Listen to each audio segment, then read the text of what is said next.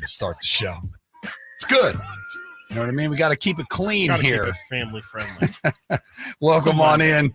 Sactown Sports 1140 alongside the one, the only Chris Watkins. I am Zachariah. We have 4 hours, I believe, for your listening pleasure. And there's a ton to get to, Chris. Ton to get to on Mondays.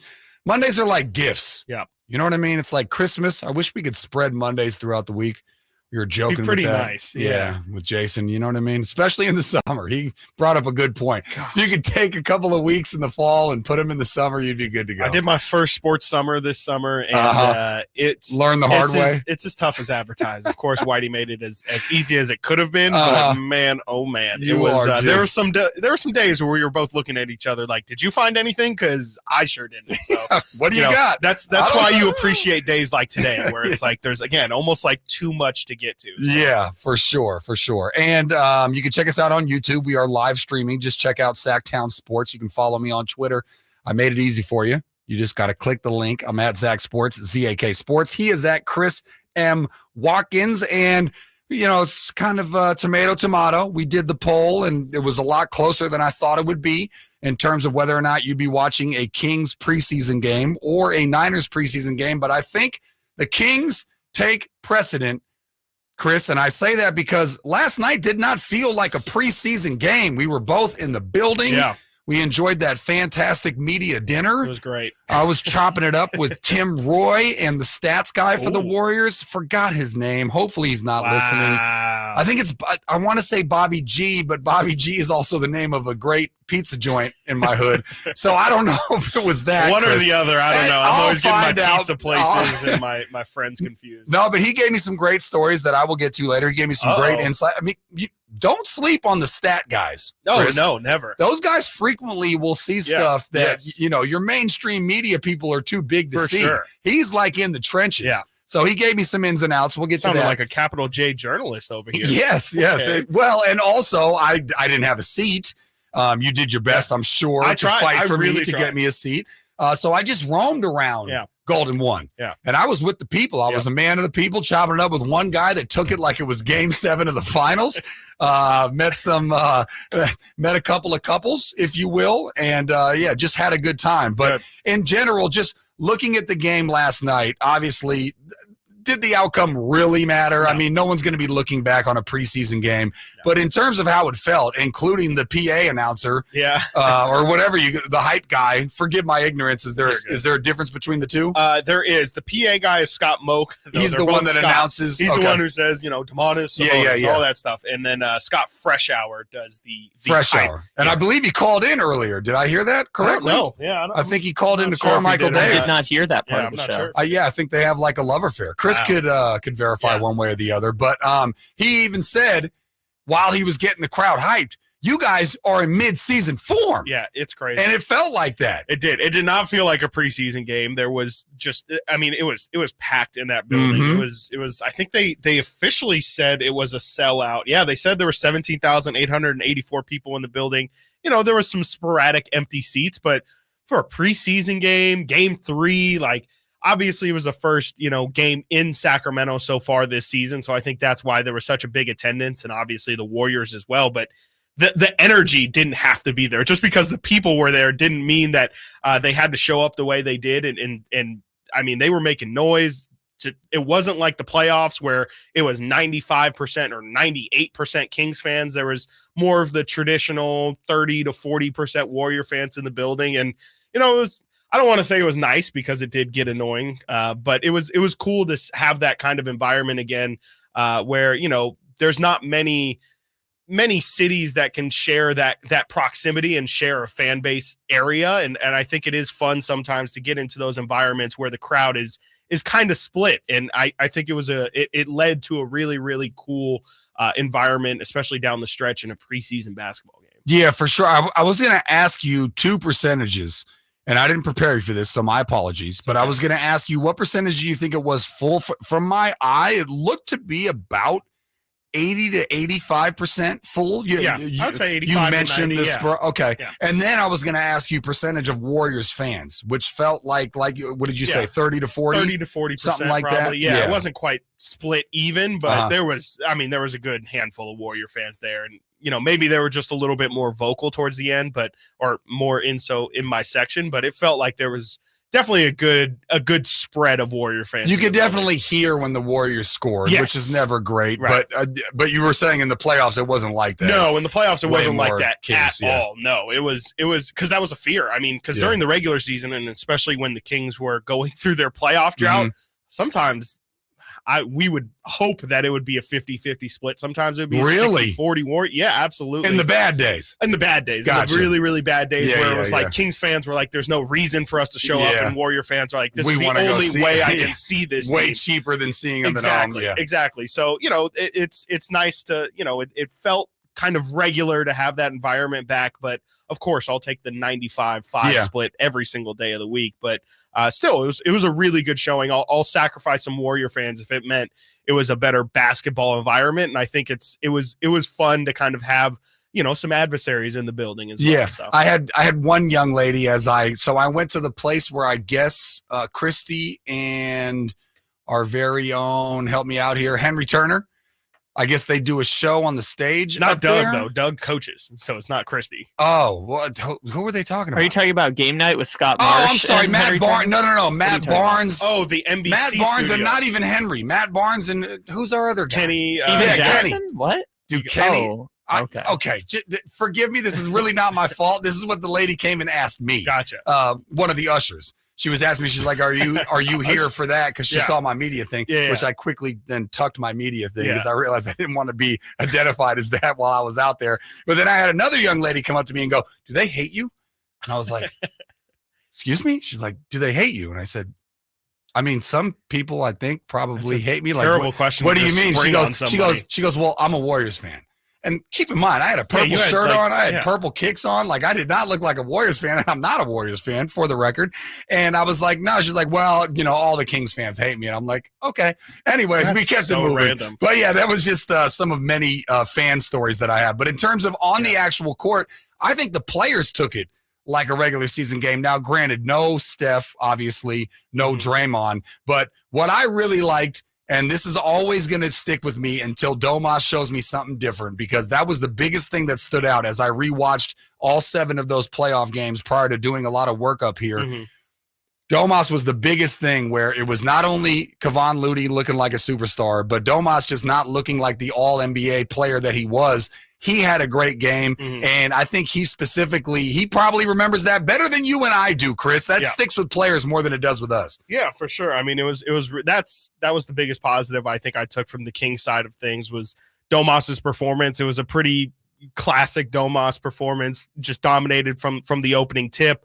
He finished off with a double-double, of course, 5 assists as well. So, that was really good to see. Hit a couple triples, which I think is really big, especially up there looking like Warrior Steph. Team. Yeah, pulled the first one, hit it, said, I'm going to pull the second one. I was like, easy, though. Yeah, no, and he hit a nice little one-hand floater as well, and I think that's big to put on tape, especially against this Warrior team who, you mentioned how they made him look really, really bad in that playoff series. That was mainly because they exploited his hesitancy to take that mid-range jump shot, and I think him hitting those 2 threes was I don't want to say, obviously the Warriors aren't going to take that and have a new unlocked fear of Domantas Sabonis hitting threes against them, but I think it's important to show teams that he's going to be willing to take that shot this year, that you can't just back up into the paint and essentially freeze him out or make him get into his own head. He's got to show a resilience, and he's got to pull that thing if it's there. And it was really good to not only see him shoot it, but also drill both of those threes. Yeah, for sure. Well, King's Kingdom, I don't know if that's a coined phrase yet, but you told me there wasn't one yet. Yeah. That's the one that I'm rolling with. Maybe we should put it on the poll. Yeah. Let's come up with 3 good ones for the Kings fandom, and let's come up with a name for it and put it up there. But I'm going to say Kings Kingdom. Were you at the game? And if you weren't, if you watched it on TV, it was on ESPN. I saw Richard Jefferson as I was getting lost in the media area He trying to sticks figure out. everything He sticks out a little Oh, bit. yeah. He's pretty tall, and he's got tall that dude. shiner on top he of does. his head. So. For sure. But what did you make of the game? 916-339-1140. And coming up next, Chris, something I'm not going to pat myself on the back yet, even though I just did, but something that I said that then I thought I was wrong because of Mike Brown quotes, but actually happened last night. We'll get into that and much more reaction from the Kings-Warriors game last night. 916-339-1140. You're listening to Chris Watkins, Zachariah, right here, Sactown Sports. Can Mike Brown build on last season's Coach of the Year award? Can the Kings exceed 48 wins? We will be better prepared to make the run that we expect to run come next playoff. Tune into every Kings game this season on Sactown Sports and SactownSports.com. Igor, my faithful companion, it is time to prepare for the night. The shadows grow long, and the creatures of the night stir with excitement. Yes, Master Dracula. What do you require of me? I need you to fire up the hearse. Elk Grove Kia is having a Halloween sale that is to die for. We're going to upgrade you a new car worthy of the Prince of Darkness. I'm so excited. It is making my blood shiver. But Master, with your credit history, aren't you worried you're going to get turned down? Igor, shut up. Elk Grove Kia's finance department has over 100 years of experience. They can even get me approved, even with my troubled past. And Elk Grove Kia's exclusive 20-year, 200,000-mile warranty on all new Kias, it's almost like having an immortal car. Elk Grove Kia's Halloween sale is so good, it's scaring the competition.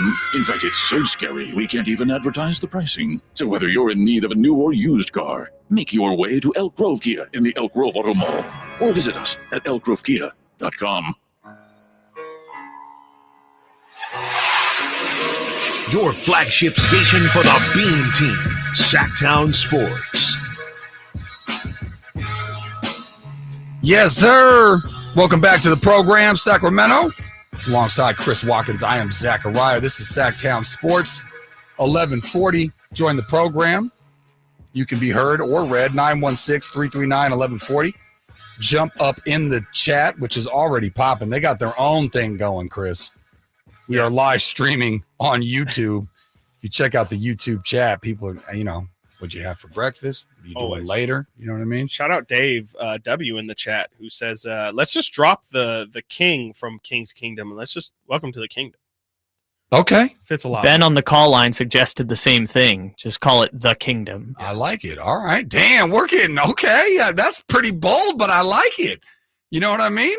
I like it. Yeah. I think it works. And I think the thing that I'm more pressed about is trying to figure out, you know how they have like Jurassic Park, like that area outside of the Raptors arena. I see what you're doing. There's always, they call their fan section outside, like the watch party something. Yeah. That's been thrown around a couple times. Hey, keep these ideas to yourself. We could do this on the side. Well, they've talked about it before. Go meet with sales. What's okay. It's already been done. Game of Thrones court. They tried to King's call it Landing. that. King's Landing. King's Landing. That's like the location. I of nominate Game of Thrones. Doko Locos as my bet. That's not bad. That is really, really not bad. Coming up, bottom of the hour, we'll probably be the only show to go a half hour without talking about the Niners' loss. Finally, a blemish for the San Francisco 49ers. The first game in which Brock Purdy started and ended and had an L at the end. It's over. Season's over. I'm going to make... Man. Well, that's an overreaction. I'm going to make the argument that I'm still comfortable that the Niners are going to win that game, that they're still undefeated and they're going to win the game. And also why we'd be having a totally different conversation if one thing didn't happen. I'm a Mr. and I've told you this before, Chris, I'm a Mr. Woulda, coulda, shoulda guy. Mm-hmm. And if something woulda happened differently, then we wouldn't be having the conversations that I think not only locally but nationally is going to be had over the course of the week. Yeah, if Jake Moody makes that kick, the Niners win. So yeah, and I got it because I wrote this down in live time before the kick even happened. I wrote this down like I want to bring this up on the radio. So we'll do that bottom of the hour. But right now we continue to react to the Warriors Kings game from last night. The thing that I teased. The thing that I said that was going to happen, which I thought got the kibosh put on it, when Mike Brown said, we're going to mess with, the 2 and 3 rotations, but the starting 5 is not going to be tinkered with. Well, much to my surprise.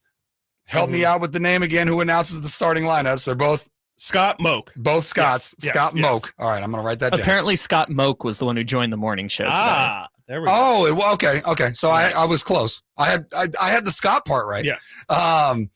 So he announces Duarte in the starting lineup. Mhm. And the thing that I had predicted, which I think I'm probably going to end up being wrong on, but I'm okay with being wrong, is that they're going to have more starting rotations than any other team in the league, because I think they have so many different ways that they can go, whether it's big or small, whether it's, defensive or offensive, whatever it is. I think one thing that everybody can agree on is that the Kings are deep. But what you saw was Herter out of the lineup. And one of the things that I've been reading, Chris, and you can help me out with what you've been hearing, is that this is a message from Mike Brown to the team that if you do not play well defensively, you could find yourself on the outside looking in terms of whether it's just the second part of the rotation or the first part of the rotation. But Duarte over Herter, your thoughts on that just initially? Yeah, I definitely was surprised to say the least. I mean, I just thought that, like we talked about, I believe it was last week, Mike Brown has just been really, really stern in keeping that starting lineup group together. But yeah, I mean, definitely a big part of it was the defensive edge that Duarte can possibly bring. And I think we've seen a good bit of that so far in this preseason. But Mike Brown also said, I don't know if he's just trying to throw water on the flames a little, but he said it's not really anything to draw big conclusions from. And for the most part, it's essentially just getting these guys a run with that lineup. And it doesn't necessarily mean that he's looking at making it the starting lineup, but with Duarte and then Sasha Vezenkov starting the previous preseason game before last night, it was more just an opportunity to see, okay, these guys in the preseason format, they don't get to play a lot with Domantas Sabonis. They don't get to play a lot with De'Aaron Fox because it is a true first and second unit so far in the preseason. And so some of it is also, hey, let's see what Duarte looks like in extended minutes with Sabonis and getting that opportunity. A lot was made when Duarte was traded here about his prior connection with Sabonis in Indiana and how well they played off each other in the dribble handoff game. And I think a portion of seeing Duarte in the starting lineup last night was simply just to see, okay, how does that look together? We hear a lot about how that connection looks, and of course they see it in practice, but in real time, in an actual game, how does Chris Duarte play off Domantas Sabonis? And I think it looked really positive for the minutes that he was able to play, but of course he ended up having to leave in that first half with a knee injury, so Herter ended up having to start the second half anyway. But I would say that it's intriguing. It's definitely got my attention, but I don't, even if it does happen, even if Chris Duarte does enter the starting lineup, I don't think it's anything permanent, because I would like to remind people that KZ Okpala started the first two games for the Kings last year. So things can change quickly. Yeah, no, for sure. I mean, I don't think that it's any sort of sign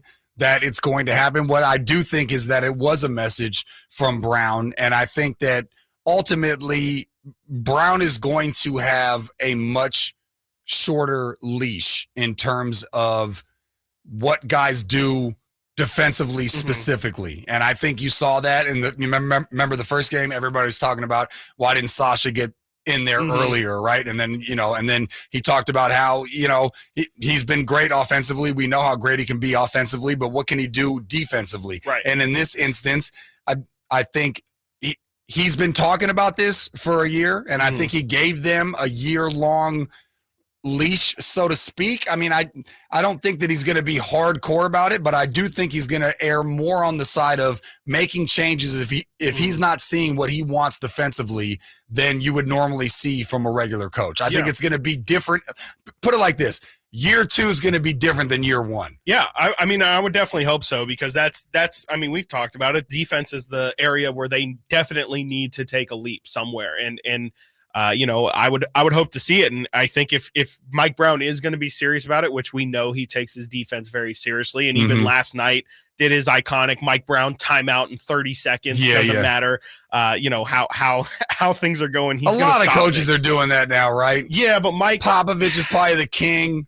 I would assume that's where Mike Brown learned it from his time with Greg Popovich. Yeah. But he's not going to waste a possession for a teaching moment. And he's going to harp on the defense all year long. And that's why it was kind of disappointing last night to see Davion's shot not fall. Obviously, it's looked okay. It's been up and down, but he took some tough shots towards the end of the shot clock in his defense. But yeah, he didn't. Yeah. I was not very, very impressed in terms of him taking that lead on the offensive end. He's the guy who, when you talk about them improving on the defensive end, he's Best the defender. Clear and obvious choice to get more minutes. But if he's not going to be able to knock down shots, he did get 3 assists last night. But if he can't create shots for others or make shots on his own, that's going to be really tough. And that's going to be a big part, a big part of Mike Brown keeping the defensive intensity high is keeping guys accountable. And if he feels like he can't pull De'Aaron Fox for defensive reasons because he's afraid to put in Davion Mitchell for offensive reasons,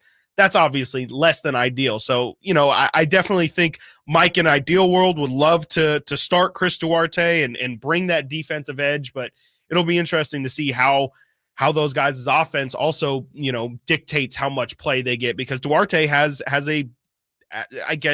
he has now put on film last year that he can go cold from the field. And with this team, I think the offense is so baked into the success that you really can't afford to slump on that end of the floor either.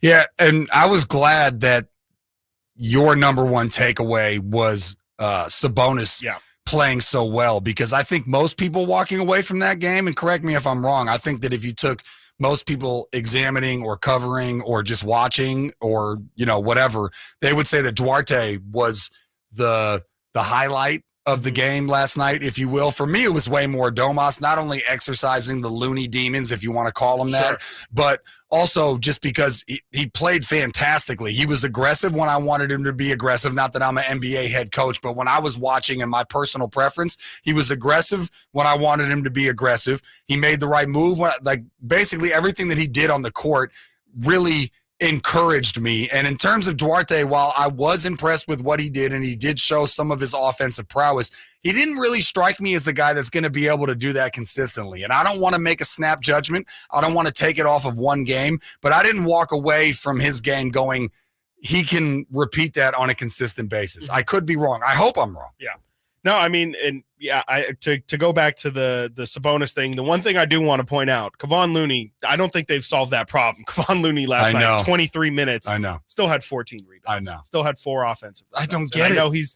I know that's his thing. I know he's great at it. It's not really his thing though, Chris. It's only his thing against the Kings. I mean, to that extent, yes, definitely. That's not a normal night for him, but they've got to figure out. And I know JaVale didn't play last night, and he might be part of the plan to kind of slow him down. But there's nothing more frustrating when you're watching a game.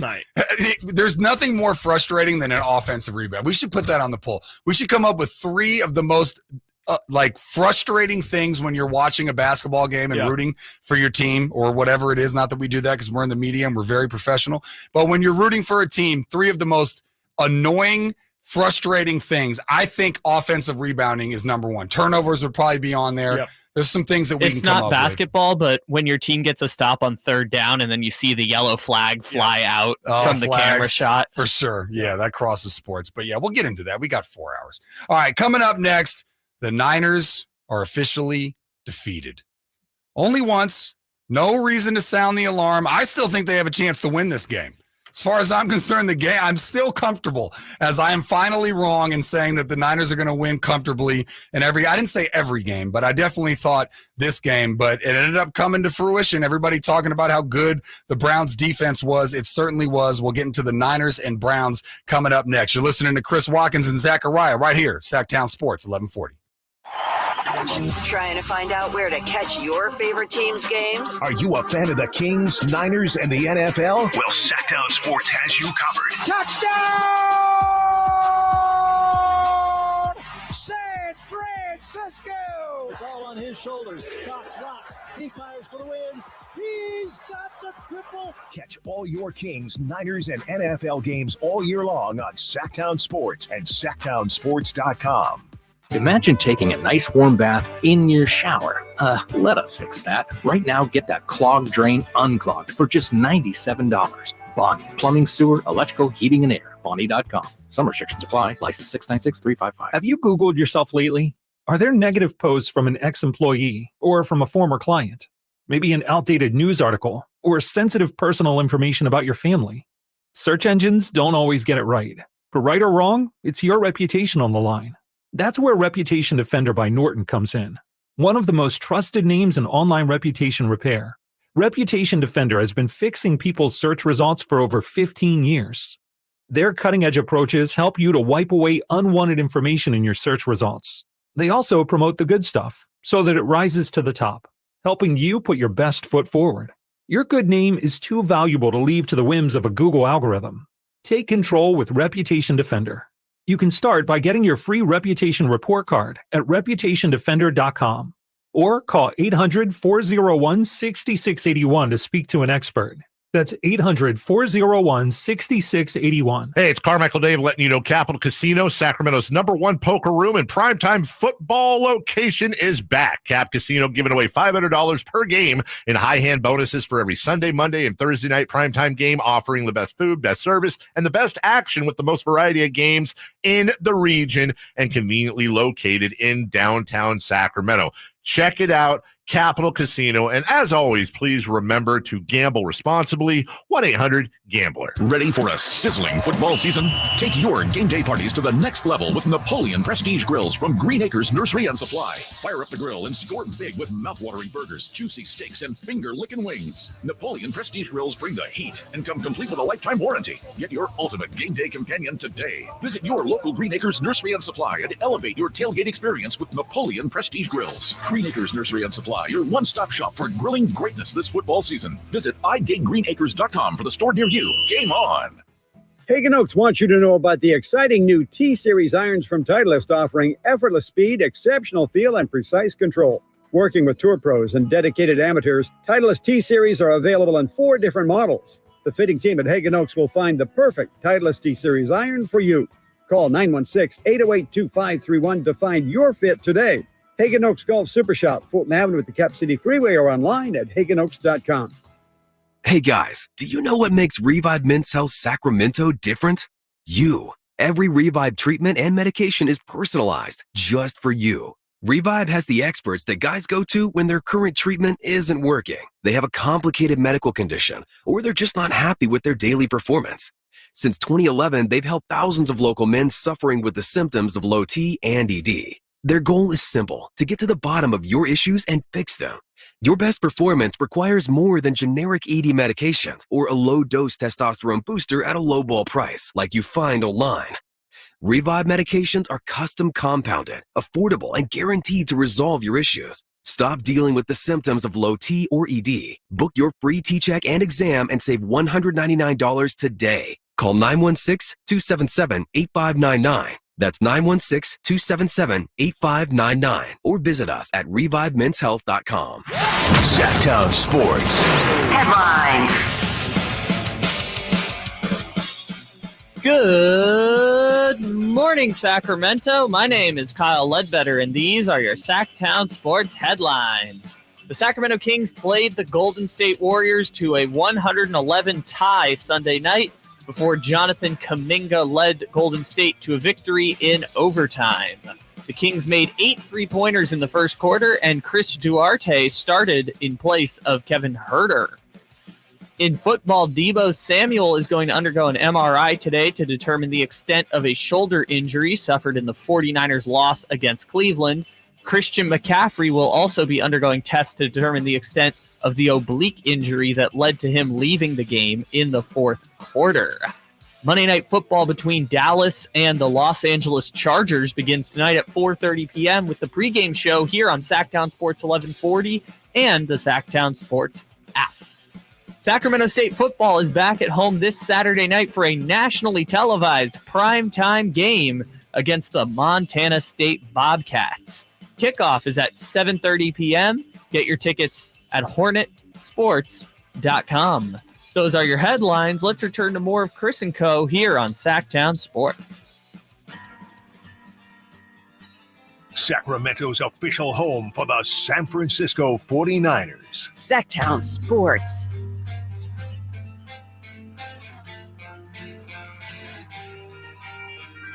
Welcome back, Sacramento.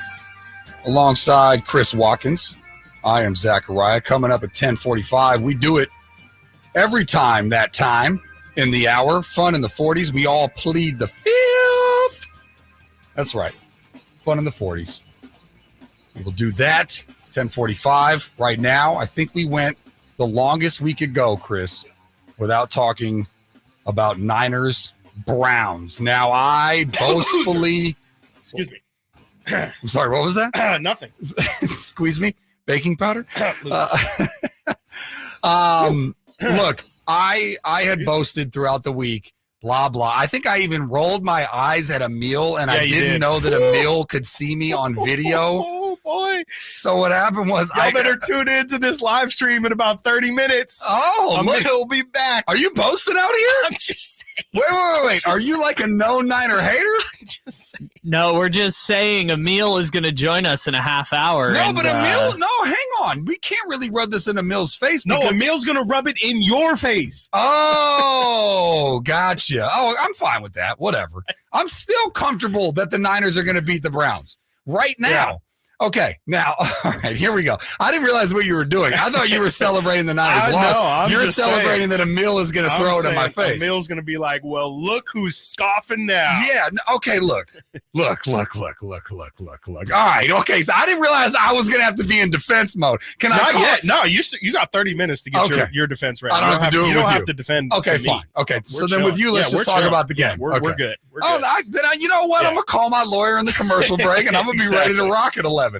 We will talk to Emil Fragoso, our Sactown Sports 49ers insider at the top of the hour.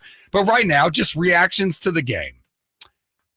See, I'm trying to separate now my defense against Emil from me and you talking. Yep. But let's just talk about the game. How did the game go versus how you thought the game was going to go? Let's start there. It was an ugly game, and we kind of knew that. I mean, that was the part that we think we already knew with the weather coming into defense. it. And honestly, the weather wasn't, obviously, news alert, we weren't there, but the weather didn't seem like a monsoon A little bit with rained in the Brock. first half. It definitely rained in the first half, and I think, when that happens and the ball hits the turf at all, you're gonna get a wet ball, and I think that's exactly what led to him having that empty hand on that pump fake. And, we can get into that too in the Brock side. But I just think for the most part, that was the 49ers going against the best defense in the NFL. And if that's the recipe that it takes to beat the Niners, that's the biggest reason why I don't have much fear if I'm a Niner fan after that loss. Yes, obviously you want to win every game, but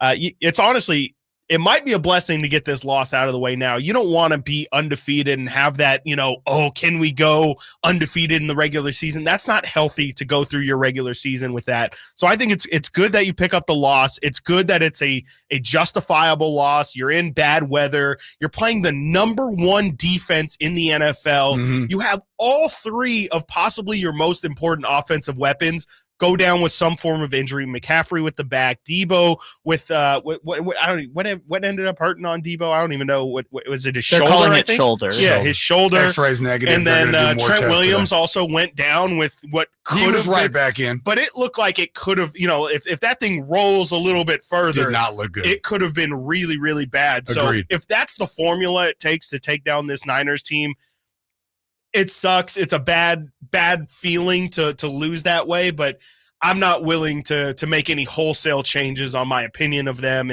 And I think as long as Debo and McCaffrey are relatively healthy, I think that this is it's a bad week, and you just kind of flush it down the toilet and hope that you don't get some bad weather for a while. Did you make anything of the pregame scuffle? Not really. No. I mean, it's fun. It was a great video. Trent Williams. Hey, when Trent Williams enters the chat, it goes the same quiet. Thing. Yeah. Oh my God. No, they all wanted to scuffle until Trent Williams got involved. And everybody's like, whoa. Guys, whoa. Hey, why can't we just be friends? Yeah. Let's leave it out on the field, gentlemen. But please. then also on the first drive, the Browns commit 2 personal foul penalties. So I felt like maybe if you're the Niners, you got to know you're the superior team. Yeah. Like, don't give them, I don't really subscribe or believe into all of that hoopla in terms of getting people motivated. You should be motivated on your own, but just don't give them any reason to get more amped up for it. But yeah, I mean, certainly the pregame fight was just fun for people like us to watch it. And yeah, it seemed like it was very much instigated by Debo. Debo and Ayuk. And then it was pretty much a 2-on team. I also have a rumor that I'm not going to put on air. I'll talk to you about it in the commercial break. But I have some inside info. I don't know if it's true or if it's been reported on, but I'm certainly not going to be the first one to do it because I don't want to be, I don't want my name dragged through the mud. You're great for clicks. If it's true, yeah. I would put this station on the map. Yeah. You know what I mean? We'd be up there. But no, I'm not going to do it. I'm not going to risk it. I will tell you in the commercial break, though. In terms of the actual game, it was uglier than I thought. Oh, yeah. Because I thought that, but again, don't we have to factor this entire game knowing that Debo and CMC were out? Is it tough to even judge Purdy on now and the weather? Because I do think there were multiple times where either it slipped or he got a bad snap or there were plays that might seem small while you're watching the game, but they can have a huge impact in terms of your rhythm and how you're going through it. Sure. If that play is made or that throw is made or that's not a lost snap, then you're talking about different field position. You're talking about maybe getting points when you don't. I mean, it totally turns the game around. I have a hard time walking away from that game and going, I have less confidence. I mean, when you're down CMC, who we're talking about being one of the first non-NFL non-NFL MVP QBs, whatever, since Adrian Peterson, he's out, and your best wide receiver, depending on whether or not you want to say Ayuk or Debo, being out, then of course they're going to have offensive struggles, Chris. Yeah, I mean,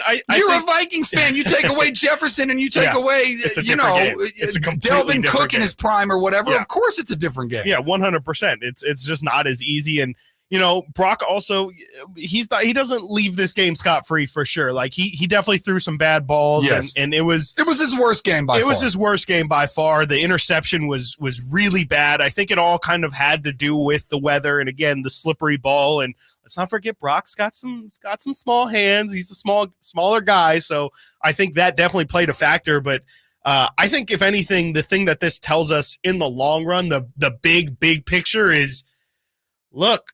It might be really good in the regular season, but all it could take potentially here is if they go into Philadelphia in January and that weather isn't ideal, it opens the door for the possibility of something like this happening. Now, on the other end of things, we're talking just about the Niners here, but the Eagles also had a really bad loss to the Jets. I think that it's okay. If you're a Niner fan, I think this is an okay loss, but definitely it shows signs of some weak points that might come back to bite you at the end of the year. It kind of reminds me of last King season.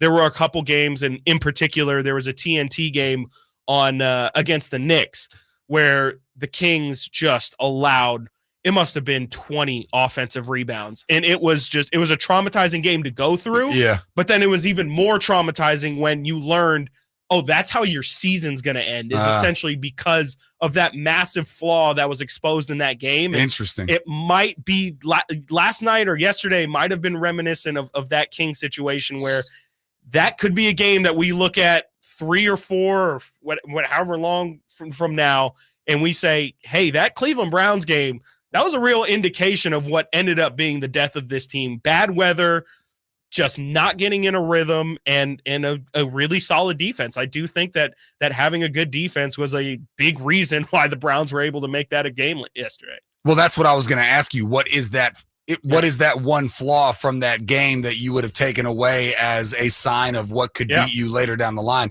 And you're just saying a really good defense? Because I think good defense and bad weather. I think getting Brock Purdy to pass the ball, and because Santa Clara can have some bad weather in the winter. That's a great point. That's a fantastic so it's almost point like you'd rather play the Rams in LA or play the Lions in a dome. No, 100. You honestly definitely would if you're the Niners for sure. Yeah. Anyways, we'll obviously get much more into this game, and also the kick, and why I think that if woulda, coulda, shoulda, we're having a different conversation. But coming up next, it's time for Fun in the 40s.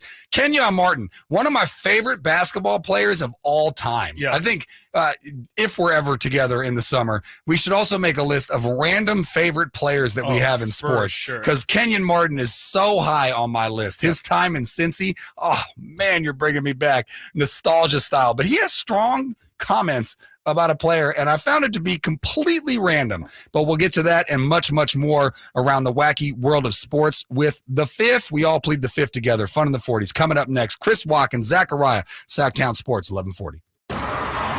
What's the latest with the San Francisco 49ers? Carmichael, Dave, and Jason Ross keep you up to date on all things red and gold during the Niners at 9 every weekday at 9 a.m. on Sactown Sports at SactownSports.com. All new spring deals are here at Lowe's. Start planting your garden this weekend with Bonnie 11.8-ounce vegetables. Buy 4 for $10. Plus, liven up your patios and decks with fresh blooms.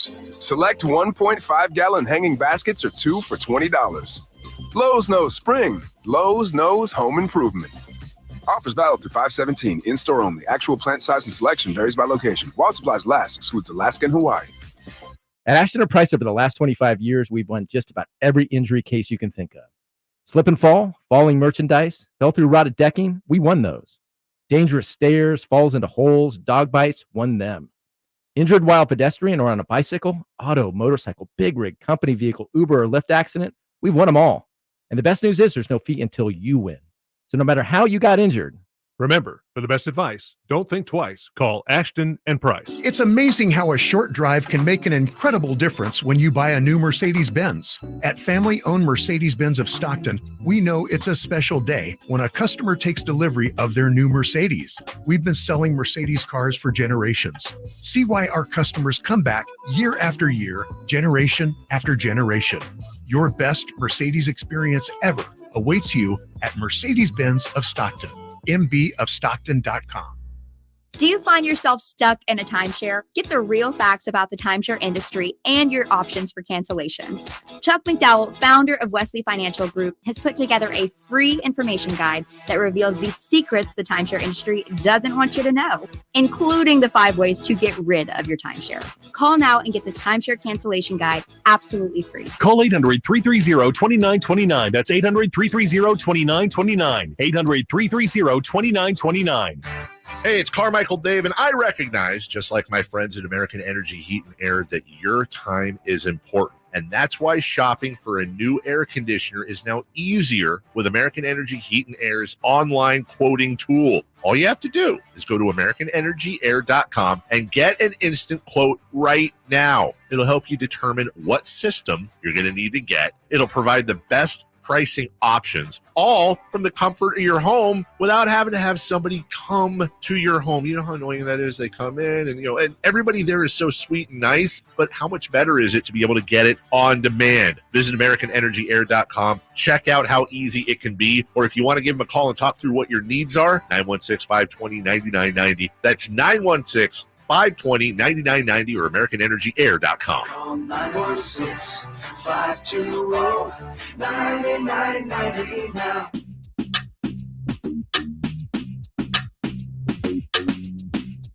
Live and local, 6 a.m. to 6 p.m., Monday through Friday. Sactown Sports.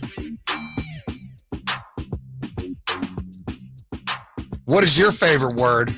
Better be Sactown. Welcome back. Chris Watkins, Zachariah, Sactown Sports, 1140. Be heard, be read. 916-339-1140. We are on all of those formats behind me. What do we got? Twitter over there. Am I doing it right? I always get it wrong with the cameras. Got the Twitter machine. TikTok over there. Yep. Facebook right there. We have a Facebook. We do have a Facebook. Web. Our Facebook's popping. Is it popping? It's popping. I can't. People sleep on Facebook. We just had some corporate meetings actually the other day, and they were saying just in general, don't sleep on Facebook because you post stories on there, and it just does a great job with their algorithm of just putting it in front of people's faces. Yeah, I mean, so many other things have came along since Facebook that it feels like Facebook is like the new MySpace, but not at all. No. MySpace went by the wayside. Yeah, like people just stopped going on MySpace. There's still Facebook there's just is a demographic. still, There's yeah. a very specific demographic that goes on Facebook, but For sure. it's definitely still popping out there. For sure. Top of the hour. Apparently, I need to get my defense ready. I called my lawyer in the commercial break. I've got my You want to defense. talk about pleading the fifth? Right. You better get ready. Can I do that? Can I just sit out the segment? I plead the fifth. Yeah. It'd make for bad radio. But, Not great. You want anyways, me to step in on your behalf? I got my lawyer for that. I'm gonna hold the phone up to the microphone. But we will speak with Emil Fragoso, our 49ers insider, who I rolled my eyes at, didn't realize that he could see me because we could see each other. I just thought we could see him. I thought it was like those glasses like in the police thing. Yeah, exactly. Yeah. Or Anyways. two-way, I guess it would be. He is our 49ers insider. We will talk to him top of the hour. But right now, do we have the intro? Are we playing the intro? Oh, you know what that means. On Zachariah and Watkins, I plead the fifth. Plead the fifth. Plead the fifth. 5, 1, 2, 3, 4, 5. Anything you say, 5. I always get confused. I want to go 5, 4, 3, and 1, 2. It's 5, 1, 2, 3, 4, 5. 5, 1, 2, 3, 4, 5. I'll remember that for next time. But right now, we were talking about random players that you love. And I do think that would be a fun segment, Chris. I think we should do that. Anyways, Kenyon Martin is on mine. I don't know what part of my childhood he played in on those Cincinnati teams, but you were equally as in awe and scared of that guy and those teams. And I think, he blew out his knee, right? I hate to put a damper on it. I can't remember. Kenyon Martin, from my experience with Kenyon Martin, was him on those New Jersey Nets finals teams. Yes, and then I remember him with the going headband. to Denver as well. He was great in Denver. Yeah. Oh, I love Harrington, Affalo. Those Denver teams are fun. Loved Kenyon Martin. Anyways, I don't know where he's been, but I haven't heard from him in a long time. He's got Kenyon Martin Jr. I did know that, but in terms of hearing from him, I haven't heard from him. He shows up on like some of the random like Showtime, like KG, and like you do see him from here to there randomly, very randomly pops up. Well, which apparently he did. I think he's doing the Big Three, maybe with the Ice Cube League. Yeah, he was. He did that for a little. He wasn't that, but I mean, just in terms of hearing from, I think this is perfect example of why we need to hear more from him. Show me 93 other people better than Russell Westbrook in the NBA. I'll wait. You got 2 people on the list that ain't played one NBA minute. How are they better than Russ? Who is that? Who the 2? Wemby and Scoot. Oh, better than Russ? They got Russ 94, dog. Oh, they had what's name at 47. Wemby at 47. Are you me? That's crazy. That's crazy. Come on, man. Let's stop. So his summer league and his preseason was better than Russ last. His career. His career. Like, get the out of here, man. I'm scared just listening to him. I think we got our He answer should be to a coach. why. I think we got our answer to why he's not heard from. Well, that's just half the terrestrial words have to radio. be. There was one of those in there. I don't know if you heard it in the middle. It was like a 5-second bleep where I was just like, God. I don't even know what to do here. Yeah, no, I mean, he's scary just with his voice. He should be either like a drill sergeant or like a prison guard or a head coach. Or, I mean, he could do serious where you could say whatever you Just want. scary. But, I mean, how do you feel? I don't think you and I have ever had a Russ discussion. I would put Russ up there, speaking of random players that we love. How about players that are most interesting to discuss? Polarizing. I feel like Russ has the biggest group of people that would either say he's not trash, but overrated or not that good, or people that would say, obviously, Kenyon Martin is in the department of he's slept on and doesn't get enough respect. Where do you stand? It kind of depends what are we talking about Russ right now? Are we talking about Russ's career? Just his are we career. talking about even when he was in his prime? Like I think how his he was career. Covered? Yeah. It just feels overall like, as a player. It feels like with how the pendulum has swung so negatively to Russ now, I would say he's probably properly rated at this time. Okay. I think people have an So you were more down on him before? Yes. Than his public perception. But I don't think, I think when he was at his peak, the hype was way too high. He was incredibly inefficient. He was he was busting his behind every single night. 100%. That's what got Nobody him those gives triple more. doubles. Yep. But it's not, as someone who appreciates basketball and like ball movement and style of play and shooting. Russell Westbrook was not the most ideal character to win a NBA Finals with, which I think has been bared out throughout his career. I just think that a lot of the time, what makes him great is what also prevents him from ultimately being one of the best. Expand on that. I think it's just the fact that, again, he wants it so bad and he's maximized every single ounce of potential that he's got, that it made him kind of, his mentality is very much like, I can do it myself. I'll do it. He does it in times when he shouldn't be doing it. Yeah, I mean, he just thinks he's a better player than he is, which, again, is what makes him so great. But at the same time, it ends up hurting him because he's not willing to defer to others. And, it's a problem that you see it end up positively sometimes with guys like Jimmy Butler, who is, again, like, he's better than what he thinks he is, but he can give the payout when it actually counts. Whereas and he's Russ also can't. he'll pass the ball, and Russ is a little bit like mentally like Jimmy Garoppolo, where it's just sometimes like it's just like brain what fart. What are you doing? Like, what in the worst moments, in the exact time when it's like, okay, we really need to get a good shot here, Russ is like, again, I got this. This is on me. I can take my guy. I'll just run at the rim. And for the most part, it's like, dude, you've got Kevin Durant over there. Dude, you've got player X over there. And, now I think he's underrated where he is at this current moment in time, being a vet minimum deal. And, somebody who was a free agent and nobody wanted to pick up. I think he's still got some value, especially for teams that kind of need, frankly, a team like the Clippers. I think the Clippers is a great spot for him, where if Kawhi or PG has to miss a game, guess who's ready to put that cape on? Russell Westbrook. Didn't he have a 30-point game in the playoffs last year? He did, yeah. No, he played really well. No, that's interesting. I've never heard it put like that, and I think that there's a lot of truth to it. I would say this. I think he's a fantastic player that needs shooters around him. And I think getting to the finals, getting close to getting to the finals again when he had guys like Durant and Harden around him, I think he's unbelievably valuable, but he could never be the main guy. And I mean, the fact that he can't shoot and the fact that sometimes he tries to take over when he shouldn't are his flaws. But I think there's more good to be said about him than bad, certainly. I just didn't know Kenyon Martin was such a damn fan. And now I'm scared. I want to leave. I'm afraid that Kenyon Martin's going to be waiting for me in the parking lot. I don't want any of that. Coming up next, apparently it's time for me to eat crow, but I got my lawyer Maybe in Emil tow. won't remember. Maybe he won't remember. Oh, I'm sure he will. Emil Fragoso, our Sactown sports insider for the San Francisco 49ers, will join us. We will discuss the loss to the Browns. You're listening to Chris Watkins, Zachariah, Sactown Sports, 1140. Your flagship station for the Beam Team, Sactown Sports. It's time for the fall haul at Northern Tool and Equipment. Get your hands on tough tools at prices that are tough to ignore. Got plans? Cancel them. Trucks in the shop? Borrow someone else's. Don't like saving money? Right. So head to the fall haul at Northern Tool. Stock up at the season's biggest event and get huge savings on brands like Milwaukee, Honda, and Ingersoll Rand. Shop at northerntool.com.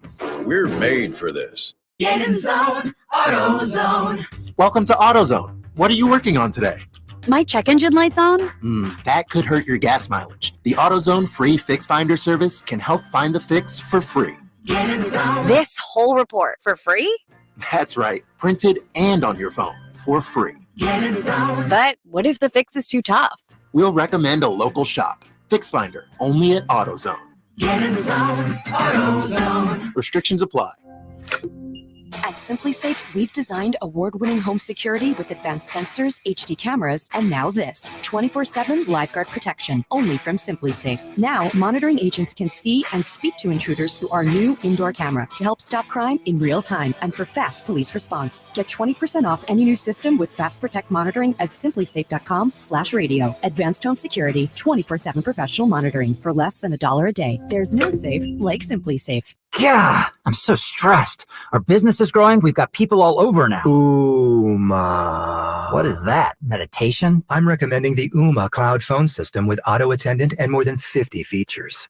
Ooma? Yep. Switching to Ooma is a cinch. Just $24.95 per month per user, plus taxes and fees. Ooma. Now you're feeling it. Find small business calm at ooma.com/radio. That's OOMA.com/radio. Model Year End pricing is back at Folsom Lake Honda, your one-stop Honda shop. During the Model Year End event, lower interest rates at Folsom Lake Honda make lower payments. It's no wonder why Folsom Lake Honda is your one-stop Honda shop. Come in today or check out our entire inventory online at folsomlakehonda.com. Get an instant cash offer for your trade at folsomlakehonda.com. We'll buy your car whether you buy from us or not. Folsom Lake Honda is your one-stop Honda shop. Folsom Lake Honda. Go to folsomlakehonda.com. Your one-stop Honda shop. Individual rates, coverage offerings, and savings may vary, subject to terms and conditions, not available in all areas. If you're a small business owner, listen up. Pi Insurance wants to give you one of those aha moments, the kind that could save you money. Workers' comp is probably one of the biggest costs you face. But did you know that insurance providers have flexibility in setting their prices? That's right. But many don't bother giving small businesses the savings you deserve. Instead, you can get lumped in with other businesses and overcharged. Pi Insurance was created to change that. With Pi, you get a quote tailored specifically to your business, and you could save up to 30% with no hassle and no hidden fees. Plus, when you sign up for pay-as-you-go billing, your premium is based on your actual payroll, not an estimate. So your workers' comp audit experience is simplified. Take 3 minutes to see how much you could save with Pi Insurance. Ask your agent for Pi or go to trypi.com. That's TRYPIE.com. The game of football is about pain.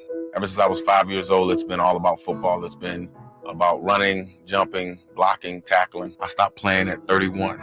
You're listening to Michael Robinson, retired pro fullback.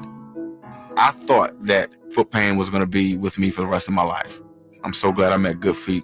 I'm so glad that those arch supports are in my shoes. I have terrible foot issues that prevented me from really having a normal life with my kids. With the Good Feet arch supports, man, I'm always ready. My kids actually got to enjoy me in the yard more, racing each other, backpedaling, teaching them some things, being a dad. If I had known about the Good Feet arch support earlier, I would have more than one championship. I would have 2 championship rings. See what we can do for you with a free personalized arch support fitting at the Good Feet store. Good Feet in Sacramento, Roseville, Stockton, Modesto, and Vacaville. Guys, Revive Men's Health Sacramento is making you this guarantee. We will improve the medical condition of your ED or low T, or we'll give you your money back. Book your free appointment today. Call 916-277-8599 or visit revivemenshealth.com. KHTKAM Sacramento, KYMX HD2 Sacramento. From the Power Business Technology Toshiba Studios, your home for the Oakland A's every weekend. And it's swung a line to left center, base hit, and the A's have won it on a walk-off line drive, base hit to left center. Sactown Sports. Sactown Sports. Headlines. Good morning, Sacramento. My name is Kyle Ledbetter, and these are your Sactown Sports headlines. The Sacramento Kings played the Golden State Warriors to a 111 tie on Sunday night. Then Jonathan Kuminga led the Warriors to a win in overtime. The Kings made 8 3-pointers in the first quarter, with Chris Duarte starting in place of Kevin Huerter. In football, Deebo Samuel is going to be undergoing an MRI today to determine the extent of a shoulder injury suffered in the 49ers' loss Sunday in Cleveland. Christian McCaffrey will also be undergoing tests to determine the extent of the oblique injury that led to him leaving the game in the fourth quarter. Sacramento State football is back at home this Saturday night for a nationally televised primetime game versus the Montana State Bobcats. Kickoff is at 7:30 p.m. Get your tickets at hornetsports.com. Those are your headlines. Joining us right now on the Folsom Lake Honda hotline, Folsom Lake Honda, your one-stop Honda shop, we have Emil Fragoso, Sactown Sports Insider, brought to you by the Timber Creek Golf Course. Visit timbercreekgolfcourse.com to book your tee times today.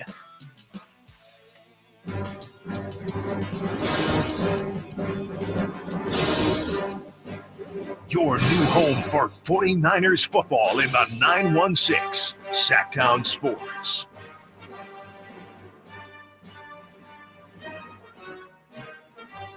That can only mean one thing as he eats. How unprofessional are you going to be? Welcome back, Sacramento. Sactown Sports alongside Chris Watkins. I am Zachariah.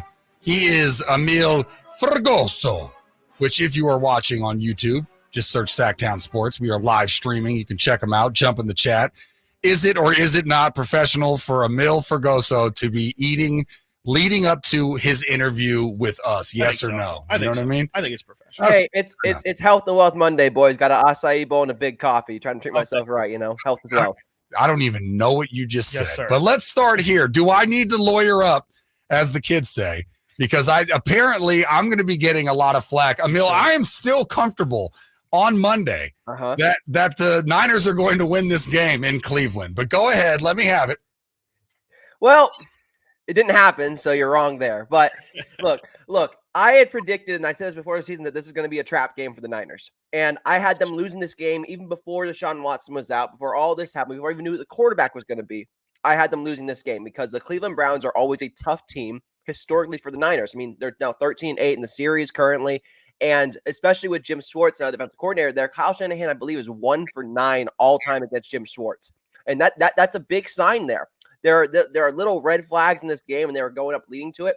Obviously, they're without Deshaun Watson, without Nick Chubb, without their star left guard, Joel Bitonio. But the Browns are a tough team, and frankly, I think they proved Sunday that they have the better defense, and that's saying something right now. If there was, hold on. I'm sorry. No, I'm you're good. sorry. You're good. The Browns have a better defense than the Niners? Yeah. Okay. Yeah.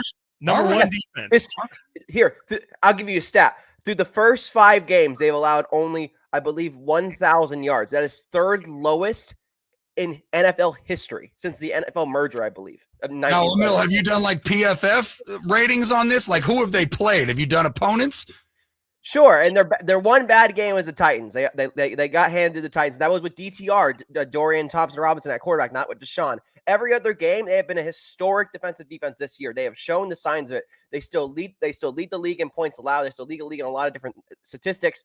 They are a really, really talented defense, and they're the only defense to get Brock Purdy flustered in his young career, and that says a lot right there. Yep. Yeah. And I saw Tim Kawakami, to add to your stats, Tim Kawakami put out this morning on Twitter that the Niners averaged 3.9 yards per play yesterday on the Cleveland defense. And this season, Cleveland's only giving up 3.8 yards per play, which is the best in the league. And for context, last year, Philly gave up 4.8 yards per play. So almost it is a full yard per game, even better than the best defense in the NFL last year. So yes, the Browns are playing legit. My question for you, Emil, is if there was a formula that was made yesterday of how to beat the Niners, and all you have to do is follow this formula, and clearly it'll lead to the Niners at least struggling. What would you say that formula is?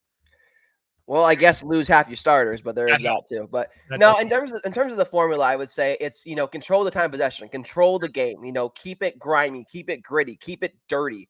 The Niners don't want to fall from behind and have it be a dirty game like this. It was bad weather, bad conditions. People were out of sync, not playing right. Everything kind of came in a full storm. And kind of once it rains, it pours for the Niners at times too, especially with the injuries. So with the Niners, if you can keep it as a ground game, focus on that and focus on turning out yards, long drives, keeping the Niners off the field, and then as well get after Brock Purdy. He's shown that when he gets pressured, he struggles at times, especially when the secondary is also very talented like the Browns are. And, he threw one pick. He could have thrown more. And here we are now talking about the Browns being the best defense in the NFL compared to the Niners, who last week shut out the Dallas Cowboys for most of that game. Emil Fergoso, our very own Sactown Sports 49ers insider, brought to you by the Timber Creek Golf Course. Visit timbercreekgolfcourse.com to book your tee time today. Zachariah and Watkins here on Sactown Sports 1140. Now, the pregame scuffle. I love stuff like this, so I'm going to highlight it probably more than most hosts. And the way that I saw it is there is the phrase called "don't poke the bear."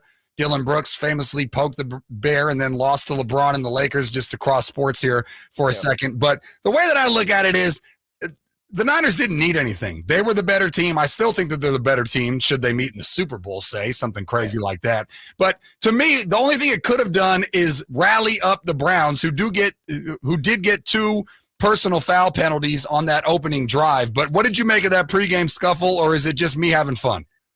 It's just guys talking chatter, honestly. And frankly, I thought I was going to fire up the Niners a little bit more, frankly, because the Niners are ready to go. If you saw Trent Williams run in there to protect his guys, no one wanted any business with Trent Williams. One silverback goes in there, no one wants any business with the big man because he is for real. That guy is one of the nicest human beings you ever talk to. But when it comes down to his business and protecting his guys, no one is more scary on that locker room. Let me just tell you.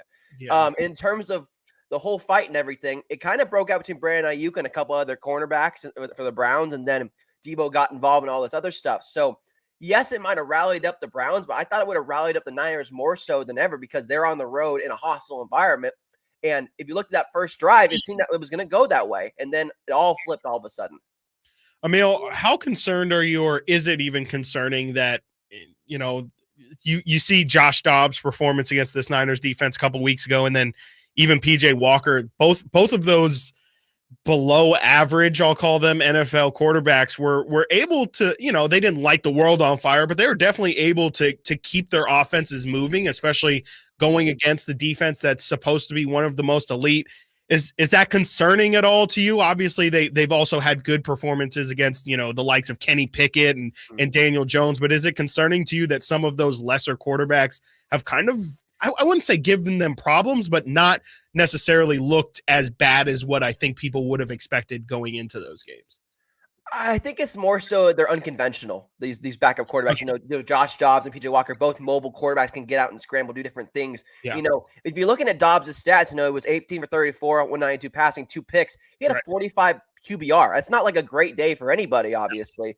They didn't have a ton of air yards, but what they did have was that they had the bigger plays, more so than the Niners did. Obviously, they missed that shot to Brandon Ayuk deep down the field early in the first quarter, and then Amari Cooper had a couple big plays there. And that was kind of the difference in terms of their offense, is that the Browns were able to get more big chunk yard plays than the Niners were. And that's very telling as to, I guess, maybe secondary help, just getting more guys in there because Diamador Lenore also got banged up in this game. Right. So maybe there have been some rumors the Niners are looking at quarterback. I know they've been looking at possibly Chicago Bears, Jalen Johnson. I've heard that a couple names. I've also thrown out Kenny Moore with the Indianapolis Colts. If they can go into this trade deadline, it's on Halloween this year. If they can go into it and get one more piece in the secondary, maybe one more piece on the line, that's going to help them substantially, I think. Now, I don't flag on me, 5-yard variety. I'm not sure if you're a watch the tape guy, Emil, but there's a lot of people that watch the tape, and a lot of what Purdy was getting allotted for over the beginning part of the season and last season is his ability to look off the safeties or look off different defenders and then throw to a different guy. There was multiple times in that game where I saw him not do that. I saw guys that were wide open and he seemed to be zeroed in on one guy, which is usually the sign of a bad quarterback. And then, of course, there was the overthrows, the throws that slipped to his hand. Was that just, do you point to all of that just in terms of how good the Browns defense was or the weather, or was it just a bad game for Purdy? It was a culmination of all those things, Zachariah. Honestly, this is the worst Brock Purdy has looked in his NFL career. He looked flustered for the first time ever. He just didn't look, he looked out of rhythm. He wasn't able to get his guys in position right. There was a couple false starts, miscommunications, having to call timeouts. Everything that could have gone wrong for the Niners offense went wrong. They had 4 straight drives where they went 3 and out. And in fact, at one point in the second half, they had negative 12 net yards. That's unheard of for this Niners offense this year. So, again, when it rains, it pours for the Niners, and that's what kind of happened. Even Kyle Shanahan, in his usual play calling, seemed baffled that nothing was working, that run game wasn't working. And this whole offense is built on run to set up the pass, run to set up the play action, run to set up everything else. And when that run game stopped working, things all kind of went to hell. And that's kind of where we're at with this game. And I don't think it's a culmination of Purdy being, just bad because everyone kind of struggled. But there are things he has to improve on, especially in bad weather. Emil, I gotta ask. It was a big talking point in the preseason and especially during the offseason. Gotta ask about our guy Jake Moody. I saw his family was in town, which was interesting. Obviously, don't want to have that big miss kick in front of all of your family, but also something I feel like was an interesting wrinkle that I noticed with the crowd reaction when Moody stepped out there. He was in Ohio, which, being a Michigan guy, I definitely think played a little bit of a factor into maybe not nerves. I thought it would have helped him, being in a semi, he's played a lot of big games in Ohio before. What concerns you, or are you concerned about Jake Moody? Went into that game without missing a kick and then missed 2, and then obviously, one of those being the biggest one of the game. Are you concerned about Jake Moody? Do you think this is something that lingers throughout the season, or do we just not know yet? There are a lot of thoughts of Jake Moody, and the stats kind of don't paint the full picture of Jake Moody's NFL career so far because preseason stats don't count. And he struggled in the preseason. He did. There were many games where he missed multiple kicks, and it was very uncharacteristic of him because considering during training camp, he was lights out. Like he missed 1 kick in 20 tries, and he was kicking them from like 60 yards away and making them no problem whatsoever. So with Jake Moody, my kind of theory is that he's a rookie kicker. He doesn't have all his experience yet. It comes with time. He has to go through these setbacks to have triumphs. Well, Jake Moody, I guess if there's one tell so far, it's that if Moody misses 1 kick like early in the game, all bets are off for the rest of the game. You don't know what you're going to get with this guy. And that's just being a rookie kicker. That's just not having the experience. And my also last thought was that say you put Robbie Gould in the situation. Right. You put Robbie Gould there in the game-winning kick. He makes that kick with his eyes closed. But because it's a press situation, because Kevin Stefanski called timeout, iced the kicker, some things and mentally they play a factor in there. Yes, he has the leg, and it just so narrowly slipped to the right side. But these are things that he's going to have to overcome. And you just think going into December, January, the playoffs, what's going to happen in a similar situation? Is he going to make the kick or not? And that's the real thing that's concerning for the Niners right now. Sorry, real quick. I do want to add some context to that as well, because this is my favorite stat that I used to love to throw at Whitey.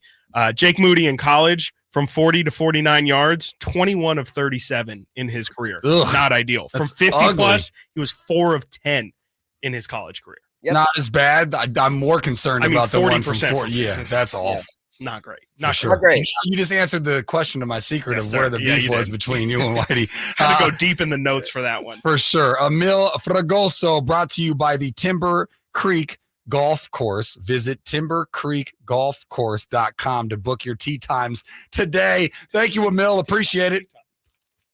Thank you, guys. Appreciate you. There you go. I mean, he didn't rain any thunder down on me. No, I thought he was going to come in hot. But, yeah. It's all right. Emil took the high road. Well, he's new to the game. He'll learn that his job was to crush me there. For content's sake. All the stuff you said, and you laughed at me. This is why you're a joke. Exactly. You'll never be. Does he not watch TV? Come if on. you watch the major networks. Some first take stuff. He's got to crush me there. Setting it up. Wrestling style, Chris. It's all good. You should have sent him a text. Like, make sure you crush him. I got it. Because I did laugh at him again without knowing that I was on camera, America. I mean, I knew I was on camera. I didn't know that he could see me. See you. Yeah. Right. But anyways, you're always on camera in 2023. That's true. Hey, kids, that's absolute valuable fact. Lesson. Yeah. Coming up next, we will go more Niners Browns. Why my favorite 3 words are woulda, coulda, shoulda. We'll do that next. Chris Watkins, Zachariah, Sactown Sports, 1140. Will Kyle Shanahan and the 49ers brass go all the way this season? Could the Niners win their first Super Bowl since 1995? Join us throughout the season to hear all the games and all the analysis on Sactown Sports at SactownSports.com. Lowe's knows how to save pros time and money. Right now, buy one DeWalt 20-volt max power stack 5-amp-hour battery kit. Get one select XR Bear tool up to a $249 value free. And earn 2 times MVP's bonus points on select Werner and Little Giant ladders. Lowe's knows pros. Offer valid through 10/18. While supplies last. Selection varies by location. Bonus points calculated before taxes and fees after applicable discounts. Valid through 10/27. Good Guys Heating and Cooling has a deal going on right now that you cannot miss. This summer was much shorter and cooler than normal, so that means Good Guys is overstocked and ready to clear out their warehouse. They've got inflation-busting pricing on a brand new heating and air system for just $82.99. No other company is offering a replacement system that low. Call Good Guys now at 530-GOOD-AIR to see if you qualify. That's 530-GOOD-AIR for a no-cost qualification appointment. Best service, best price, guarantee. And that's no bull. License number 1057-618. Your new home for 49ers football in the 916, Sactown Sports. Yes, sir. Sactown Sports, alongside Chris Watkins. I am Zachariah. Be heard, be read. You can call or text the show, 916-339-1140. Again, 916-339-1140. Thoughts on Kings and Warriors last night. Thoughts on Niners-Browns yesterday, which we will get to. And my favorite words coming up bottom of the hour, MLB playoffs. It's been very exciting, although that's not usually a word that you use to describe baseball. Chris, it's sometimes thrilling. I wouldn't say exciting. Thrilling? Okay. No. Exciting.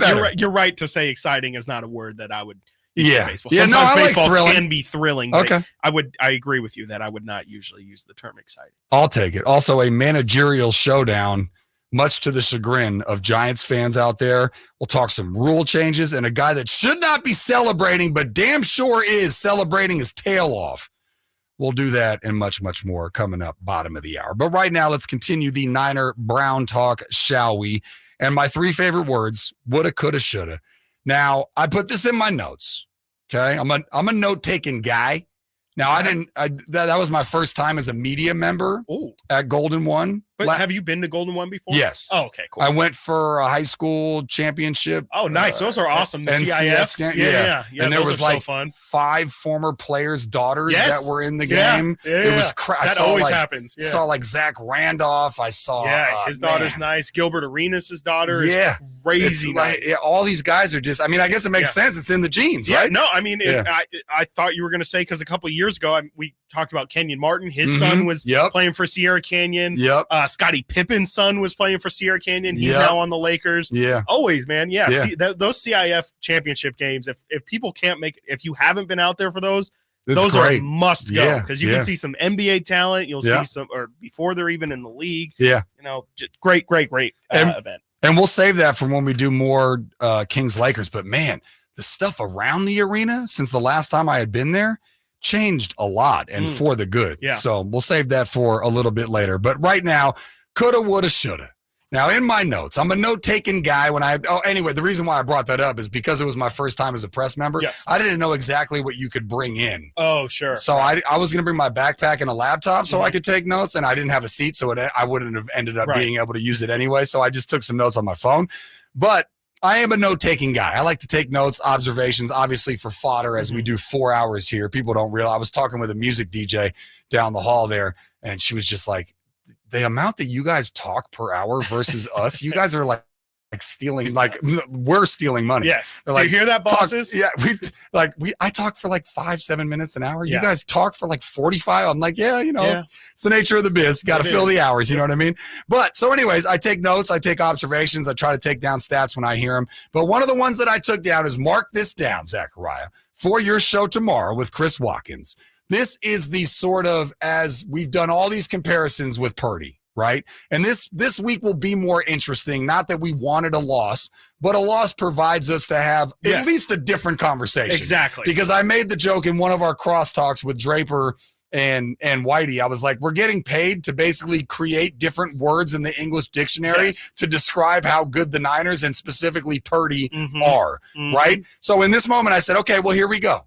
One of the comments that is deemed blasphemous by some people in terms of comparing him to Brady or comparing him to Montana. This is his moment. Will he conduct a game-winning drive? And here's the woulda, coulda, shoulda. Moody doesn't miss that field goal, Chris. And what conversation? Let's have fun. Let's play theater of the mind. Let's do it. Let's pretend Moody hit that field goal. He still had a bad game. But ultimately, and because that's what I say about Brady so much, is that he was a byproduct of his defense and his field goal kicking game. How many Vinatieri field goal? And we don't talk about Vinatieri. Too many. We don't talk about Vinatieri being this all-time great Super Bowl champion or whatever. I mean, we do. Yeah. But my point is, we're not having conversations. Well, Brady being the quarterback, obviously he's going to get a lot more attention in that sense. My whole thing is, Moody hits that kick. Purdy's still undefeated. We're having a totally different conversation. Having a completely different conversation. The conversation we're having is, this was a about as bad of a game as you can have for Brock Purdy.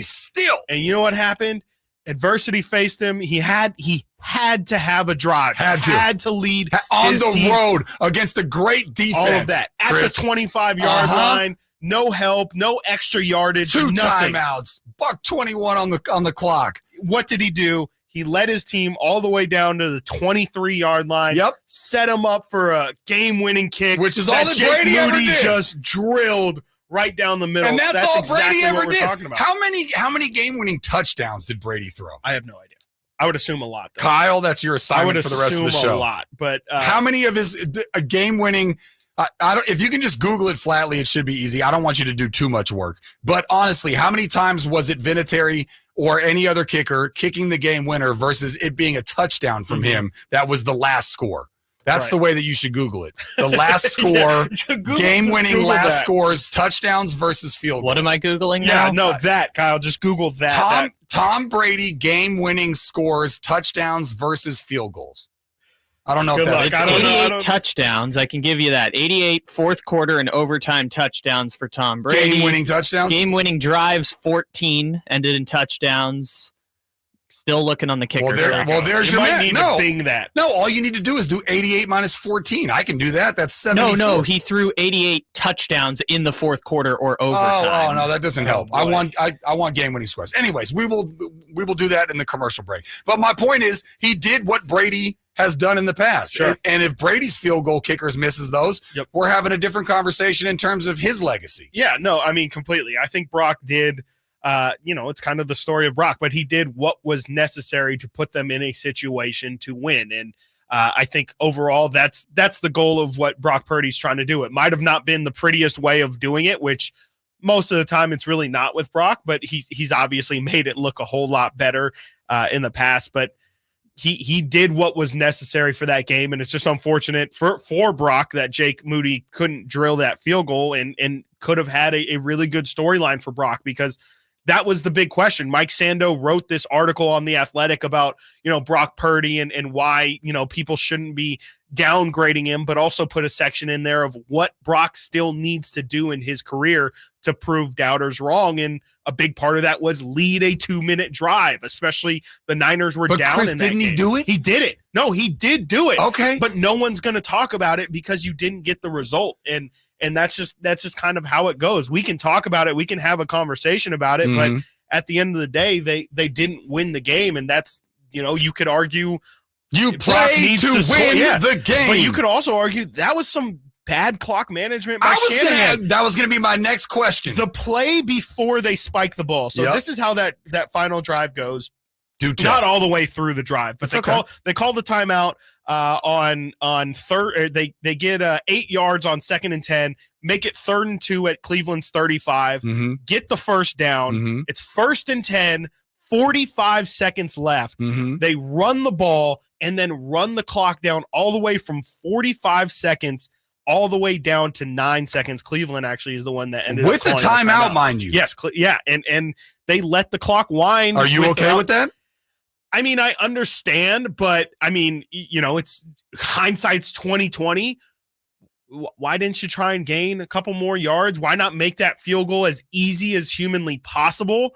Again, that's really 40 easy to should say. be easy enough. 41 should definitely be easy enough. Here's where the you question, can always gain a couple more yards. You can put it in a better spot. And here's the question that it comes down to. Are you a guy that wants them to have that safety valve of if there's a bad snap? Because that was the explanation from Kyle. Yeah, no, I don't care about that. Neither. How often does that happen? Once. It's literally happened once. Oh, it was Tony Romo. It was Tony Romo. Oh, remember, Tony Romo, when he tried to run when he tried to run it.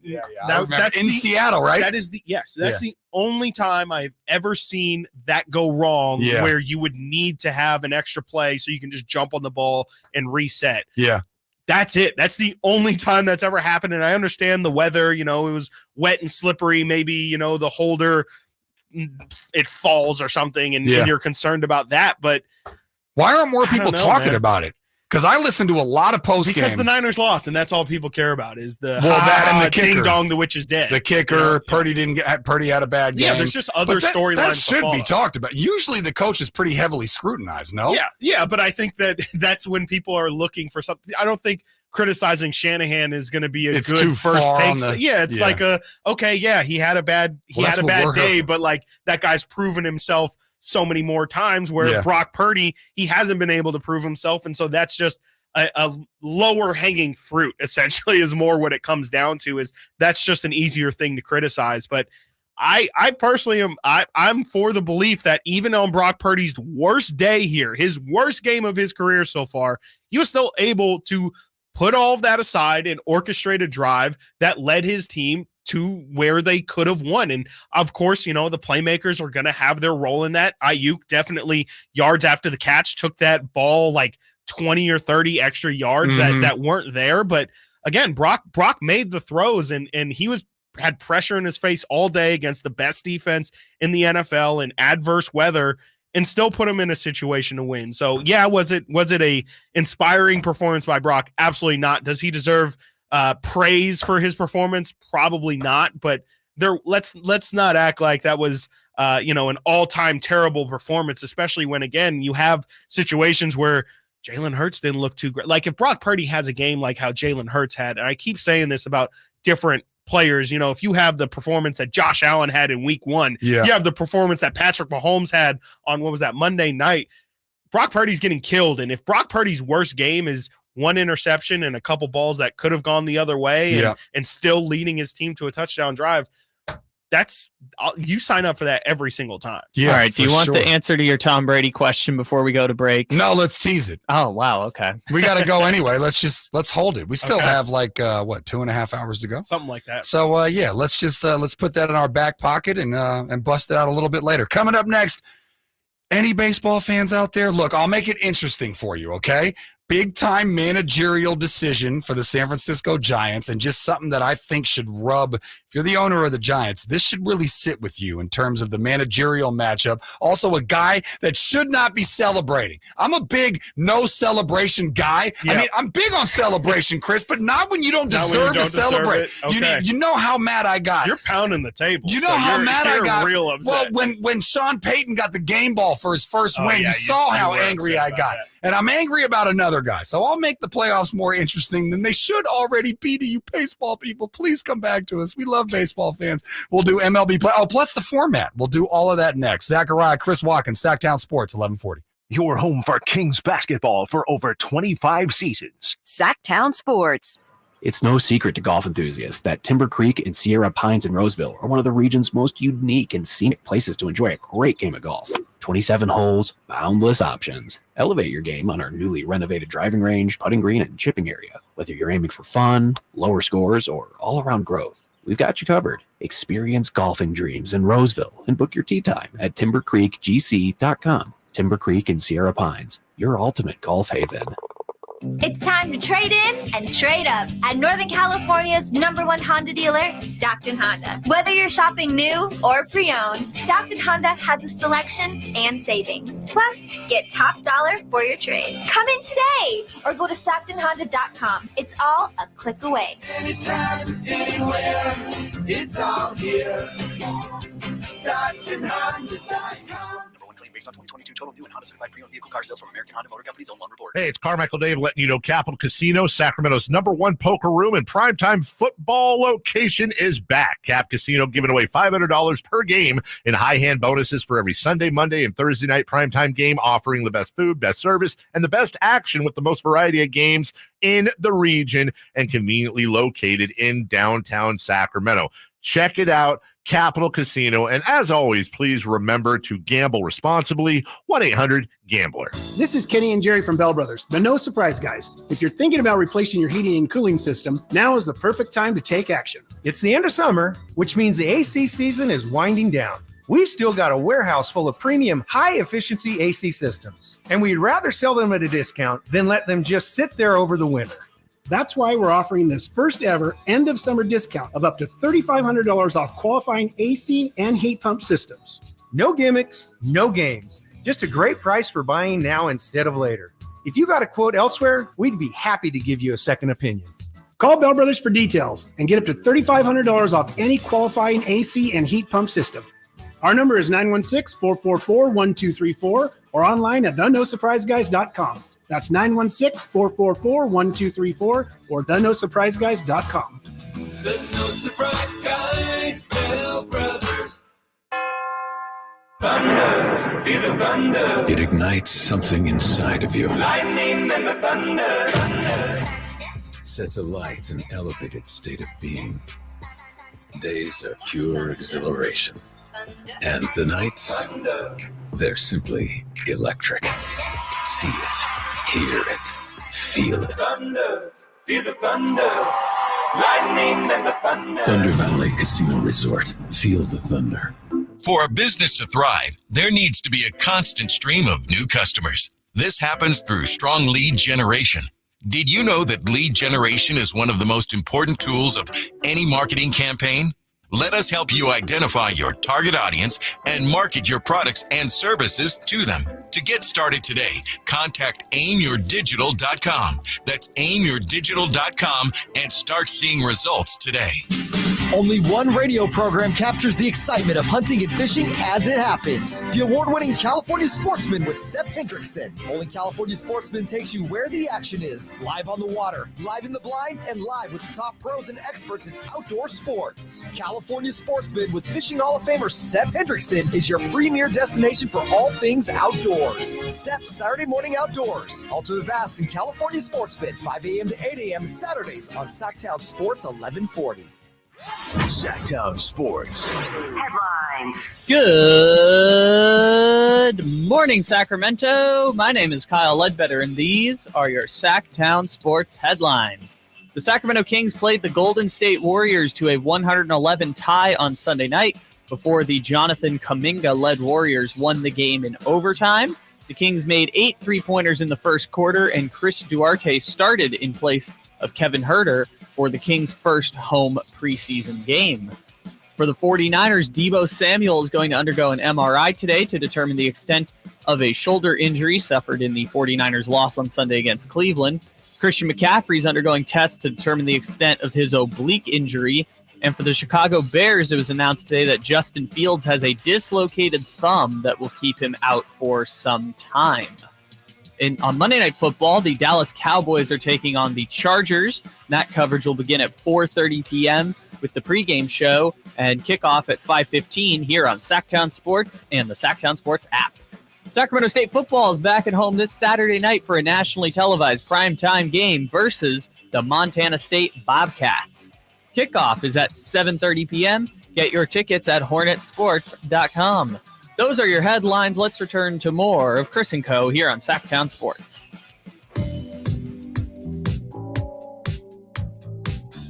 Live and local, 6 a.m. to 6 p.m., Monday through Friday. Sactown Sports.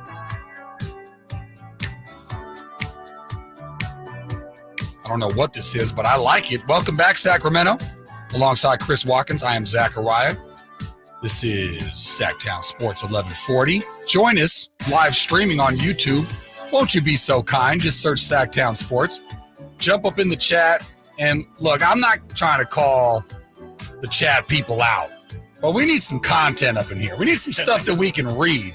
I mean, I guess I could read from Pike 916 that says Monk is my favorite king. Ooh. Because I walked away from watching that playoff series against the Warriors, and he was my favorite king. I'm not going to lie. I mean, you're not supposed to have favorites. Are you allowed to have favorites? I think so, yeah. Is that unprofessional of us as media members? We're not writers or anything like that. Like we're personalities. Okay. You know, we're supposed to have opinions and real thoughts on things. Damn it, I'm going to say it. It's okay. Malik Monk is my favorite king. Say it loud, say it proud. Or he was in that playoff series.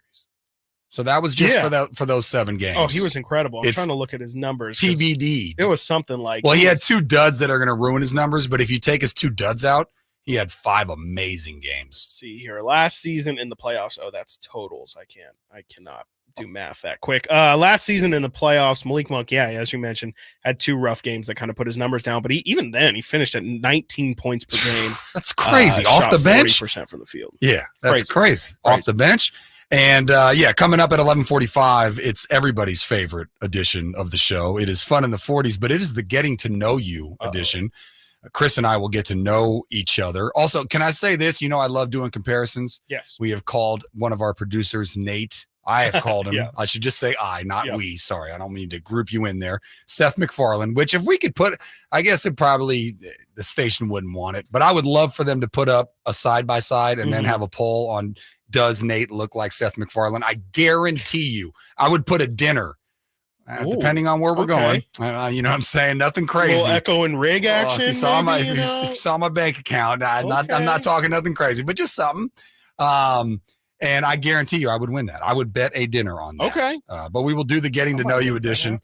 As we're doing random king thoughts, as Malik Monk was my favorite king in the playoffs last year, I also need to say that Domas Sabonis looks not exactly, but very similar to Conor McGregor. Has anybody said that? No, I don't think so. I've never had that. Go ahead. Before. Let me see. Look, I'll filibuster. Don't worry. Filibuster, just a little bit. I will filibuster about Major League Baseball, which unfortunately is on the decline every year. They've tried to change the rules, make the bases bigger. They have shortened it with the pitch clock. I still love baseball. It is very near and dear to my heart. Unfortunately, the team that I root for is overtly trying to lose, like the movie Major League. But I still love baseball nonetheless. And there are some interesting parts about the playoffs that I would like to get into, specifically the managerial matchup between Bruce Bochy and Dusty Baker. This coming in the offseason for the San Francisco Giants, where they can Gabe Kapler. I think that this couldn't be any more egg on the face of. Now, the problem is, and I've had a conversation with you about it, this coming mainly from Whitey that you said, where it's very hard to decipher whether this is ownership. Okay, let's call it 3 levels. Let's blame call it pie. Let's call it coaching. Yep. No. Well, yeah, I was doing levels, but blame, but managerial, ownership, front office, I guess, and then ownership.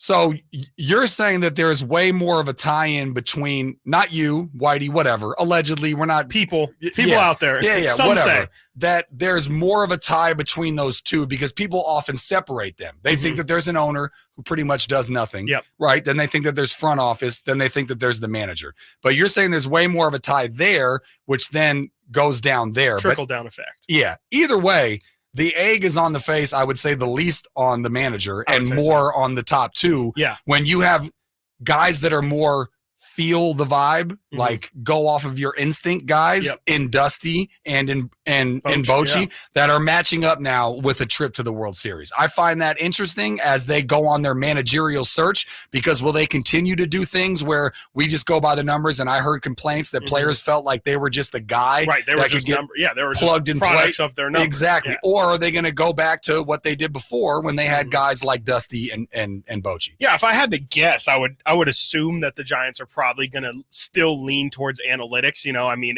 it would be a pretty wild turn. I think, obviously, you know, it's no secret that San Francisco is pretty ingratiated in the tech hub, and I think that they enjoy kind of playing into that model of, you know, we're the tech capital of the world, showing why exactly. Our baseball team needs to reflect, you know, the community that we're from, and that being such Silicon a Valley. numbers driven, you know, analytically based team and the most analytically driven sport. It just kind of it makes sense on paper, but it is curious if maybe, I mean, it would take some smart ownership or wherever you want to put whoever's going to have more say in hiring the next manager.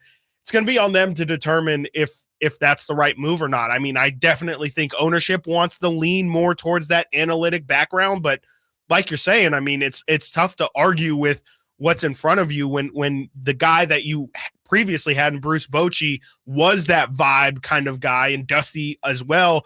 And you see them, you know, both managing in the in the championship series. Like it's hard to not argue that maybe we should lean a little bit more back in that direction. I don't know if they have to go fully back to, you know, Bochy and Dusty are about as old school as it gets. Let's call it what it is. I don't think they need to go that They don't even far want in to the see your equation, numbers.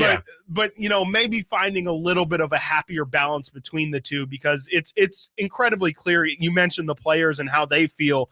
You can't treat players like their numbers, and that's a quick way to lose any locker room. Even if you have a very successful 107 or whatever 108 win season, you're not going to be able to keep a clubhouse, you know, the morale of a clubhouse if you're not going to treat them like athletes, like, because at the end of the day, they're not just a product of their numbers. There's a level of variance that you just can't factor in for, and that's just athletes being athletes. And I know baseball tries to extract those numbers even in that, but there's some things that you can't predict. Sometimes a guy who hits 150 against lefties, he'll still manage to get those hits at some point. It's just you can't put everything into numbers, and I think that's kind of where I would like to see the Giants go. And I think ideally I would probably prefer 75% caveman, 25% numbers and analytics. But the reason behind that is because I've seen more often than in any other sport, baseball rallying around. Hell, you've seen it this year. What did everybody think? It was going to be Dodgers, Braves in the, with the trip to get to the World Series. And you saw all these 100-win teams. And I think it was the first time that we're going to have 4 teams that won 90 games or less in the Final Four. I think baseball more than anything, and especially Giants fans know, I'm preaching to the choir to Giants fans, in 10, 12, and 14, they were never favored. They sneaked into the playoffs. Yep. They won crazy amounts of games where you weren't supposed to win it. And that's the argument for the caveman, where Bruce Bochy was getting more out of less, as opposed to going into it and going, well, this guy, if it's, raining on Tuesday, or it rained the night before on Tuesday at this time, well, is more likely to hit a left-hander if that left-hander is more likely to throw a changeup or whatever. Just all the stuff that goes into it. I'm not anti that. I'm not that much of a caveman, but I would err more on the side. And I think that you're right. They'll probably double down and get more of an analytics guy than they will somebody more like Bochy and Dusty, but that does not mean that it's the right decision. No. And I mean, to me also, it's fine and dandy who they bring in to be the manager, but to me, the thing that they're still missing is that signature bat too in their lineup. They still need somebody. That's a whole nother conversation. If you're looking at a real place where the Giants should improve and where they should maybe switch their strategy a little, it's, hey, like I know they've tried to get Judge, they tried to get Correa. The Correa thing ended up being smart. I gave him a hard time, but that ended up being the right move. For sure. As the Mets turned him down too. Yeah, exactly. And then he ended up back with the Twins. Right. But I think if the Giants really want to do something about their performance and make it better, the easiest thing to do. For some reason, nobody wants to go to San Francisco, Chris. Well, they're already saying that Shohei's Park. They're already saying Shohei is a done deal. Yeah, to go. It's a pitcher's park, but Shohei, he bats lefty a lot. And Barry Bonds made a killing. He did in the old splash, whatever they call Cove, it. Yeah. There's like a counter. Hits. Splash. Is it just splash hits? Yeah. I thought it had a fancier name. They need to step that up. No. Splash smashes. Splash hits. Yep. I was going for alliteration. Splash smashes. I like that. Splash smash is. Yeah, it's whatever. We'll work on it. I'm sure they workshopped it a little bit. Yeah. Splash hits is not good enough. I'm sorry. They got to do better. They could probably sponsor it. That's what I was saying. You know Levi's what I mean? Landing or something. Yeah. I think they have that, but that's not for the home run. But that's why. All right, coming up next, it is Fun in the 40s. We all plead the fifth together. This time it's the Getting to Know You edition. So you can't plead the fifth, because when you plead the fifth, that means you don't speak. Yep. So you're going to have to speak. Although if I ask you a question that's inappropriate or you're not comfortable with answering, you can plead the fifth. Okay. That's your right. Gotcha. You know what I mean? So we'll do that next. Zachariah, Chris Watkins right here. Sactown Sports, 1140. Your new home for 49ers football in the 916 Sactown Sports. Have you Googled yourself lately? Are there negative posts from an ex-employee or from a former client? Maybe an outdated news article or sensitive personal information about your family? Search engines don't always get it right. For right or wrong, it's your reputation on the line. That's where Reputation Defender by Norton comes in. One of the most trusted names in online reputation repair. Reputation Defender has been fixing people's search results for over 15 years. Their cutting-edge approaches help you to wipe away unwanted information in your search results. They also promote the good stuff so that it rises to the top, helping you put your best foot forward. Your good name is too valuable to leave to the whims of a Google algorithm.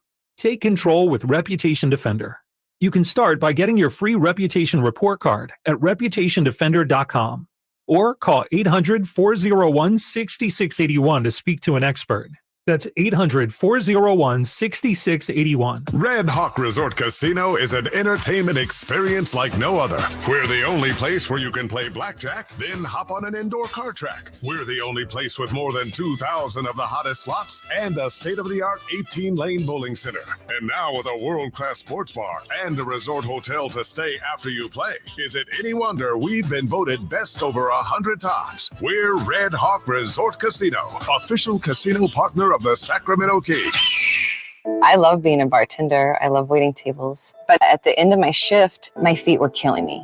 And so I had to pretend like I was having a good time. And really, I couldn't wait to sit down. But it wasn't just my feet. It was also my knees were achy. A lot of neck pain, too. I was in so much pain. I kind of lost hope, really. And then I saw the Good Feet store, and that's when everything changed. For over 20 years, we've helped people like Kristen enjoy their work again without their feet getting in the way. It was pretty shocking to realize that I'd been in so much pain and suddenly I'm completely pain-free. Now that I have the Good Feet arch supports, I don't have to pretend to be happy. I'm genuinely happy. So cheers. My name is Kristen, and that's my Good Feet story. See what we can do for you with a free personalized arch support fitting at the Good Feet store. Good Feet in Sacramento, Roseville, Stockton, Modesto, and Vacaville. If you're a business owner, Mercedes-Benz of Stockton invites you to see their selection of Sprinter vans. And purchasing a Mercedes Sprinter is a very smart business decision because Sprinters qualify for a generous IRS Section 179 tax deduction. You can save thousands in tax savings. Mercedes-Benz of Stockton, a short drive from Sacramento right off I-5. Sales, service, and a huge selection of Mercedes Sprinter vans. See our inventory at mbofstockton.com. Hey, it's Carmichael Dave. Is your dog leaving frowny piles of poo all around your yard? Well, we need to introduce them to Supreme Source Super Premium Dog Food, the fastest growing premium dog food in the country, made with organic seaweed for easy digestion, family owned and operated for 50 years. 6 interchangeable recipes. You can grab some at Safeway, Save Mart, Smart and Final, Winco. Learn more at SupremeSourcePet.com. Supreme Source, a solid choice. The city of Sacramento offers grass conversion rebates to help you replace your thirsty lawn with a naturally water-efficient landscape. Whether you own a home or business in Sacramento, you may be eligible. Learn more at sacwaterwise.com. Your new home for 49ers football in the 916 Sactown Sports.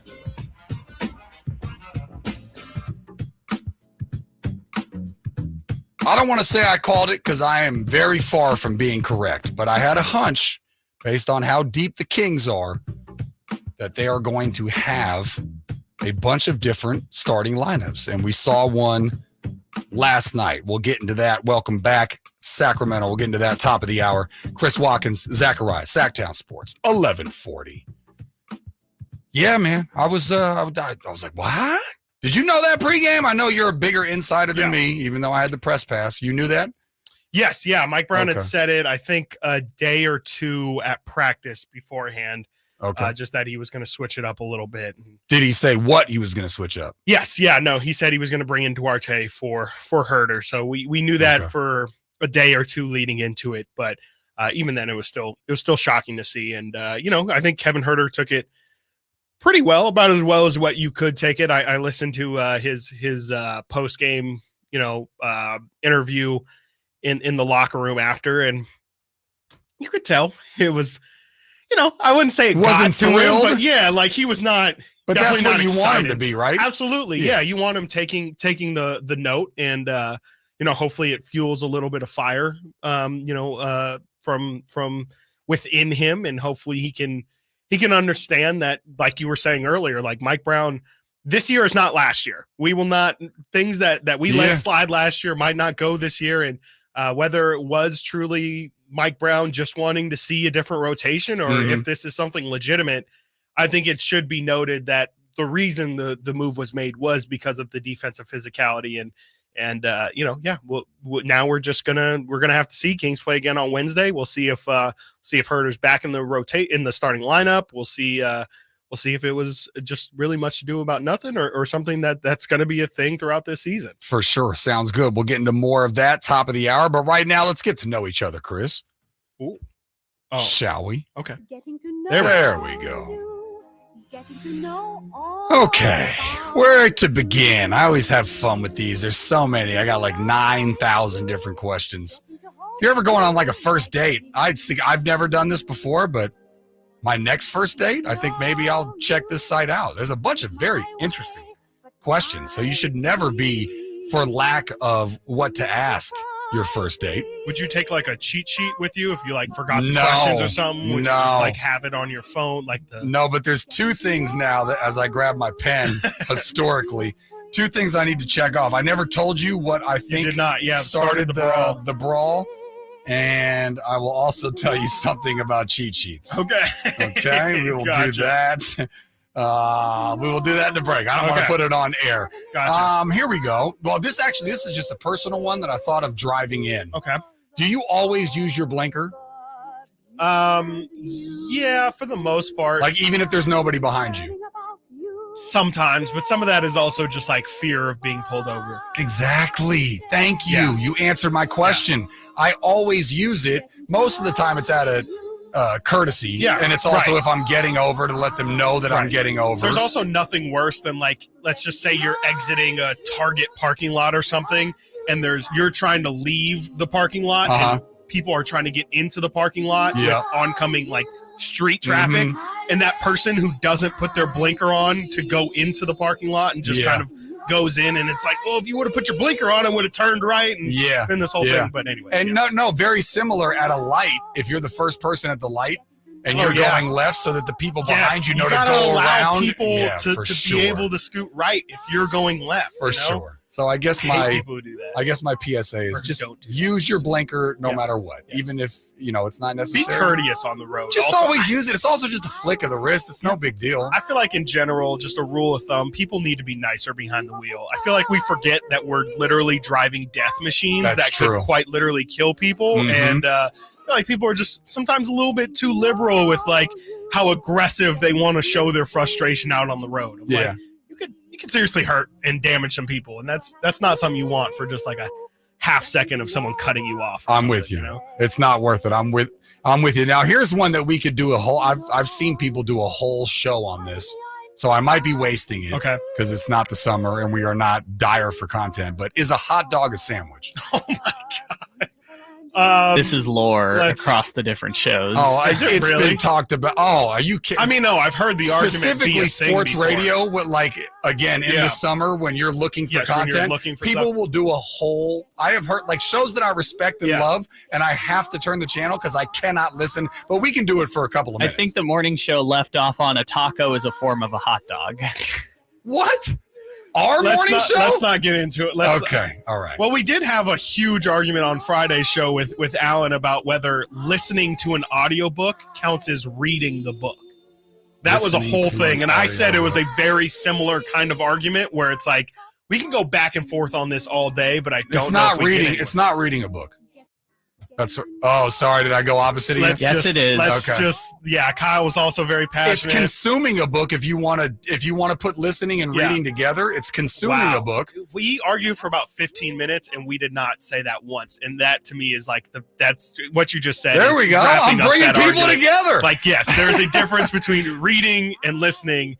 You're consuming. It is the same thing. It's just the way that you're saying it. Yeah. That's what we stumbled on, but it was 15 minutes of waffling. I nailed it in 1 second. But is there a difference between eating and consuming? I can say reading. Gosh. Yeah, because because drinking could be consuming. Oh boy. An IV could be consuming. I'm gonna turn my mic. Anyways, is a hot dog a sandwich? Do you feel similarly in that sense where you can't it's saying the same thing? I say flatly it is not a sandwich. A hamburger is not a sandwich. A hot dog is not a sandwich. A sandwich is a sandwich. I don't care about the buns. I don't care about a sandwich. You know what it is? It's like the government in terms of their definition of a certain thing that we won't say what it is. Sure. But they always say you know it when you see it. A sandwich is you know it when you see it. I'll say this. I will say, is there an argument for a hot dog being a sandwich? Absolutely. Do I understand that? Absolutely. Can I make that argument? Absolutely. Do I have the energy in my life to really debate somebody on whether or not You a have hot to dog have is it a right now. sandwich or Yeah. not? But ultimately, what do you say? No, I would say no because too. I don't have I don't care enough to really have the Fair back enough. and forth with somebody because Yeah. people really, really are passionate. Oh, like I told you, Yeah. shows that I very much respect. Yeah. I have seen spend an entire summer show on is a hot dog a sandwich? Like shamelessly. I would just say flatly no. I say no to hamburger. A hamburger is a hamburger. A hot dog is a hot dog. But like a sandwich to me is, salami, turkey, ham. You know what I mean? And then, it's like it's a So is sandwich. grilled cheese, not a sandwich? Grilled cheese, I would call a sandwich. Grilled cheese sandwich. Yeah. It's a No, I know. vegetarian sandwich. I shouldn't have used it. I know. No, I'm not blaming you. I'm blaming us as a human race. You're blaming humans because we still have cancer. We still have trying to figure out if aliens are real. But instead, we decide to waste our time and our breath fighting each other over about this. whether a hot dog is a Gotcha. sandwich. All right. Well, then just real quickly, did you ever watch Friends? I've Enough for me to ask you, were Ross and Rachel on a break? Oh no, I don't know that, but I would say then you didn't watch enough Friends. I didn't. I watched a good handful, but didn't watch every single episode. The answer for everybody listening, and this will really get the text line and the chat line. Yes, they were on a break. Darn it. We'll end the hour on that. Coming up next, sights and sounds, thoughts from the Kings-Warriors game from last night. Both Chris and I were in the building. I don't know if we were feeling ourselves, but we were doing our thing, covering the game, and we will tell you what we saw, all that good stuff coming up next. Chris Watkins, Zachariah, Sactown Sports, 1140. All new spring deals are here at Lowe's. Start planting your garden this weekend with Bonnie 11.8-ounce vegetables. Buy 4 for $10. Plus, liven up your patios and decks with fresh blooms. Select 1.5-gallon hanging baskets or 2 for $20. Lowe's knows spring. Lowe's knows home improvement. Offers valid through 5/17. In-store only. Actual plant size and selection varies by location. While supplies last, excludes Alaska and Hawaii. Model year-end pricing is back at Folsom Lake Honda, your one-stop Honda shop. During the model year-end event, lower interest rates at Folsom Lake Honda make lower payments. It's no wonder why Folsom Lake Honda is your one-stop Honda shop. Come in today or check out our entire inventory online at folsomlakehonda.com. Get an instant cash offer for your trade at folsomlakehonda.com. We'll buy your car whether you buy from us or not. Folsom Lake Honda is your one-stop Honda shop. Folsom Lake Honda. Go to folsomlakehonda.com. Your one-stop Honda shop. Good Guys Heating and Cooling has a deal going on right now that you cannot miss. This summer was much shorter and cooler than normal, so that means Good Guys is overstocked and ready to clear out their warehouse. They've got inflation-busting pricing on a brand new heating and air system for just $82.99. No other company is offering a replacement system that low. Call Good Guys now at 530-GOOD-AIR to see if you qualify. That's 530-GOOD-AIR for a no-cost qualification appointment. Best service, best price, guaranteed. And that's no bull. License number 1057618. Hey, Sacramento, join us at Hornet Stadium this Saturday for 916 night as the top-ranked Sacramento State Hornets are back home for a nationally televised primetime game. Kickoff is at 7:30 as the Hornets welcome in the Montana State Bobcats to Hornet Stadium in a crucial Big Sky matchup. Help us pack Hornet Stadium and show your Sacramento pride. Stick around after the game for post-game fireworks. Get your tickets now at hornetsports.com. Stingers up and go Hornets. Golf to Go is brought to you by the Hagen Oaks Golf Super Shop. Here's Frank LaRosa. You've probably heard the word, but do you know what a stimp meter is and how it works? Invented by Edward Stimpson in the 1930s, a stimp meter is a device used to measure the speed of putting surfaces. His version was made of wood and was simply a chute on which a golf ball would roll onto the green. Roderick Easdale writes in Golf Magazine, today's stimp meters are made of aluminum. They're 36 inches long and have a V-shaped chute down which the ball can roll. It has 2 notches on which the ball rests. After a flat area of the green is selected, a golf ball is placed in the notch and the end is slowly lifted until the ball rolls down the chute and across the green. The average of 3 distances becomes one of the measurements. The process is repeated in the opposite direction and the measure of both directions is added and divided by 2. That figure in feet is the stimp meter reading.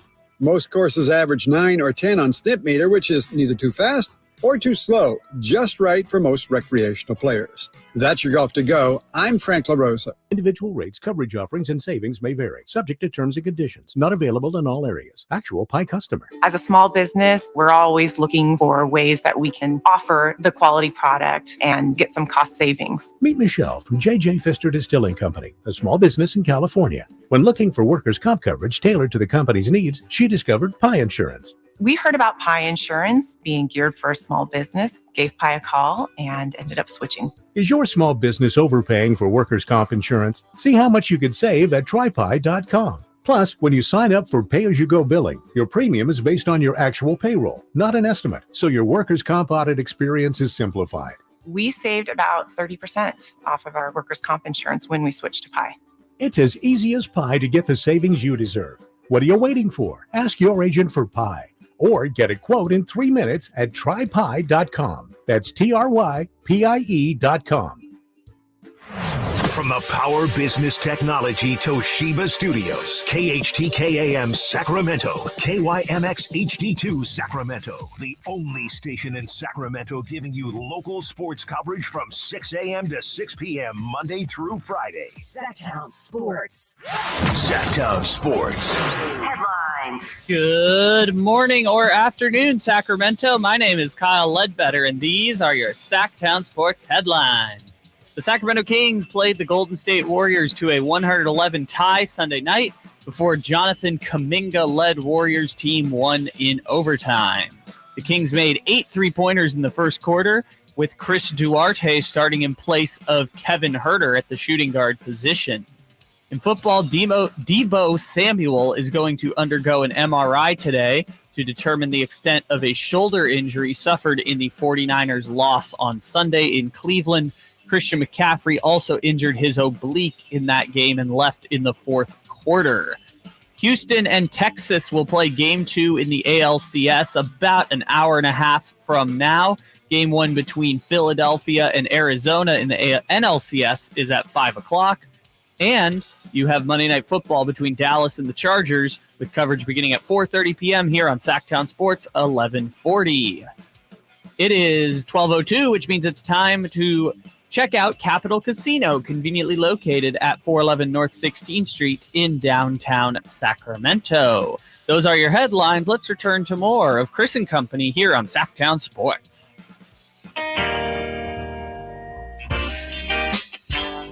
Your home for Kings basketball for over 25 seasons. Sactown Sports.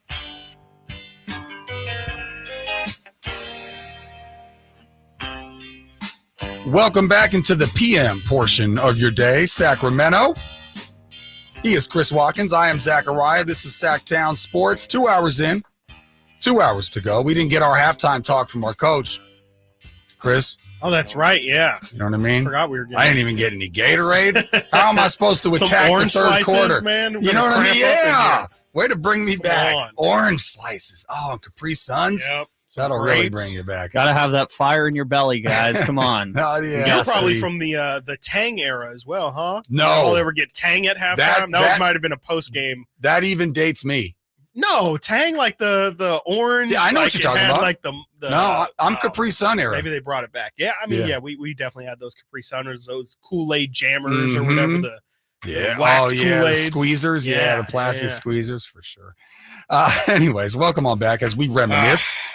Coming up at 12:15, the week that was in the NFL Week 6, a lot of better games than you would have thought, some outcomes that you probably would not have thought. We'll get into Week 6 coming up next. But right now, let's go back to Golden 1 and talk about the Kings-Warriors game from last night, Chris. And I think the biggest headline outside of Domas looking great. Ooh. I got some Warriors perspective things if you want to get into that. I think there was some stuff there that we could dive into. But let's just kind of get back into the Kevin Huerter, Chris Duarte. You talked about it a little bit in the last segment, Chris, and you thought that Kevin took it about his – I mean, I kind of like if a guy didn't take it fantastically. Yeah. I don't want a guy in the locker room going, oh, that's great that I didn't play. Right, yeah. You know what I mean? It's great Chris, that I didn't start. Looked so well. Can you really even blame Coach? Like, I mean, I've looked terrible. Yeah.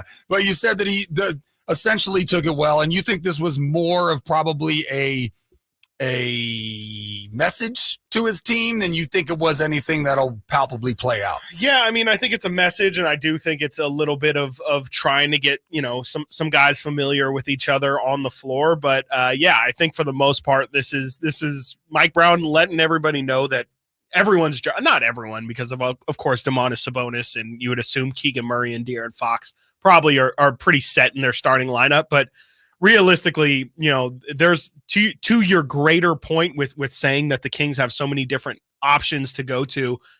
Anybody can be replaced, and there's so much talent and depth on this team that you shouldn't really get comfortable at any moment. And defense is going to be the name of the game this year.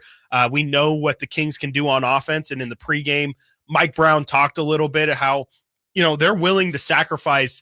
They were the best offense in NBA history last year. Mm-hmm. They're willing to fall from maybe 1 to 4 if it means that they can take a similar leap on the defensive. 24 to 15. Exactly. Yeah. So I think that's the biggest thing to just monitor throughout, especially the beginning part of this season, is how Mike Brown pulls people for defense, or if their offense maybe is going, but they're still not defending. The level of accountability that Mike Brown really holds these guys to is definitely going to be something to monitor, because again, if the Kings want to be taken seriously in this playoffs, they've got to commit to the defensive end of the floor. And we haven't really seen that. I think yesterday, to start off the game, they played really good defense, but they were also playing really good offense. And a lot of the time with the Kings, that kind of went hand in hand. They had to have offensive energy in order to show any sort of defensive energy, and I just don't think that's sustainable. So,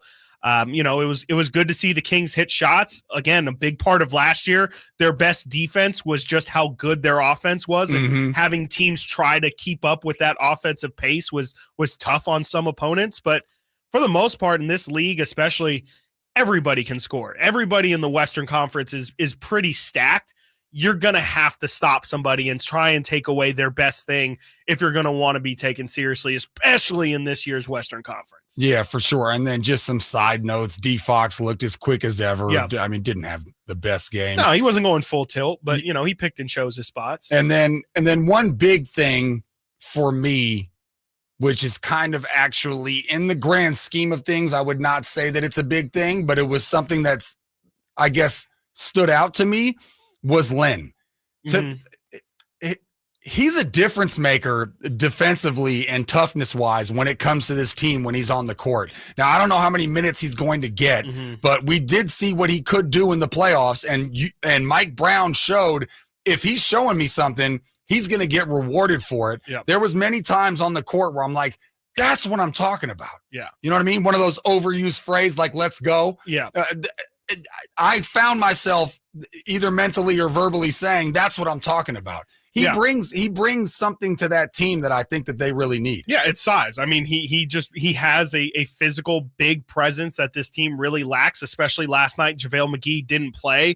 I think against certain matchups, Alex Len is the way to go. But to me, to spin off of that, the really big thing that I noticed from the big man position was, I mentioned JaVale McGee didn't play yesterday. He was out with, I think, right wrist soreness, which was, just a small injury that it's really just rest, but they don't want to come out and say it. Yeah. But the big thing with that is the Kings didn't go to Alex Len as their primary backup. In that position, JaVale's been coming off the bench with that second unit, playing with that second unit. Yesterday, they went with Trey Lyles at the center and Sasha Vezenkov at the 4. Yep. They did not opt to go for Alex Len and keep that big lineup going. And that's really interesting. I don't know if that's going to be the case with every team throughout this regular season, if they're going to, or if it's going to be on a case-to-case basis. But to me, the fact that they don't have their backup center and instead they decide to go with Trey Lyles, an option that they liked and went to sparingly last year at the backup 5. To me, that's kind of telling, at least for this specific matchup. If the Kings are going to play the Warriors, to me, Mike Brown clearly seems to think that going small ball is the way to go. And offensively, I kind of agree. I think Trey Lyles had himself a great game yesterday, hit 3 of 6 from 3, got a couple boards, but to me, that's the big thing that I took out of yesterday was the fact that they they seem like they're really comfortable with going with Trey at that backup 5, and that was a big question just in terms of where he was going to get his minutes, because Sasha is going to get, we assume, a good helping of minutes at that backup 4. If that's going to be the case, where does Trey Lyles come in? Because Trey also, let's not forget, got paid $7 or $8 million this offseason by this team.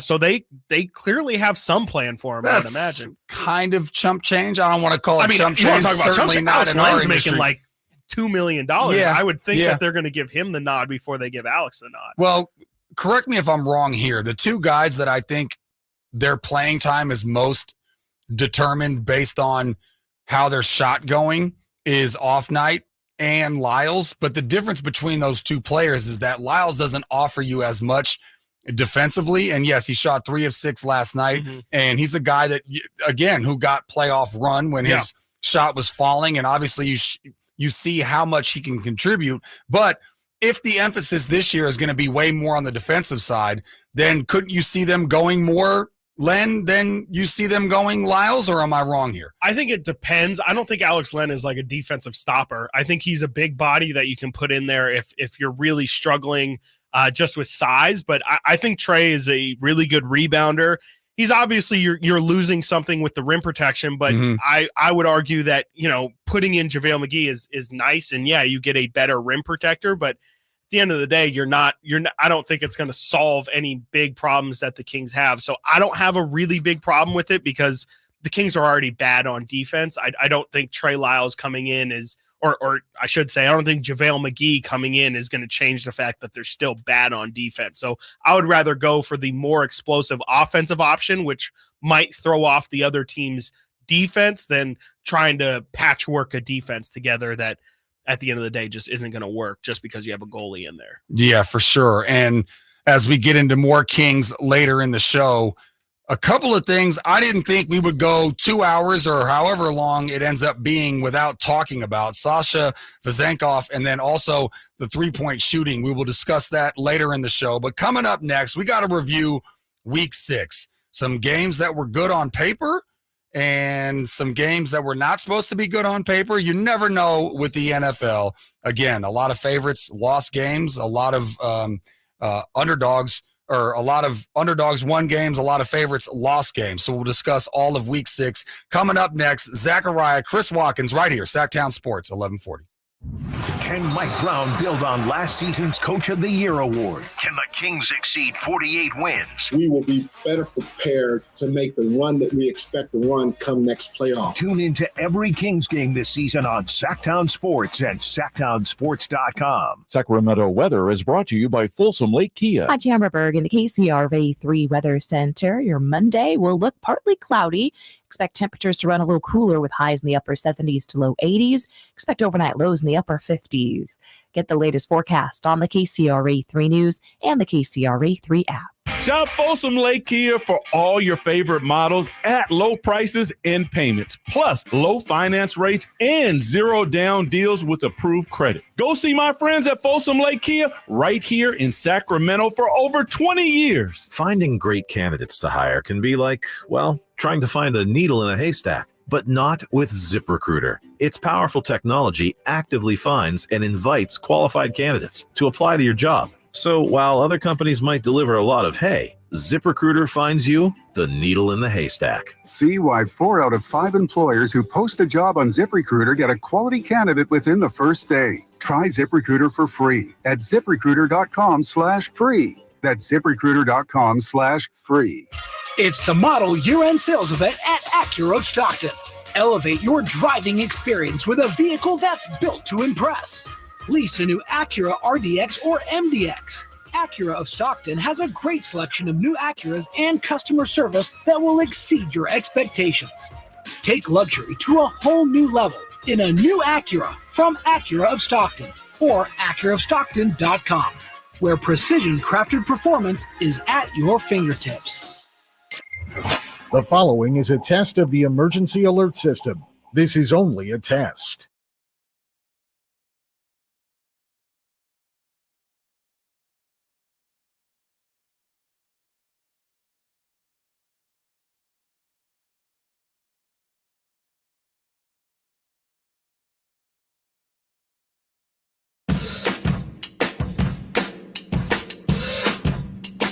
Your new home for 49ers football in the 916 Sactown Sports.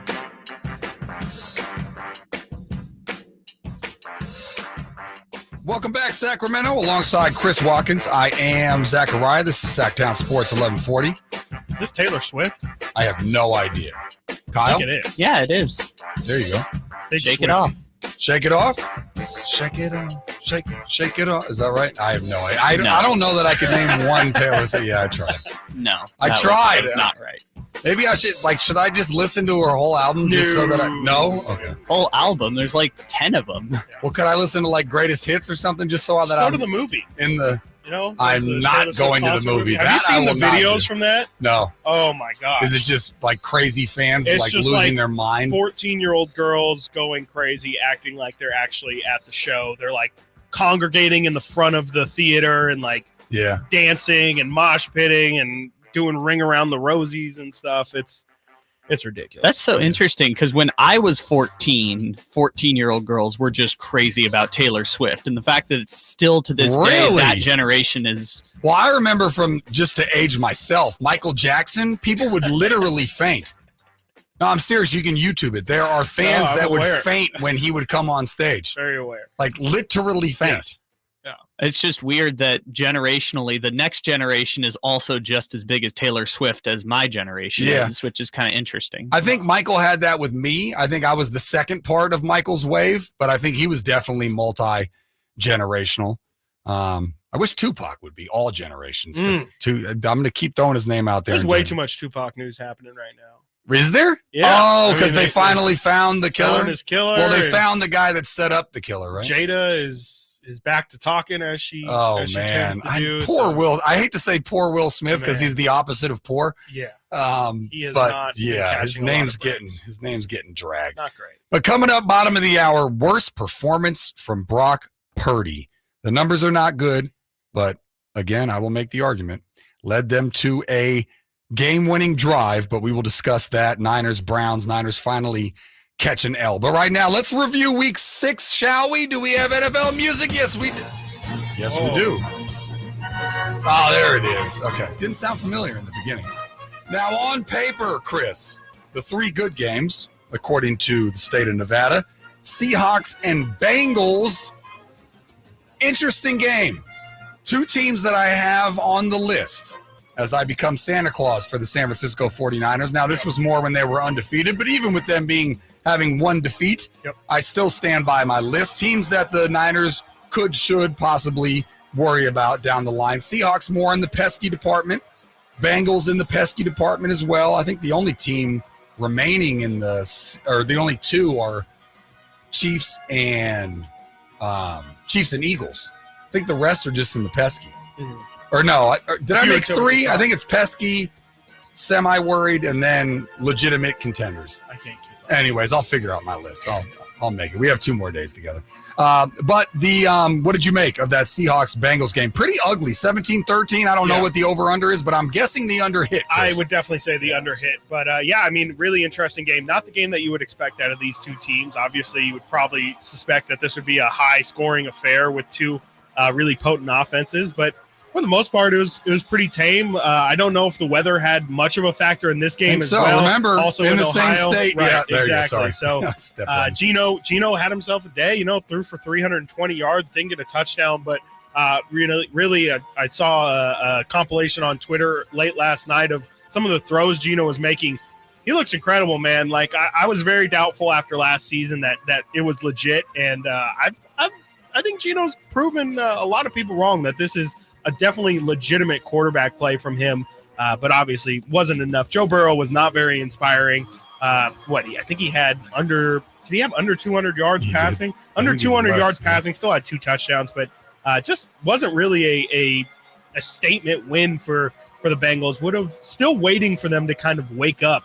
I know they usually start off the season a little slow, but this seems like, it's a good win. Not trying to take away from the win at all, but definitely seems like start to be a little concerned about your top end potential if you're a Bengals fan. And I'm on a roller coaster ride when it comes to the Bengals because I started off, and all of this has to do with the calf of Joe Burrow. Yep. So I went in Obviously, he had no training camp for, I think, every year of his career. But he came in, and it looked like it was obviously affecting him a ton. Then last week, he looked as spry as ever, jumping around all the play. It looked like he had no effects. And then in this game, they only scored 3 points in the second half. So I'm back to being concerned about them. Not enough to take them out of my group of people that the Niners should be worried about. But, yeah, certainly, look, a win's a win, and good teams find a way to win ugly, which the Niners would have done yesterday had Moody hit that kick. But nonetheless, good game. If you like sloppy games, another sloppy game in the low 30s. Your Vikings against the Chicago Bears in Chicago. The Vikings get a win. You got to be happy, Chris. Do I have to? Are you a masochist? Even when they win, you're unhappy? Do I have to be happy? Are we sure? Were you openly rooting for them to tank? No, but can we not barely squeeze out a game against the Bears where Justin Fields for the most of the game has 5 pass yards hurt, and then gets hurt and the backup comes in and looks like 3 times better? I love having Justin a Minnesota Fields. fan. It's so random. They beat a guy named Tyson Bagent. They barely beat him. Honestly, he was driving for the win and threw up the most duck of duck passes I've ever seen in my life in the end zone, or else they probably would have won. If the Bears were just going to keep moving down the field, they probably would have won the game through a very, very dumb interception. But no, you talked about earlier how it's going to look different for the Vikings if they don't have Justin Jefferson. It looked a lot different. Kirk really struggled. Kirk was back to his old Kirk ways. Had a backwards pass that I have no idea what he was thinking. I don't think he was thinking. Yeah. They didn't call it a fumble, or they said he recovered it out of bounds, so the Vikings kept the ball. Kirk Cousins tried to lose that game for the Vikings. Boy, oh boy, I don't have anything positive to say. I'm glad they beat the Bears, sure, but it's not looking hopeful for their next coming week. By the way, who did they play on Monday? Oh yeah, the Niners. There you go. Yikes. Well, it's my favorite part of every show, the random Minnesota fandom. And it sounds like going back to White Man Can't Jump, Rosie Perez, sometimes when you win, you really lose. But a win's a win, darn it. That's the generic term. The loser is everyone who had to watch Vikings Bears. Yeah, or loser's Caleb Williams. Or cover it. Now, also, again, these are good games that were just on paper. So I'm talking about games that were supposed to be very close. Saints-Texans, this game was close. Derek Carr was on his way to try to tie the game. Your Texans, I'm going to start calling them your Texans. That's your AFC team. They are definitely my second team. They win 20-13. Once again, this tells me more about Derek Carr as a guy that rode and died. Literally, I am now dead because of riding or dying for Derek Carr. I defended him all those Raider years. I defended the hell out of him, but now he's got all the talent in the world around him. I don't know if he's banged up because of the AC joint in the shoulder or whatever, but this is just inexcusable. If the Saints are going to be a legitimate team in a very weak division, you cannot lose games like this. But maybe your Texans, Chris, are the real deal. I definitely think there's something to it. I think the Texans are just, you put all those teams in the scrappy category more so against the Niners. Yeah. I just think in You're general. Not saying they're great. No. I just think they're going to be scrappy in general every single week. Last week, they probably should have beaten the Falcons, but, that's we can't forget here. Kyle, you definitely would know. The Texans were 1-15 last year, correct? No, because they won that weird last game against the Colts on a Hail Mary. Oh, right, I think they lost were the first pick. 3-14. They were really bad last year, is my point. Thank you. Yes, the last 3 years they have 8 wins. Yes, and they already have 3 wins this year, and I think that's a major, major win, not only for C.J. Stroud, who looks like to be on his way to being the real deal, some CJ, but also DeMeco Ryans. Shout out DeMeco, who's got this team playing for him, playing well. They're still incredibly young. This is also just a terrible look for the Saints. This NFC South is really shaping up to be first one to 8 or 9 wins. It's an absolutely terrible division. And Derek Carr threw for 350 yards. That's all fine and dandy. But if you watch the game, it was not pretty at all. And I have no idea what to think of this Saints team. Are they good? Are they bad? Are they just better than the other bad teams in their division? Better than the other bad. I like that. I think they're better than the other bad. I think that's where I'm settling on them, because I still have them as my favorite to come out of the NFC South. But man, oh man, it has not looked pretty for them all season long. Yeah, right now the Bucs at 3-2. Saints at 3-3, Falcons at 3-3, and the Panthers at 0-6. Yikes. And then in terms of your Houston Texans, just the game out behind the Jacksonville Jaguars. How about that? I think that I deserve credit for them waking up, because I called them out as my most disappointing team. They've rattled off 3 straight. So, but yeah, again, Texans only a game out in that division. I think 2 divisions that most people going into the season said was going to be the worst. Now, not the worst by any stretch of the imagination, but the worst performance from Jake Moody, the loss to the Bears. I don't even think it's a question of whether or not it was his worst performance, but let's go into his worst performance. I'm going to be Mr. Excuse Maker for the Niners. Again, I am one that still thinks the Niners have a chance to win this game. We'll discuss the loss and also Jake Moody missing the kick. A lot of things that went into yesterday's game we'll discuss next. Chris Watkins, Zachariah, Sactown Sports, 1140. Check out the Golf to Go Hour with Frank LaRosa every week on Sactown Sports. Get the latest on equipment, area courses, people who play the great game, and plenty of good conversations about golf. It's the Golf to Go Hour every week with Frank LaRosa on Sactown Sports. Golf to Go is brought to you by the Hagen Oaks Golf Super Shop, America's most awarded golf facility. Nature Wood Home Furnishings, where it's all about choices and always about quality. It's time for the fall haul at Northern Tool and Equipment. Get your hands on tough tools at prices that are tough to ignore. Got plans? Cancel them. Trucks in the shop? Borrow someone else's. Don't like saving money? Right. So head to the fall haul at Northern Tool. Stock up at the season's biggest event and get huge savings on brands like Milwaukee, Honda, and Ingersoll Rand. Shop at northerntool.com. We're made for this. Get in zone, AutoZone. Welcome to AutoZone. What are you working on today? My check engine light's on? That could hurt your gas mileage. The AutoZone free Fix Finder service can help find the fix for free. Get in zone. This whole report for free? That's right, printed and on your phone for free. Get in zone. But what if the fix is too tough? We'll recommend a local shop. Fix Finder, only at AutoZone. Get in zone, AutoZone. Restrictions apply.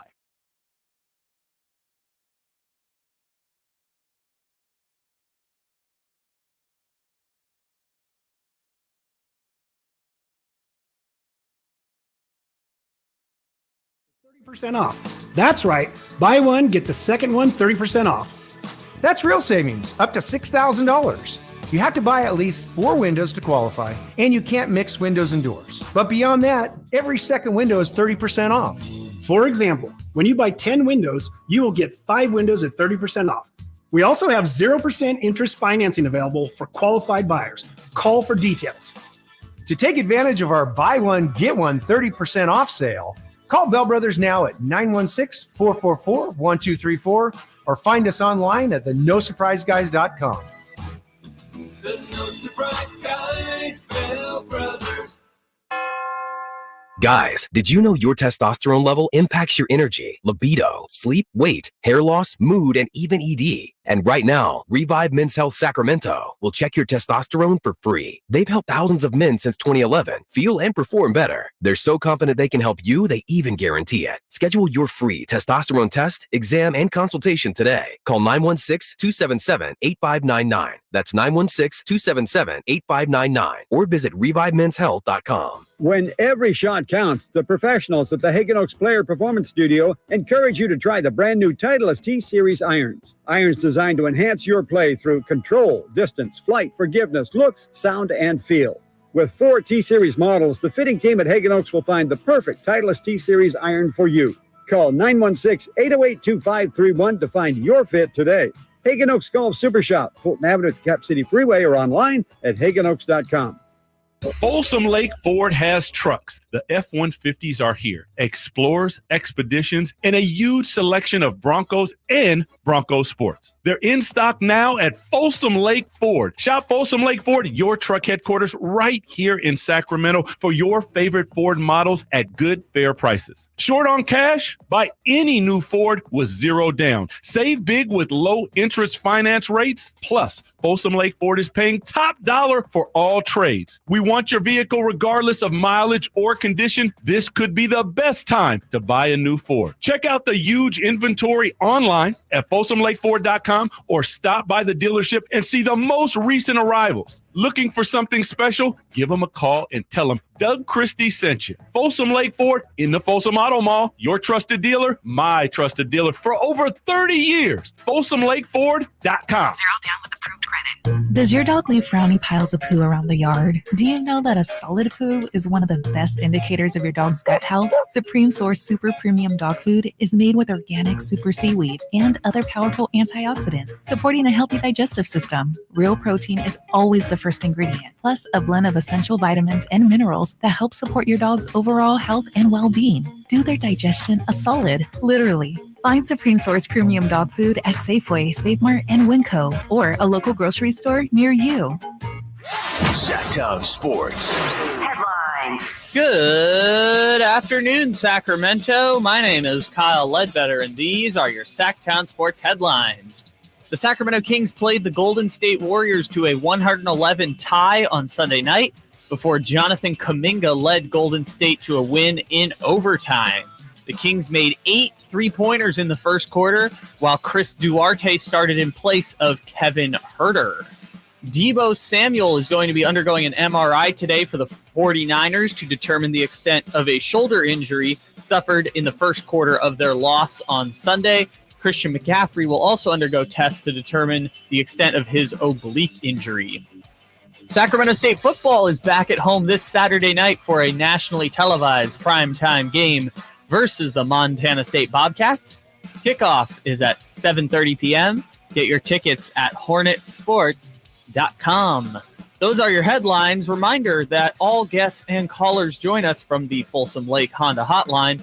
Folsom Lake Honda, your one-stop Honda shop.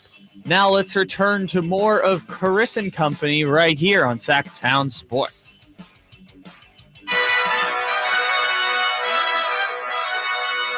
Sacramento's official home for the San Francisco 49ers. Sactown Sports. Yes, sir. Sactown Sports alongside Chris Watkins. I am Zachariah. You can call or text the show, 916-339-1140. Man, when this album came out, can you identify this album, Chris, as I frequently on this program age myself? Can you identify this album? No, I can't, but this is a hard beat. This is 50 Cent's first album with Dr. Dre. Boom! Yeah. On my landscape. I don't know. I think I was in my early 20s, maybe mid-20s, but this album is insane. I guarantee you, this is in the club. Same album. That's just not a different track. That's over 20 years ago. Yeah. Yeah. What is Again, that? aging myself. So then I would have been 20. Dang, I was that young? Is it? No, the Massacre. No, Get Rich or Die Trying. Get Rich or Die Trying. Yeah, right, yes. He never. Those iconic albums. He never did as well as Get Rich or Die Trying. No. Yeah, I remember. This is weightlifting song type stuff. The first 50, when I was first young enough to start getting into the music scene, I would listen to some of the hip hop stations in town, and I remember. It was a huge thing, the Kanye versus 50 Cent battle. I don't know if you remember. So different. They were I do, yeah. They were going head to head on album sales, and I think that was Kanye's graduation against. I think it was same the Massacre. Day. Yeah, and they released it on the same day, and Kanye obviously blew him out of the water. Of but course. that's what I remember about. Really, that was kind of the end of. To your point, that was kind of the end of 50 Cent. It wasn't. I don't want to say the end of 50 Cent. Yeah, but the problem was the Massacre wasn't good. No, it wasn't good. It was not Get Rich or Die Trying. Yeah. I promise you, if that had went up against the graduation, you would have won. Didn't he have a movie for Get Rich or Die Trying too? Or I could be wrong. Back in my day, back in Juvenile and the Hot Boys and Master P and they used to put out tons of movies, which were all awful, but we would watch them and consume them because it was just something nobody's doing that now. Yeah, exactly. I mean, it was obviously low budget, but it's the worst. We need more low budget films. I'm Not with everything's got to be. Snoop's body got 100 Avengers back in the day. like the car wash. Yeah. Oh man, Snoop had some great, hilarious stuff. But anyways, as we mix a little music in with our sports coming up at the 45 part of the hour, it is the same thing that we do. It's called Fun in the 40s. And as per usual with us, Chris, which is a sign of a good show, we barely scratched the surface the first time we did Fun in the 40s. I think we only got to Kenyon Martin. Yep. And talking about Russ Westbrook, which will give us enough content to fill a whole thing. But we've got plenty of more of that to get to as we go around the wacky world of sports. But right now, the talk of the town, I would assume, outside of the Kings-Warriors game that felt like a regular season game, even though it was a preseason game, is the Niners losing to the Browns, and most specifically, Brock Purdy having a very pedestrian day, as he has been. I wonder, as you were the one that informed me that he became the front runner for the MVP at one point, or at least at some sites, or however you go about consuming it. I know he's up there with what Patrick Mahomes was up there. Mahomes is up there. His teammate CMC is somewhere in there. Not really high, as quarterbacks tend to get it. But last night or yesterday morning for us, afternoon for where he was playing, was certainly not a MVP performance. And I guess I'll ask you this. What do you think was most to blame, if you will, for why he didn't have a great performance? Was it the elements? Was it him being down CMC and Debo? Or was it the Browns defense? If I gave you those three on the menu, which one would you choose? I would say, if I had to pick one, I would say the Browns defense. I would say just the overall pressure that they put on Brock. And I think a big part of that was the fact that Trent Williams did, have a little bit of a minor injury that he was playing through. But just getting pressure on Brock was the thing that I thought the Cowboys were going to do to kind of force Brock into these kind of performances. He's shown, as Emil said when we talked to him at 11, that's really a way that Brock has shown that he's just not. No quarterback is comfortable when they're being pressured. Everybody really struggles, and Brock's no different. And I think that's really the biggest thing I'm taking is just if you're going against an elite defense like that, that's where it helps. Or I guess in the Niners case, it hurts to not have one of those elite playmaker quarterbacks who can just go out there and make nothing or make something out of nothing. Brock, unfortunately, and it's just the limitations that he has right now. He's not going to be able to beat blitz packages and stuff like that. So it was a poor performance from him all around for all of the reasons you listed, but you have to give credit to the Browns defense, who this is not just some flash in the pan. They've been doing this all season long. So let me ask you this. As a Mill, I think blasphemously, maybe not, but I would take the Niners defense over the Browns defense.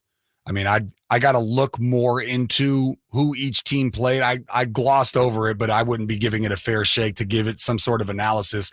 I still would take, on paper and on the field, however you want to slice it and dice it, I would take the Niners defense over the Browns defense. But I guess what I would then in turn ask you, if your biggest takeaway or most to blame for Purdy not being spectacular was the Browns defense. We talked about this last week, and I think we were both flabbergasted, if I can use that word, that the Niners have the lowest cap hit and the most cap space. It's ridiculous to have a team that good and for that to be true. But then I ask you, and it's not like going to the grocery store and you can just pick up, some milk if you're lacking milk. But I do ask you, do they need to then address the offensive line situation? Because if you're telling me that Browns defense was the biggest reason why Purdy didn't perform, I mean, and look, they've got great corners too. But watching that game, the amount of times, and sometimes there were penalties thrown, flags thrown, I should say, penalties called, their secondary is great. Denzel Ward's incredible. So you have to credit them as well. Sure. But do the Niners have a responsibility to use some of that free cap space that I've talked about to go after shoring up their offensive line? I think it would do them some well, and it doesn't have to be a starter quality guy, but I think they need somebody who's going to be like a swing tackler, someone that they can put, if Trent Williams goes down, you can replace him, and obviously you're not going to get anywhere near the level of production that Trent Williams gives you, but someone who can at least be steadying.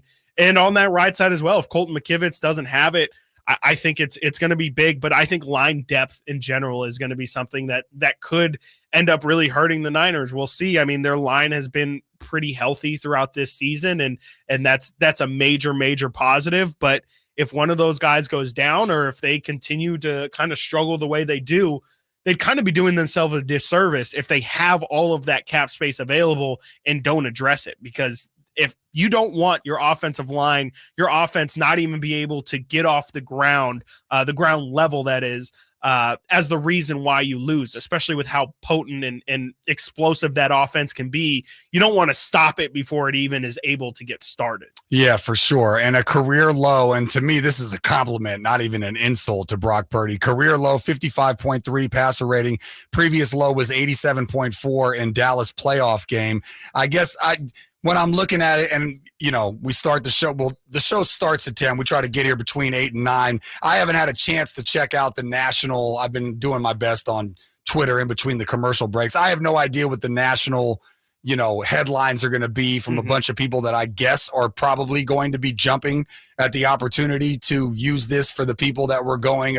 Our guy, I forget our guy's name. I try to forget it on purpose, but whatever our guy's name is from the Ringer that was all over the headlines. Stephen Ruiz. Oh, I got a little story about that. Do we have time? Boy. Yeah, I got a quick story about that. So I try to do nice things in life, Chris. Okay. And I have an elderly lady that lives across the street from me. Okay. And she's got this house where there's like 100 stairs to get to it. So obviously just going up and down is a workout. Right. Hell, it's a workout process. for me at this Right. point, Chris. So what I do is I take her recycling in and out on Sundays, and I bring her her newspaper. Okay. So I bring her a newspaper, and then I asked her at one point, I said, hey, do you mind if I take the sports and the comics section, the only two parts of the paper that I read, which shouldn't come as a surprise to you? Right. And she goes, no, go ahead. I don't read those two sections. So normally what I do is, just to be somewhat educated, as I'm taking the trip up the stairs, I read the front page. Normally it's the same old stuff, war here, politicians fighting there, blah, blah, blah. I was shocked to see a sports That's story. the head page, not on the sports section. It was the headline of front of the newspaper. Front page news, Chris. And it was all about our guy from the Ringer. And, Really? and basically, Wait, what? yeah, it was basically, I forget Which the writer, paper was maybe this? Connor Latruna. I forget who it was. The Chronicle. Oh, wow. Front page. That's not great. At the bottom, mind you. But anyways. But still, nonetheless, Yeah, front page. So I took a second. I rested at the top of the stairs and I read the whole article. First of all, did you know that he was requested by all of the Bay Area radio outlets for interviews and he denied them? Oh, I'm sure he was. He was ducking everybody. Then he backpedaled. Remember when he said he would quit the profession He did, yes. if Brock Purdy won a Super Bowl? Yeah. He backpedaled from that. Yep. And then, the whole thing was just about, Brock Purdy being Rodney Dangerfield, no respect. So again, I haven't delved into what people have been saying because we've been on air, but I'll be interested to see if people are going to be going crazy this week. Very much so. I'm curious what the reaction from this game is going to be. Are people going to be talking about the kicker situation, which I very much doubt? Will they be talking about Brock Purdy and, is this proving that we were actually right this whole time? Yeah. Or will people be doubting the Niners in general as well? Again, I think the Niners kind of picked a perfect week to lose with the Eagles losing as well. There's no more undefeated teams in the league. And so, you can't really point to, the Eagles are clearly at a different level and the Niners showed some weaknesses or anything like that. So it'll be interesting to see how that narrative changes, if it really does at all, if people are concerned, or if, like what we talked about earlier, if people also see that this could potentially be a recipe or a formula for how to take down this team. I wouldn't be surprised if, like I said earlier, people are going to take this opportunity to kind of point at how vulnerable this Niners team is, because frankly, and I like to do the same, but people, when the Niners are down, it's people like to poke at them a little bit. Indeed. Well, we'll do a little bit more Niner talk as we have an hour and some change before the program is over. But coming up next, we all plead the fifth together. Shout out Dave Chappelle. We will have fun in the 40s. We will go around the wacky world of sports. We have barely graced the amount of stories that we have. So we'll get to that next. Chris Watkins, Zachariah, Sactown Sports, 1140. Can the Niners build off their NFC Championship appearance from last season? How will the quarterbacks perform throughout the year? Purdy back, now going to throw for the end zone, wide open, Brandon Ayuk is on fire! Will the defense lead this squad again? Intercepted, ball got tipped up and taken by Fred Warner. Get all your 49er coverage throughout the NFL season on Sactown Sports and SactownSports.com. It's time to trade in and trade up at Northern California's #1 Honda dealer, Stockton Honda. Whether you're shopping new or pre-owned, Stockton Honda has the selection and savings. Plus, get top dollar for your trade. Come in today or go to StocktonHonda.com. It's all a click away. Anytime, anywhere, it's all here. StocktonHonda.com. #1 claim based on 2022 total new and Honda certified pre-owned vehicle car sales from American Honda Motor Company's own loan report. I want you to want me. Gold Country Casino Resort in Oroville presents Cheap Trick live Saturday, October 21st. Get your tickets now at goldcountrycasino.com. Cheap Trick, October 21st at 8 p.m. Gold Country Casino Resort. Must be 21 or older. Ready for a sizzling football season? Take your game day parties to the next level with Napoleon Prestige Grills from Green Acres Nursery and Supply. Fire up the grill and score big with mouth-watering burgers, juicy steaks, and finger-licking wings. Napoleon Prestige Grills bring the heat and come complete with a lifetime warranty. Get your ultimate game day companion today. Visit your local Green Acres Nursery and Supply and elevate your tailgate experience with Napoleon Prestige Grills. Green Acres Nursery and Supply, your one-stop shop for grilling greatness this football season. Visit iDigGreenAcres.com for the store near you. Game on! Power Business Technology is proud to be 100% independent, locally owned, and managed Toshiba copier dealer. Local ownership cuts out the red tape, allowing ourselves to never be too busy to personally answer the call when our clients need us. Recognized for excellence in service execution, training, and customer service, we're proud to be named a 2022 Toshiba ProMasters Elite Dealer. Contact us today for all of your business printing needs at 844-POWER-BC. That's 844-769-3729, or visit us at powercopiers.com. It's time now for the Silver and Black Report, brought to you by ACR Home Services. For all your roofing and solar needs, visit acrhomeservices.com. In a game featuring several connections with New England, who would have guessed that it would be Brian Hoyer finishing the game? With 3 stints in New England, Hoyer played the second half for the injured Jimmy G. The 21 points was a season high and the second straight win for Las Vegas. They're now at 500 at 3-3. That's your Silver and Black Report, brought to you by ACR Solar and Home Services. Let ACR Home Services be your one-stop shop for all your home needs, starting with unbeatable roofing services. Right now, get a new roof and receive $1,000 off that roof. So sign up today and save with no payment for up to 12 months. And ACR is more than just a roofing company. Whether it's roofing, solar, electrical work, you name it, when you choose ACR Home Services, you're not just getting a contractor, you're partnering with a team that's invested in your satisfaction. That's ACR Home Services. Red Hawk Resort Casino is the best place to go all in and all out. Go all in at our table games, then go all out to win on the area's only 3-story indoor kart track. Or go all in for our famous award-winning buffet. Then go all out at our state-of-the-art 18-lane bowling center. And now with a world-class sports bar and beautiful resort hotel, you can go all in for fun and all out for comfort. We're Red Hawk Resort Casino, official casino partner of the Sacramento Kings. Good Guys Heating and Cooling has a deal going on right now that you cannot miss. This summer was much shorter and cooler than normal, so that means Good Guys is overstocked and ready to clear out their warehouse. They've got inflation-busting pricing on a brand new heating and air system for just $82.99. No other company is offering a replacement system that low. Call Good Guys now at 530-GOOD-AIR to see if you qualify. That's 530-GOOD-AIR for a no-cost qualification appointment. Best service, best price, guaranteed.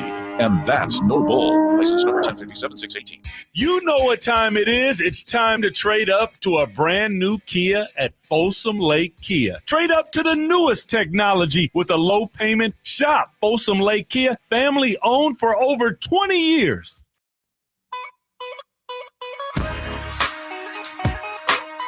Live and local, 6 a.m. to 6 p.m., Monday through Friday. Sactown Sports. Indeed. Would you love me now? Love us always, won't you? Chris Watkins, Zachariah, Sactown Sports, 1140. Coming up, top of the hour.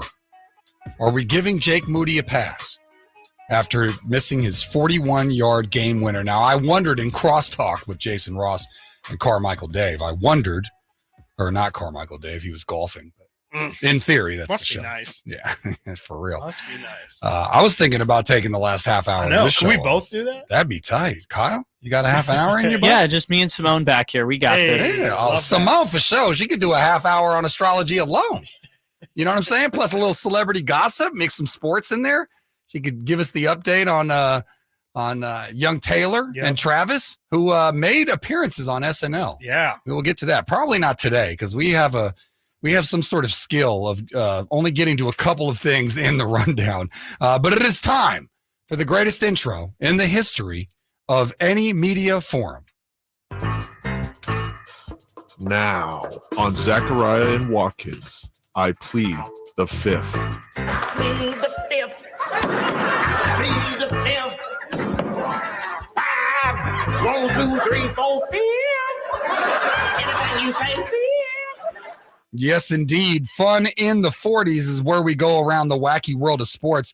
Let's start here, Chris, as we were talking about Emil as he was getting ready for our conversation. He was eating, and you said totally fine. And not to throw you under the bus, but I've seen you eating pretty close to when we're coming back from break. No, sometimes I'll eat in the middle of break. I don't want to bust you out fully. I was only going to slightly bust you out. No. But LeBron James, he ate a fruit bowl during the second half of Warriors-Lakers. Fair or foul? I'm guessing you're going to say fair. I loved it. It was so funny. Well, and also the fact that he was playing in the game and then at halftime switched outfits. Like he went full, like he was in his, played the first half. I think he played like 15, 20 minutes in the first half and then came out for the second half and was in complete sweatsuit. And you would have thought he didn't even play the game. Had a fruit bowl ready to go. And I was like, hey man, I guess when you're king, and you've been in the NBA for 21 years, you can do whatever the hell you want. Yeah, that's actually a great question. Do you think one of the guys at the end of the bench could get away with that? No. Okay. There's no way that there's no way Wenyan Gabriel's pulling up with a fruit cup or anything like that to a game. Yeah. There's well, usually we're supposed to have fun in the 40s. Yep. But as we didn't last week when we gave the news of Jefferson being out and you were like, how is that fun? Yeah. This is not fun for me. Okay. I am Neon Dion's #1 cheerleader, and it was a bad day. I don't know. I thought the 29-0 comeback was pretty funny. Oh, it hurt really bad. But let's hear the sound from that. What I just said in the locker room to the team is they got to make up in their mind, are they in love with this game or are they in like with it? Because when you love something, you give to it unconditionally. You give everything you got. Without a shadow of a doubt, I am truly 100% in love with this thing. And I just want people to match me. Just match my passion, match my heart, match my love, match my consistency, just match my mannerisms, just match every darn thing I give to this game. I love that about Dion. He always makes it about him. Yeah. It's all about Dion. Yeah, definitely. You would have liked to hear something about his team, their performance. Or maybe something on the field. Something on the field, maybe shouting out Stanford and hey, how about Coach Troy Taylor, Sac State's finest, and really big win for him in that program. But I mean, this is kind of the, I don't want to say it's the humbling because I don't think Deion Sanders is one who he probably does need to be humbled, but I don't think he necessarily has that in him for better or for worse. But this was definitely awakening, I think, for Deion and his team that it's not going to be as easy as, you guys get all the clicks, you get all the likes, you get all the attention, and the success will follow. Y'all have to have success first and foremost, and then the rest will follow. And I think that's kind of going to be the big learning lesson, I think, hopefully for Deion, but for that entire program is it was fun, and you guys were right, maybe not rightfully, but you guys were getting tons of shine and tons of positive publicity in the weeks where you guys were undefeated. But once you start losing games, that's when the pressure hits. That's when, all the sunshine fluff pieces turn into hit pieces. And how do you bounce back from that, I think is going to be the story to follow for Colorado this season, because they're in the Pac-12 in a year where the Pac-12 is no slump. And they had a game against USC, really struggled in that one, and then came back. They had Stanford dead to rights and then let them come back and get the victory. I don't know, like how does this Colorado story go if they finish this season with 5 or 6 wins? I don't know if this hype is still more than last year, Chris. For sure. But like, I mean, how long is this process going to go? And at what point also do we, yes, Deion's a fantastic recruiter, but he took no blame in losing a 29-point lead at halftime.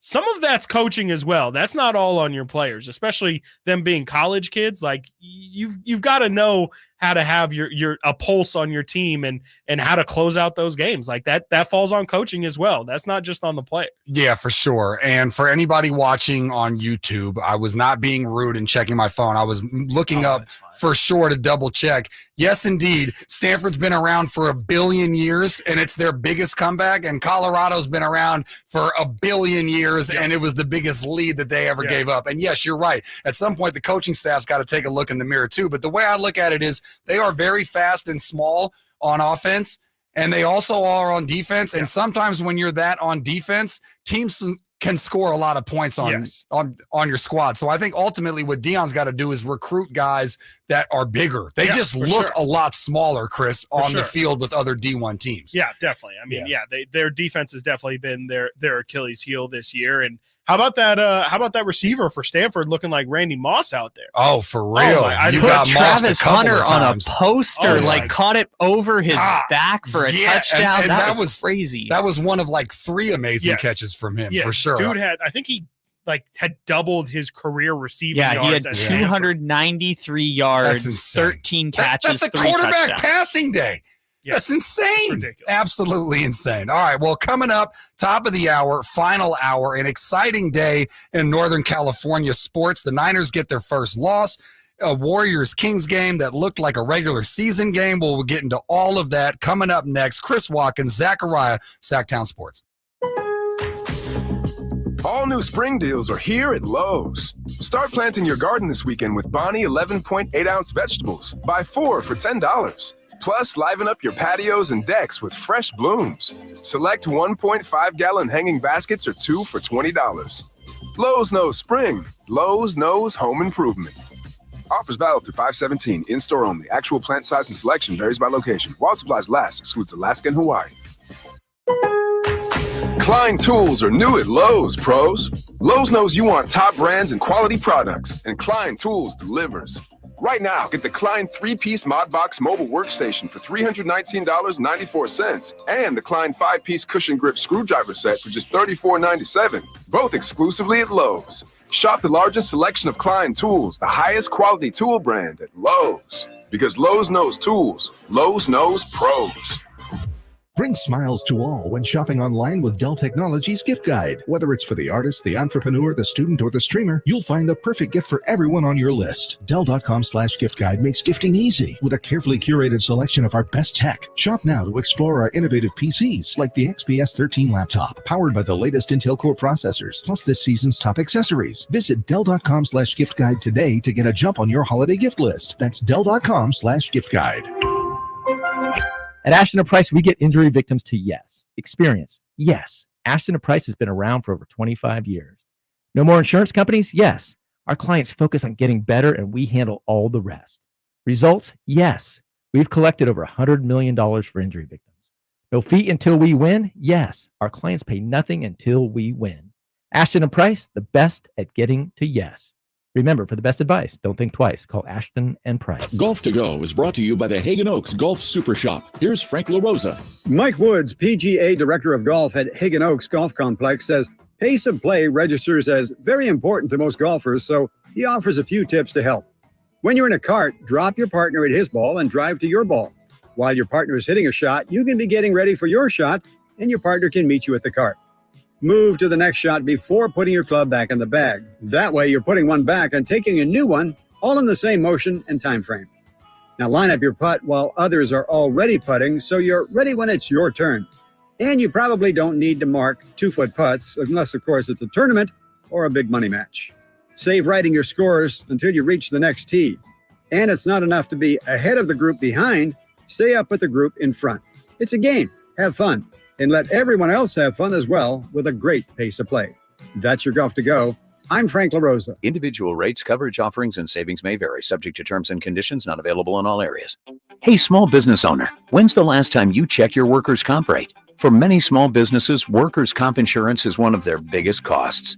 But some don't check their rate often. Did you know rates can vary? In fact, taking 3 minutes to check your rate with Pi Insurance could save you up to 30%.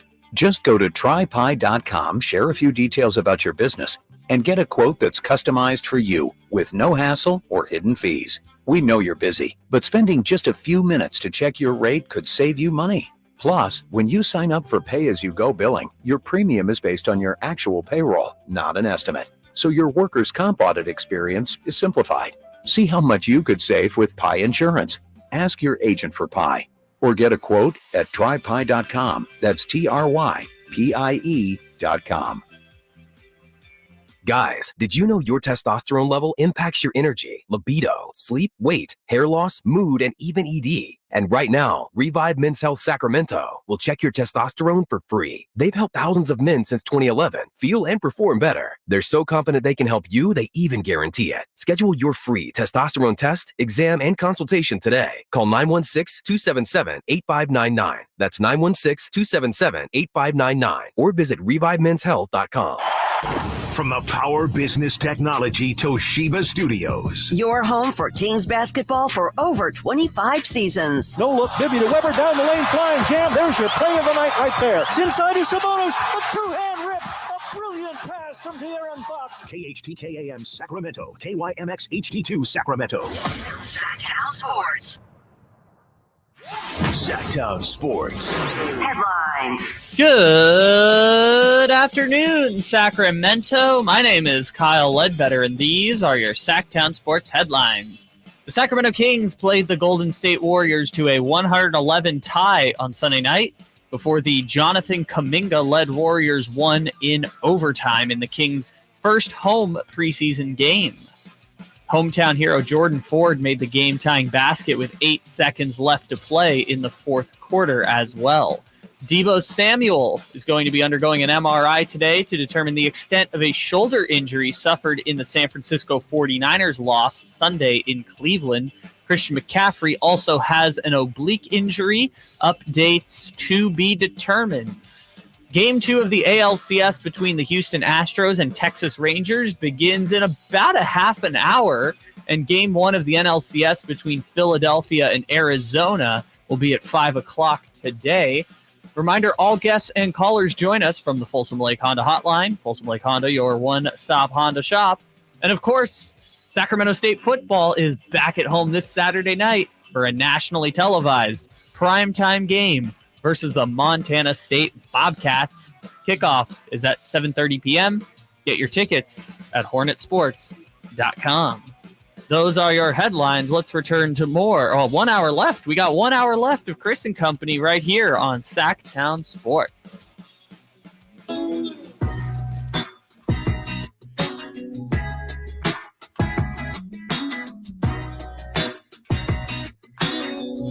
Your flagship station for the Beam Team, Sactown Sports.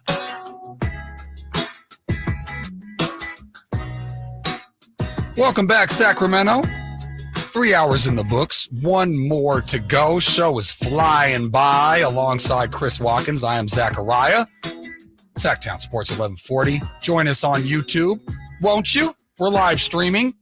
Just search for Sactown Sports. Jump in the chat. They have not been nice to me on the chat line. They say I look like I'm either going to the club or I own a club. Am I wearing a silk shirt? Does this come off? Simone, help me out. It's a little clubbish. Help me out. Sometimes you have my back. It wouldn't surprise me. Does this look like a silk shirt? It's not silk. Okay. It's definitely not silk. Definitely not. We can confirm no silk. But do I look like I'm either going to the club or that I own a club? The one button suggests something. Yeah. Yeah, I'll leave it at that. I thought that this was like, but this is too dorky, I thought. I go all the way up. So No, you don't. Yeah, I go all the way up. No, every time. you do this? Yes, sir. My neck, I couldn't even fit it. I like the. I don't know. Something about it looks. That's how Just you try roll? it for one segment. All the way up for him. Yeah. But is that like your look? Is that like your signature? I think so. Yeah, you're really struggling there. No, I'm good. You can't even do it. Yeah. Can you? Are you going to There be you all go. right? Yeah, I'm good. We got to get you a tie. Now we just need a tie right there. Well, see, that's if I was going like full blown trying to look professional. I was just wearing a shirt. Anyways, I guess I came off silky today. I'll take it. Whatever. Coming up at Chris and 1:15. Co with Doc Rivers pretty soon. How you doing? Or PJ Carlissimo. Coming up at 1:15. We will have some injury updates. We haven't done much injury talking. I think a lot of injuries that happened. I think we sprinkled it in there a little bit when we were discussing Purdy's performance, but we haven't talked about it a ton. Anyways, we have some updates. I was actually I took a gasp when you told me what you told me in the commercial break, and I think the Niners fans should stick around for that. How's that for a tease, Chris? Good one. That's a really good one. Thank you. But right now, let's talk kickers, shall we? Let's do it. That's my favorite topic. Now, in the crosstalk, I told Jason, I said, look, I don't know. My favorite part working with Chris is figuring out exactly what the things are with Whitey and Watkins. Well, just because I've listened, but I haven't really known what exactly that they are. One of them I know was kicker related. Yes. And I've kind of found out throughout the program that you're on the side of being worried about Moody. And I'm guessing, if I may speak for Whitey, he probably wouldn't want me to.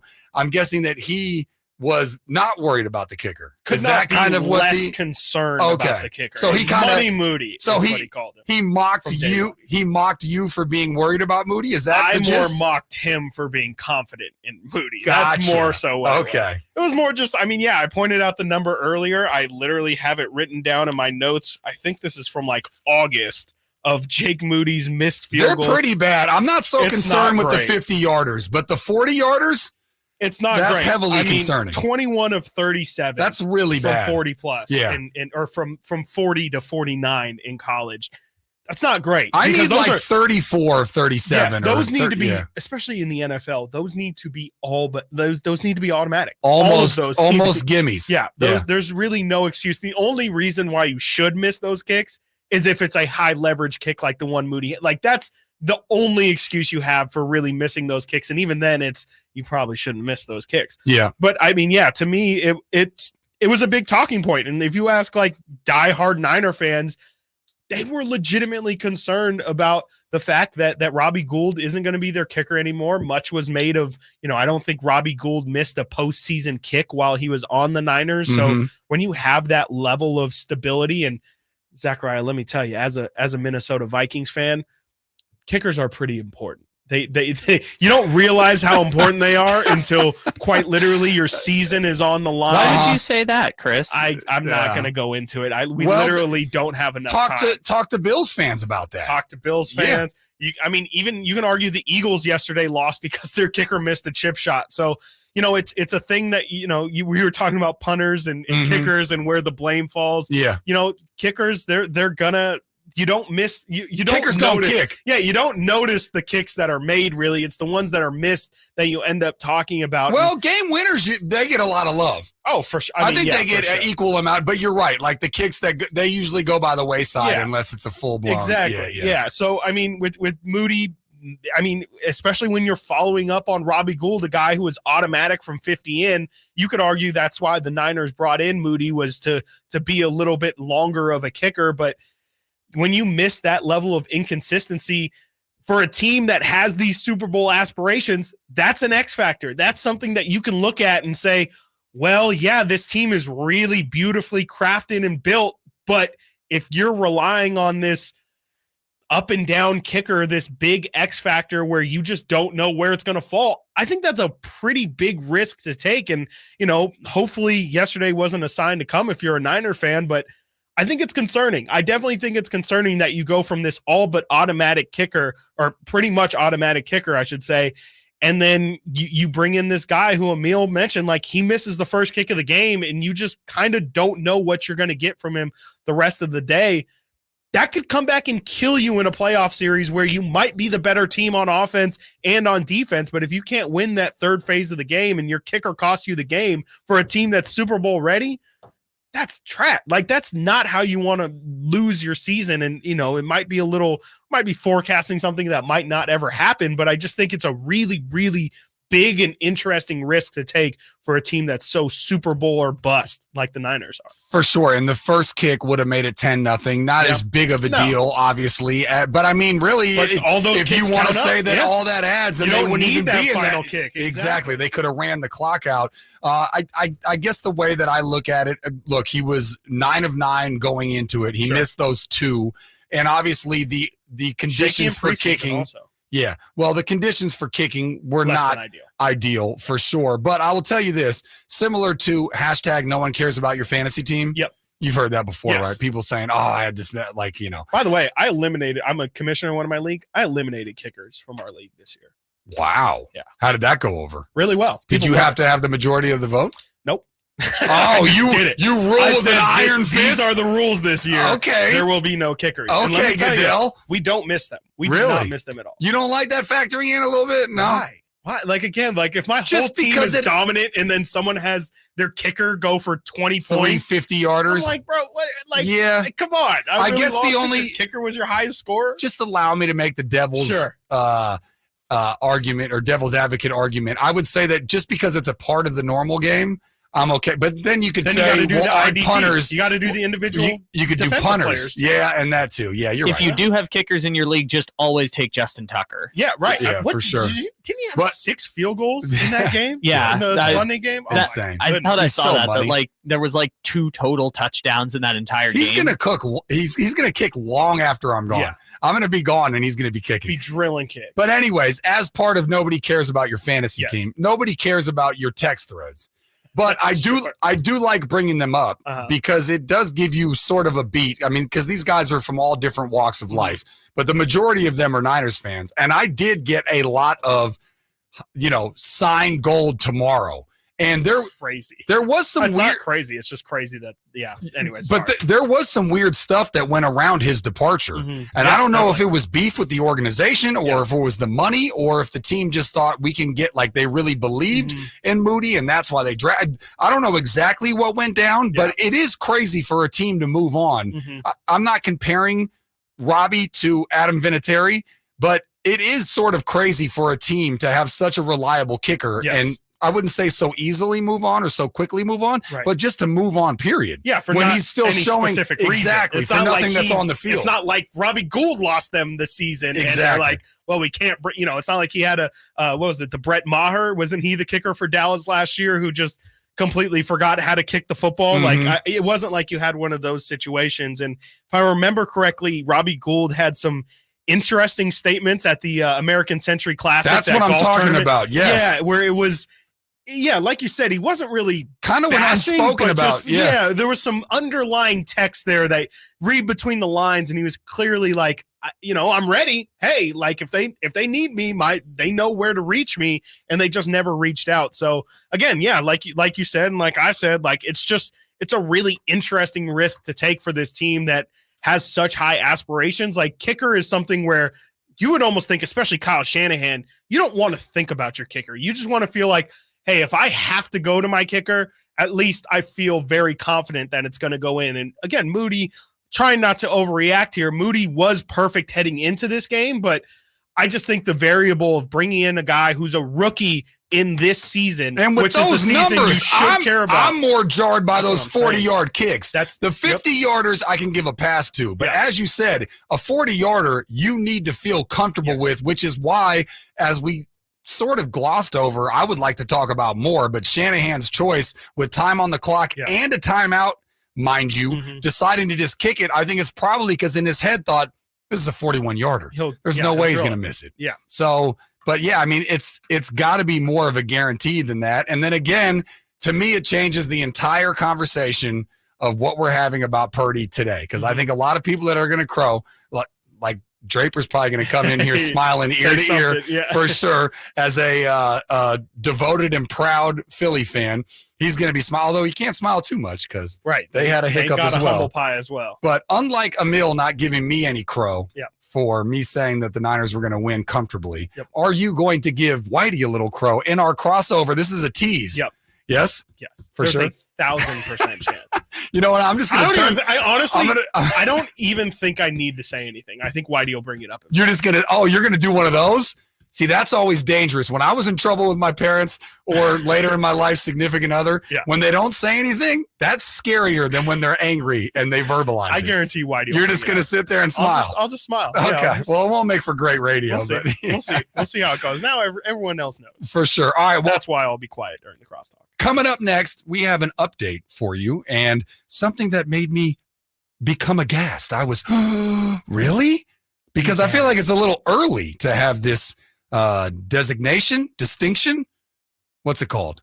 When you're already saying if a player is going to be in or out. Prognostication. Prognostication. There you go. See, that word's too long. Wait. Even though sometimes I use long words. Anyways, we will have that update and more on the Niners loss to the Browns coming up next. You're listening to Chris Watkins, Zachariah, Sactown Sports, 1140.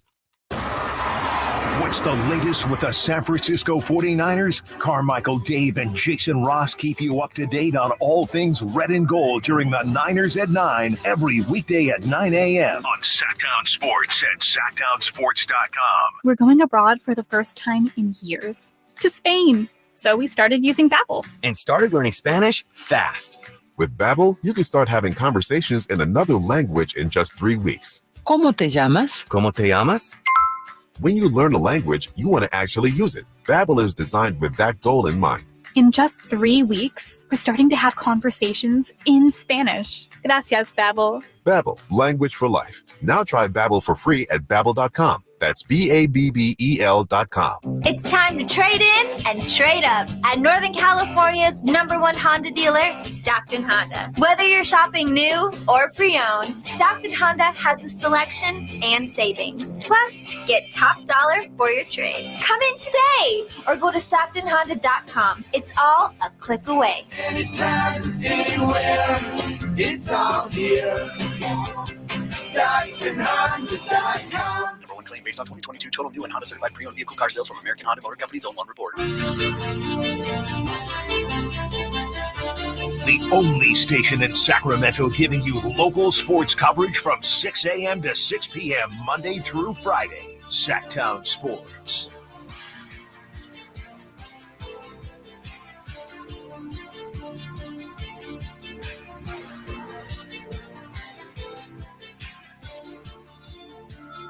Welcome back, Sacramento.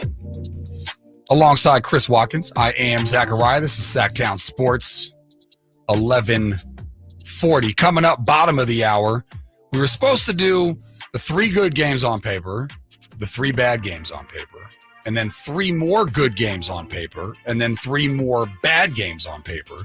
But this is what we're going to do, because I will be right back with you, same good time, same good channel tomorrow. We're just going to do the good today. And we're going to do the bad tomorrow. So we will give you 3 more good games on paper, again, from week 6 in the NFL. I'm getting yelled at by my uncle. He's a Lions fan. He's like, I've been listening for X amount of time. No talk about the Lions. They're pumped up in Detroit, Chris. I tell you what. Don't get me started. Are you not? Oh, that's right. Minnesota. I got to remember, anything NFC North related has got to set off. The Lions are the new Packers now. Don't get me started. Whoa. That was my favorite joke, is that like the Lions are the new Packers, the Packers are the new Vikings, that. Vikings are the new Bears. I saw that, yeah. Bears are the new Lions. We'll see. Anyways. 1 good year, 1.5 good years, and all of a sudden. Not even. They didn't make the playoffs. They didn't make the playoffs last year. I know, right? Yeah. Third best team in the NFC. Oh, so anyways, don't you worry. We'll get to that. Sounds like second. Bottom of the hour. And then, of course, we're going to have crosstalk with Whitey and Draper at 1:45. But right now, Chris, you are a very astute listener. I believe I was in the shower. I missed the wonderful interview, the weekly hit that Matt Barrows, writer for The Athletic, who covers the Niners, hit. But he gave us an update on the injuries. There was not 1, but 2, but 3. Debo's shoulder, the initial x-rays were negative, so I think that's a good sign. They're going to do some more work this morning with imaging to really kind of pinpoint what that is. So I say, all 3 of those guys are very iffy for a Monday night game on turf, by the way, in Minnesota. Now, when he says in turf, I think he meant on turf. Of course. But on turf, do you think that factors in a lot to the line of thinking of whether or not to play a guy? I personally didn't, but Matt knows infinitely. Matt has forgotten more about football than I will ever know. So I'm not going to push him on that, but I do know, I mean, some people say that turf can be a little bit, just a little bit tougher. I think it's harder. Like, I think it's like when you land it. There was the whole debate the between the Super Bowl and then there was the Eagles thing where they couldn't get traction against the Chiefs. And then there's been a long going debate. Most people say some players like it more because they're faster on turf. You know, the greatest show on turf. Never forget that with the Rams. But he alluded to Debo, the other two guys, Chris. Trent Williams, tell the people. And McCaffrey. Yeah, I mean, obviously, you know, we saw Trent Williams go down, and Matt Barrows even says in that article, which you can check out on Sactown Sports YouTube channel and also at our beautiful website, SactownSports.com, but also talks about how just because Trent Williams finished that game on Sunday doesn't necessarily mean that we should pencil or pen him in for playing on Monday, because that thing, especially with your knee, you just – with a big guy like Trent and a guy who's, you know, as long in the tooth as Trent is, you don't want to risk something like that, and especially against a not really a must-win game against a downed Vikings team. If you can give him an opportunity for rest, I think with a little bit of a longer week with them playing on Monday and then a short week on the back end, you might want to consider resting him for that game. But, you know, even with that said, I wouldn't worry too much about Trent Williams. The McCaffrey thing to me is pretty concerning depending on how that MRI comes out. I mean, with a running back, the last thing you want him hurting is his backside, his back, I should say. So that's a little bit concerning for me. And obviously we know how big of an impact CMC has had this year. If they're missing both Debo and CMC, that could really be a big test for Brock Purdy, because those two are the ones who, you know, we talked about how their depth makes them, you know, or how their top end talent is their depth. And, you know, you miss Debo, it really doesn't matter because Ayuk's able to step up. However, those two, Debo and McCaffrey, are really the two that do the most similar thing. And I don't know if there's another guy on the Niners roster that they can just, you know, plug and play and say, hey, you're playing the Debo Samuel role this week, if it's not one of those two. Okay, I like to go off the rails. I'm just going to do it really quickly here. You use the phrase, I use it as well. Long in the tooth. Yeah. Do your teeth grow as you get older? I don't know. If I had to guess, it's like some... Kyle, get on it. Google, mammoth why do they call it long in the mammoth. tooth? Because I use the phrase too, but I'm always interested into where phrasings come from. Now back to the field. It's got extra rings on it. That's a tree. Yeah, that's a tree. But I asked you, out of the three, was it Cleveland's defense? Yep. Was it missing CMC and Debo, or was it the weather? Now, one of those prongs was missing CMC and Debo, and I do think that part of why you didn't see him look, when you have CMC in the backfield, then your job is just easier, period, point blank. Yeah. I remember famously when I was a kid, because I remember thinking to myself, that is insane. Terrell Davis in the Super Bowl was blind. I'm sorry. I'm not exaggerating. Blind. He could not see. I feel like he could probably see. No, he could. Okay, maybe they're exaggerating. There's no way. The story, look it up on YouTube. They said he could not see, and Shanahan trotted him out there anyway. I've never heard this one before. There's a 0% chance. I know I say a lot of loony stuff. I know I'm from Berkeley. I assure you this is true. Now, I don't know if he could see or not, but the story is that he could. He said he couldn't see. Maybe he was vision impaired. Maybe blurry, whatever. Colorblind. The point is they put him out there anyway because just the threat of him being out there was effective for the Broncos. The phrase they used is severely impaired. Okay, that's blind, isn't it? I don't want my vision to be severely impaired. Yeah, I mean, you couldn't drive if your vision was severely impaired. Anyways, my point is that when you have CMC there, even in a limited capacity, he's a threat for the other team, something that they have to focus on. I feel like for the Browns, and especially with another prong of the three that I threw out there, was the Browns defense.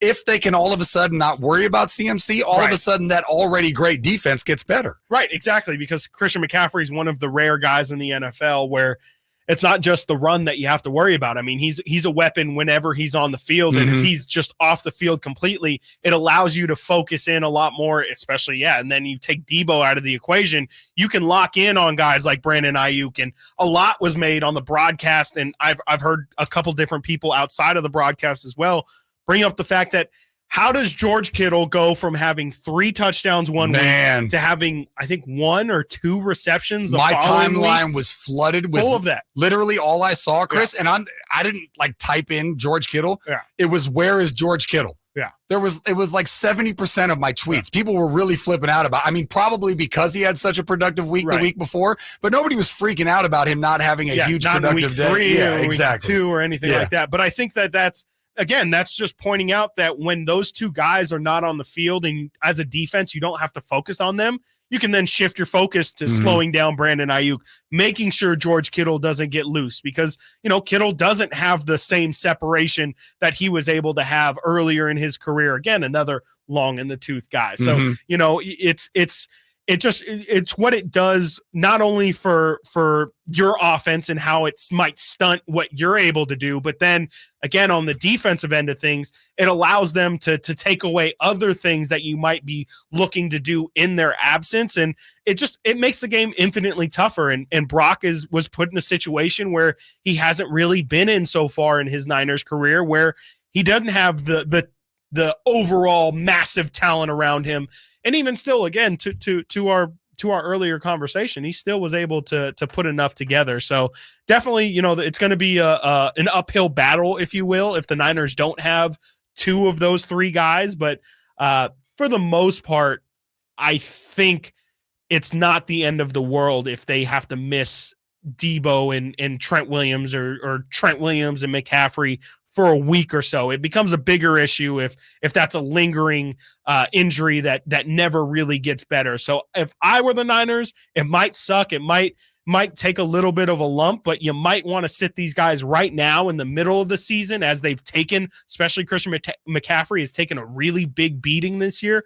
Might be better to rest them now than a little bit later in the season. Yeah, and one of the dumbest arguments is, well, Purdy has all this stuff around him, so I think if nothing else, if they miss those games, it'll be fun to watch just so that he can silence some Get people. some answers. Well, yeah, but it's like if you take the best wide receiver, the best running back, and the best left tackle off of anybody, any quarterback's team, right? Of course they're not going to be as good. But to Tua and see how he looks. Exactly. Long in the tooth, by the way, you measure horses' ages by the length of their teeth. So that is that's the explanation. There you go. See, you learn something new every day on Chris Watkins and Zachariah here on Sactown. If you're long Sports. in the tooth, it means you're an older horse. There you go. So our teeth don't grow, but horses do. Got it. All right. Coming up, bottom of the hour, the rest of the quote-unquote good games. We had 6 total on paper. We will get to those, and we will do the 6 worst games, I guess, tomorrow, because Chris and I can talk. That's what we're paid to do right here.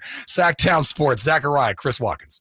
Sacramento weather is brought to you by the Arnold Law Firm. I'm Tamara Berg in the KCRA 3 Weather Center. Your Monday will look partly cloudy. Expect temperatures to run a little cooler with highs in the upper 70s to low 80s. Expect overnight lows in the upper 50s. Get the latest forecast on the KCRA 3 News and the KCRA 3 app. The Arnold Law Firm has seen how a collision can turn anyone's life upside down in a heartbeat. So remember to be a little more alert on the road and stay safe. The Arnold Law Firm, providing real justice for you since 1975. Call 916-777-7777.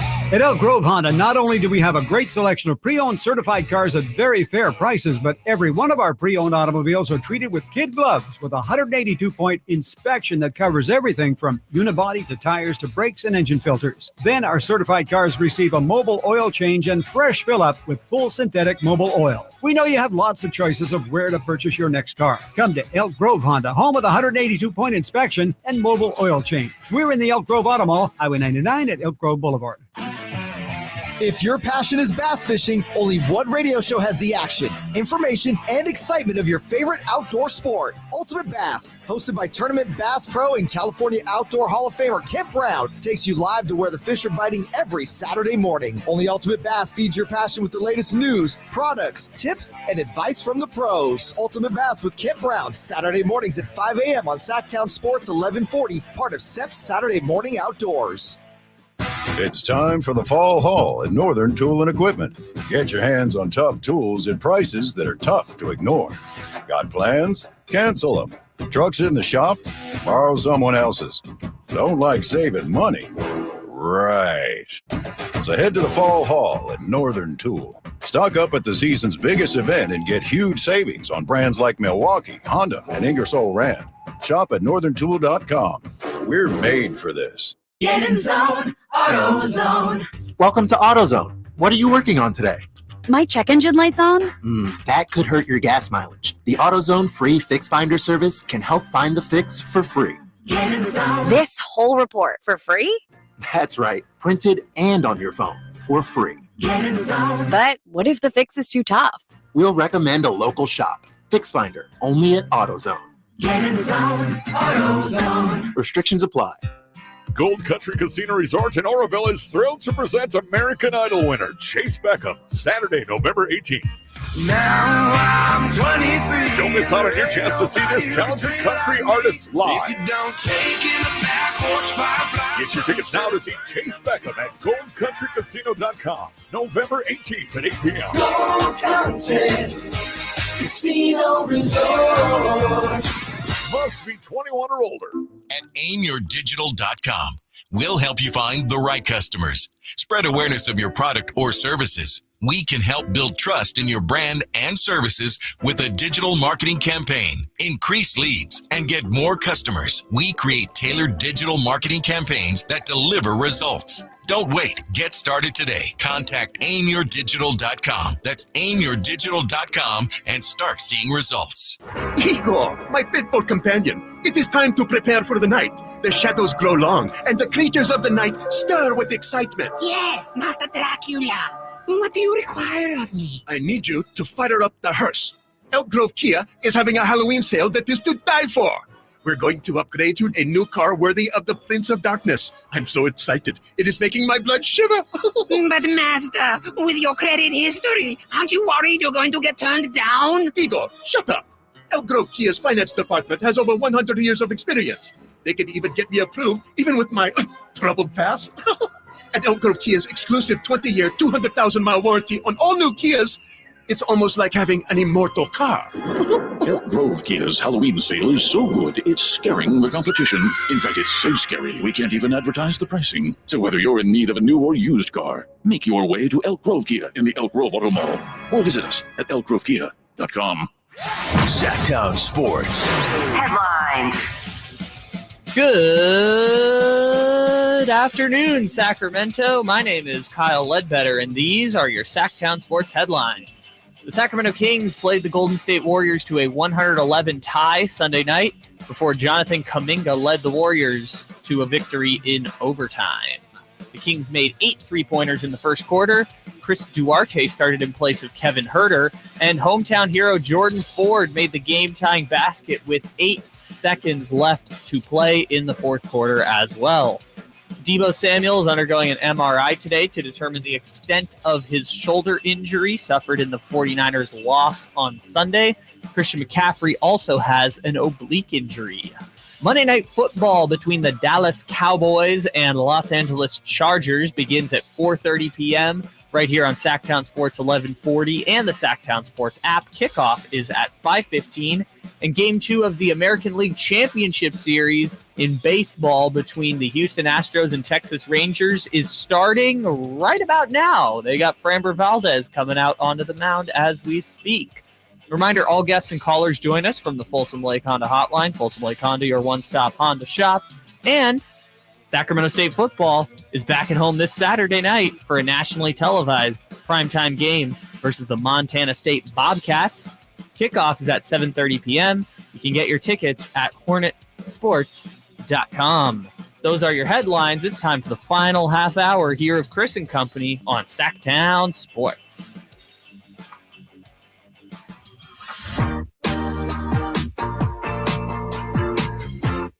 Sacramento's official home for the San Francisco 49ers. Sactown Sports. Oh, yeah. I don't know what this is, but I like it. It's called Sunroof by Nicky Yore. Okay. Write that down. I want that. I I'm believe going this to is add it to my playlist. current radio music, isn't it? Yeah, this song came out in 2022, I want to say. Yeah, I've unfortunately heard this song way too many times. I'm guessing girlfriend related. No, or nieces and nephews. This is just straight radio, working in radio. Yeah, Mix 96 plays this song a bunch. A bunch. He is straight working in radio, Chris Watkins. Too long. I am just kind of working in radio. It's a good song. I also Zachariah. like 24K Golden did a remix with him on it. That one's pretty good too. Fair enough. This is Sactown Sports, not music, right here, 1140. Coming up at 1:45, we speak with the one and only Whitey, the one and only Draper. Do a little thing that we call crosstalk in the biz. Is it the handoff or the crosstalk? We do crosstalk here. I know some places do like crossover. I think everyone's got their own different. Well, we'll do one of those three things. You know what I was thinking about the other day? We're Stay the only tuned. show Please that's tell me. asked, or the only slot that's asked to do crosstalk with both shows. And I feel like we should be compensated for it. You know what? I never thought Like about the morning that. guys never have to talk to the afternoon guy. Like we've got to be. We have an additional versatile enough. 15 minutes. Yeah. This is why I like middays. I get to see everyone all in one day. Look at him. Yeah, I hate it because I got to see everyone all in one day. Okay, I'm peeling the curtain back real quick. I'm sorry, I got to do it. And we will get into the rest of week 6 as my uncle is probably screaming at the radio right now. Lions! But I pulled into the parking lot today, and I need to be let in usually. And Chris shows up, and I go, oh, there he is. So I'm going to get let in with Chris. And Chris enters like through, there's like one entrance in the front, there's a medium entrance, and then there's a back entrance. That's where Chris goes in, and I'm like, I didn't even know you could, like, this thing rolled up or whatever. His quote to me was, I don't want to see anybody. I don't want to see anybody. And like you Wait, literally. did you go in through the garage? Yes. Okay. Yes. Well, I've also been here for like 9 or 10 years at this point, so I know all the nooks and there's an even better entrance to come through and exit. If you really is it like the Playboy Mansion? Is there a tunnel if underneath? you really want to see nobody coming in and going out, there's a door for it. Fair that enough. I don't think many people know about. All right. You can tell me Actually, in the there's commercial 2 break. of those versions. Okay. There's a secret door that I don't think anybody knows about. Wow. All right. Well, we're going to start with this just to placate my uncle because he's a loyal listener. Yeah, He's retired in Wisconsin. Lions, Bucks. Wait, what? Retired in Wisconsin, but is a Lions fan? Yeah, I know. He went through hell That's with in Packers dangerous fans. territory. Well, they he's probably from just Michigan. don't really care I about told you it. all. He's my dad's brother. There you go. They were all from Michigan, so he's a Lions fan. But he's very excited to let you know that the Lions are 5-1, and they get a win in Tampa Bay. I'm one of these guys, Chris. I've told you this frequently. I go from a game and I go, did I learn more about this team than I did the other? Mm-hmm. For instance, the Browns-Niners game, I learned more that the Browns, I should put more respect on their name than I did worry about the Niners coming out of it. In this game, no offense, Unc, I did not walk away from this game having more respect for the Lions. I walked away from it thinking that the Bucks are who I thought they were. Yeah, they're not very good. I think the Baker Mayfield renaissance is now officially over, even though the Vikings played their part in making that a thing. For sure. Yeah, I mean, the Lions, they're just chugging along. That's really the only thing to take out of it from their side. I mean, they've been incredible. I think this is now like a full 17-week span where they've had success, since the second half of last year. Their defense is really going to be the key for how much success they're going to have. I think their offense is totally legit. Got to see Jamison Williams back on the field, so I'm sure your uncle's thrilled about that. Mm-hmm. He caught a long touchdown, as he tends to do in his comeback games. But yeah, for the most part, I just if the Lions continue to hold teams to 6 to 3, even the Chiefs held them to 20 earlier this season. If their defense can stop people, look out! I might have to apologize to Whitey Gleason over here about the Lions because I told you I had them in my pesky group. Range. Yeah, for sure. But you oftentimes do this. It's both a compliment and an insult. Yeah, backhand compliment. Well, I'm going to ask you something, and then you answer it before I get a chance to ask you. But I was going to say, if this defense keeps up, the Lions are legit because Goff has proven he can take a team to the Super Bowl. I don't think he's going to win games for you or win the Super Bowl for you, but I certainly think he's above the average guys that have shown to do it. But if the Lions defense is this legit, and again, this might be more Baker Mayfield falling back down to earth, but if the Lions defense is this legit, then that's kind of going to be something Chris, to look at. You are exactly correct. So since losing to the Dolphins on October 30th last year, the Lions are 15-2. That's impressive. Goodness gracious. That's more than just a legit. small, No. obscure stat. That's something super to sink legit. your teeth into. Yeah, and Jared's been great for all of it too. Like, definitely. I agree with you. Like, he's not gonna go out there and he's not gonna outperform what you expect from it, or maybe he will, but he's not gonna be, the Patrick Mahomes, get on my back and lead us. But he's proven to be more than capable. Like, we're not talking about by the skin of his teeth. Like, he's performing really, really well. Above, for sure. All right, let's move on. Riddle me this, Chris. Why does Bill Belichick own all of his former assistants, except for the one guy, I don't call for anybody's job, but somebody that I would push into the direction of should not be employed? Yeah. That's a better way of phrasing it, right? Why does he not own McDaniels? Because the Pats fall to the Raiders. Are they officially in tank mode? I think so. I mean, I don't even think it's intentional. I think that they're bad. And it wouldn't surprise me. Emil said the trade deadline's coming up on Halloween. Wouldn't surprise me if they trade off some of their defensive guys. Matthew Judon's a really big piece. Wouldn't surprise me if he moves. But yeah, that Pats team is just terrible. It's a real statement when you're losing to the Raiders and in the state that the Raiders are in right now. Josh McDaniels doesn't have any pulse on that team. Brian Hoyer comes in and is still able to hold on to the victory. I think it's looking a little bit over for the Pats this season. I think it's safe to say that they can be buried and not thought about for the rest of this year. And Carr, pretty scary, went to the hospital with a back Jimmy, injury. Yeah. Oh, I'm sorry, Garoppolo, Carr. Yes. I'm mixing up my quarterbacks. But yeah, is it possible? Because I would fire Bill Belichick, the GM, but he still has the defense playing well, even with not the best ingredients. Is it possible that they hire a GM and he remains coach, or do you think Bill would not put up for that?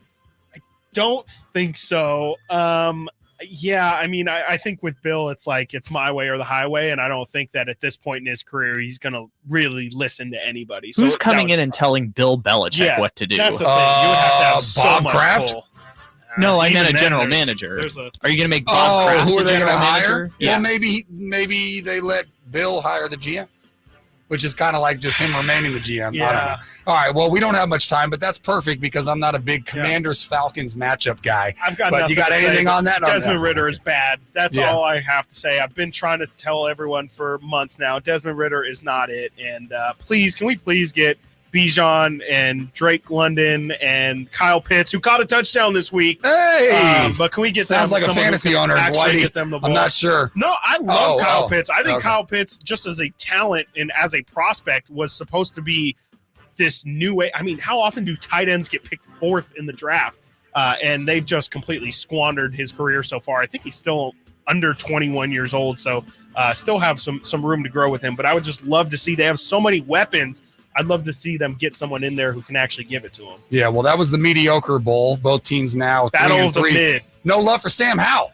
No. 3 touchdowns. I've got no love for Sam Howell. You know how many yards those Sam touchdowns Howell were? is a Washington Desmond Ritter. They're all the same. They all run effectively, but realistically, if you need them to do anything productive in terms of getting a result, good luck. I'm expecting Taylor Heineke to be playing for both teams by like week 12. Taylor Heineke is That would so be much incredible. better than both of these two guys. I have no idea. There's so many guys where it's like, why? Like again, in that Bears game, why is Justin Fields coming in when the backup comes in one quarter and outperforms Justin Fields' entire day? I don't know. Some of these coaches, man. Well, that will bring us to the conclusion of your 6 good games from week 6. Tomorrow we will do the 6 bad games on paper again. Remember, these games, the results don't mean of what it was going into it according to Nevada, but those were the 6 good games. Coming up next, it's time for Crosstalk with the Drive Guys, Whitey and Draper. You're listening to Chris Watkins, Zachariah, Sactown Sports, 1140. Has Monty put together a roster that can help make a deep playoff run this season? Just trying to give coach options, give him guys that can help us win in a variety of areas. Obviously, our top guys are going to play every game, but there's going to be other times, whether it's injuries, matchups, we've got to have some variety on the bench for coach to point to and say, go in there and help us win. Tune into every Kings game this season On Sactown Sports and SactownSports.com. Hey, it's Carmichael Dave asking you, are you feeling the pain of paying more and more for your gas? PG&E has increased their rates 4 times in the last 5 years, and the new forecast says PG&E customers may see their bills increase 32% by 2026. The good thing is there are steps you can take to protect yourself from these rate hikes, and better yet, American Energy may be able to help you completely eliminate your gas bill with a new ultra-high efficiency comfort system. Did you know SMUD offers huge rebates to eliminate your old gas guzzler? They can help you guide through the whole process. Seriously, listen to me. You go to the SMUD website. There's tons of rebates available, but it is confusing on how to do it. Listen to these rebates. $2,500 from American Energy, $3,500 from SMUD, $1,000 from Caltech, $2,000 home system upgrades. That's $9,000 in rebates. Let American Energy help you out at 916-520-9990. Call 916-520-9990 now. I'm Craig Ashton of the Injury Law Firm of Ashton & Price. Whether you've been injured on a bicycle, as a pedestrian in a slip and fall, auto, Uber, Lyft, or big rig accident, you need Ashton & Price in your corner. When you call Ashton & Price, there's no chatbot telling you to hit 3 for accounting. You're greeted by a real-life person who will immediately transfer you to an experienced attorney. The consultation's free, and there's never a fee until you win. Remember, for the best advice, don't think twice. Call Ashton and Price. Imagine it's the last ride, but your symptoms of irritable bowel syndrome with constipation, or IBS-C, are taking you for a ride. What should you do? Keep managing your constipation with belly pain the same old way? Or try getting ahead of your symptoms by talking to your doctor about treating it with Linzess, linaclotide. Linzess is a prescription medicine that treats IBS-C in adults. It's not a laxative. It's a once-daily pill that helps you get ahead of your symptoms. It's proven to help you have more frequent and complete bowel movements and helps relieve overall abdominal symptoms, belly pain, discomfort, and bloating. These symptoms were studied in combination, not individually. Do not give Linzess to children less than 2. It may harm them. Do not take Linzess if you have a bowel blockage. Get immediate help if you develop unusual or severe stomach pain, especially with bloody or black stools. The most common side effect is diarrhea, sometimes severe. If it's severe, stop taking Linzess and call your doctor right away. Other side effects include gas, stomach area pain, and swelling. Imagine, what could relief from IBS-C mean for you? Talk to your doctor and say yes to Linzess.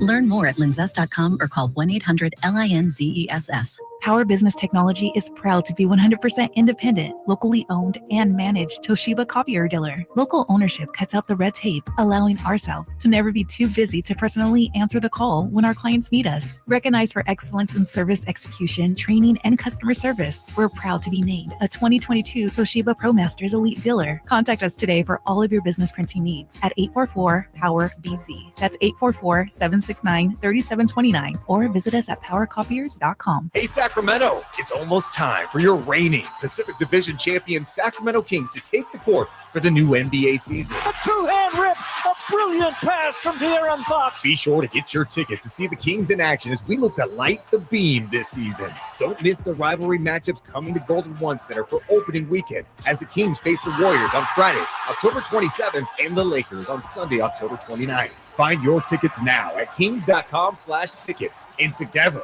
let's bring the roar. The City of Sacramento offers grass conversion rebates to help you replace your thirsty lawn with a naturally water-efficient landscape. Whether you own a home or business in Sacramento, you may be eligible. Learn more at sacwaterwise.com.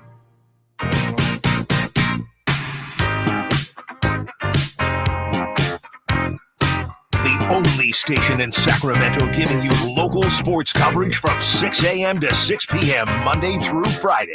Sactown Sports. That's right. You heard the man. We give you local sports coverage from 6 a.m. to 6 p.m. Emil will tell you sometimes 7 p.m. Sometimes. Other times. I think that's tomorrow, isn't it? Right? Yeah, Sure we'll be here outside. tomorrow. Yeah. It's going to be Emil and Nate and myself having fun. Return of the Empire. There you go. He's Chris Watkins. I'm Zachariah. Coming up as part of that 6 to 6 coverage would be the Drive Guys with Whitey and Draper. Whitey joins us now. And Whitey, I want to start with this. We didn't really revisit this, maybe for a reason, but I'm doing it now. Does Domas Sabonis look like Conor McGregor? Picture it in your head. I mean, I'd give that maybe a 5 or a 6. All right, that's fine. I'll take it. You know what? That's a passing grade. Did you look at it? Did you feel me? I looked at them both, and I don't really see it, but I can maybe see it if that makes sense. Can we also say 5 to 6 out of 10 is not a passing grade? It's not. It's not. Definitely That's a good point. I don't know what school you went to. Definitely not a passing grade. I'm a Cal Bear. Anyways, I'm going to look that up. Trending more towards a 4 the more I think about it. Yeah. So I was just trying to be nice. So what's going to happen here between Whitey and Draper with both Eagle fly, not flying, and the Niners getting their I'll first tell you win? what, it was not going to be fun, 2.5 hours when the 49ers fell. It looked like they were going to carry the day. So, yeah, that's kind of neutralized somewhat. That's a good question. I was thinking, what do you guys think? I know you've been talking about the games all day long. The fans that I think have to feel the most miserable today, I think it has to be Giants fans. Am I right? Oh, Giants fans, the way that ended last night. Yeah. And But their season was already over. I know, but when you lose like that, both halves end with you on the 1 yard line. He's looking at the McGregor pictures now. 3. The more I see it, it feels like it's getting lower and lower. Spot on. That's again, I'm trying to be generous. Did you think that was a hold yesterday on the final play of the game where it just was? It just was, right? Yeah. Like, I mean, they got the benefit of getting what was it? Was it called a PI to get them to the 1 yard line, and then it was just weird to have them then swallow the whistle on a play that looked a lot more clear and obvious. But I think what happened was they didn't want to just keep throwing flags. Right. But you can't. The faucet's already been open. You already threw the flag to put them at the 1 yard line. Yeah. Why not then continue to officiate it that way? If you're the Bills, that's the only play that makes sense. I'm going to grab them. Yeah. It doesn't hurt us. If I don't grab them, we lose. The game's over. Right. Yeah. Well, that's like that happened in a Vegas game 2 weeks ago. He personal foul, grabbed him by the neck, threw him down or whatever, but it saved a touchdown. Well, that was I think it was Marcus Peters, wasn't it? Yeah, and McDaniel said after the game that was smart because it saved a touchdown. The horse collar. And then they ended up holding him to a field goal. Yeah. So it's almost like you get rewarded for doing something bad. I don't know how you'd figure that out. I probably mentioned this to Chris a few weeks ago, and I don't mean to be redundant, but a few weeks ago we were watching something, and there was a play remember Russell Wilson, who was it? We threw one into the end zone. They lost to Washington. Oh, yes, the Hail Mary. Yeah, and there was they went for the 2-point conversion. Yes. There's a clear penalty. Yeah. And my wife asked me, she said, is it like basketball where they don't call it at the end? And she was right. We saw it again last night. Yeah, where it's just it's a different sport. Yeah. Final play, just let the boys play out there. Yep. That's when we'll swallow the whistle. And it's like, well, again, you can't pick and choose. Like, if you're going to call it on the Hail Mary, if you're going to call it on the 10 yard, penalty's a penalty. It shouldn't matter the circumstance or not. If anything, it should be heightened. It's like, hey, let's really games on the line here. If something's foul, we should call it. But I mean, that's got to be a tough way if you're a Giants fan to end that game. No, and forgive me because my friend said something in this same vein. I can't believe how many examples there are of this. I can't remember what it was, but help me out here. Walk me through this. Basically, something like commit the penalty when the penalty is half the distance to the goal, but you can't go any further towards the goal. Sure. So whatever that penalty would be, just keep doing that because it's not going to change where it's at. The last play of the game. Yeah. So, anyways, are you going to? Was he mad at me or something? No. I was wondering about the kicker thing. Okay. I thought he was going to give you some crow. Yeah. Okay. Well, the whole the missed kicker in the game. That whole thing. It just escaped. I heard you guys talk. I heard the back half of it. Yeah. And it was something where you were coming after me, and I didn't hear what it was. Not coming after you. I was just wondering if he was going to give you flack. Yes, he should. I thought it was going to be because I picked the Bears over the Vikings. And I mean that's just a common Whitey L. That's fine. But I was more waiting for that was bad. Because I remember in the summer you guys had Moody a lot moment. of kicker talk. Way too much. Some would say too much. Well, granted, it's the summer. It's the Others summer. said not enough, but that was me. Well, that was just kickers. But I mean, brutal, huh? Why didn't they try to get the ball closer? Excellent question. That's been the big conversation with us. Is just there was 45 seconds, I think, on that. After they get the following, they run it with JP Mason, get 3 yards, and then just let the clock bleed. And they had a timeout, Whitey. I know. And then so Shanahan's explanation was it gives you the buffer if you have a bad snap or whatever, you can fall on it and kick it again. Then I asked him, how many times can you think of that? And the only thing he could come up with was Tony Romo. Now, we didn't do all the research to find out how many times that happened. Maybe you can get your crack staff on it. But my point is, I would much rather you try to make that, as you said, as humanly possible, more likely for the field goal to go through than I would for you to err. If we mess it up and mess up the snap or whatever, we have a chance to kick it again. Yeah. Where are we putting our concern meter for Jake Moody these days? I mean, I would be tough to not acknowledge he was perfect heading into that game. That's gotta be but then to miss both. 7.8. Right? Oh, wow. Because those were two bad. Those were two bad ones. Hey, if you make one of those, you win the game. It doesn't get much worse. Yeah, and I told Zachariah about this. It kind of reminds me a little. You remember the Kings-Knicks game, the TNT game, where they allow, I think it was like 20 offensive rebounds in that game, and then that ends up kind of being the death of the Kings in the long run.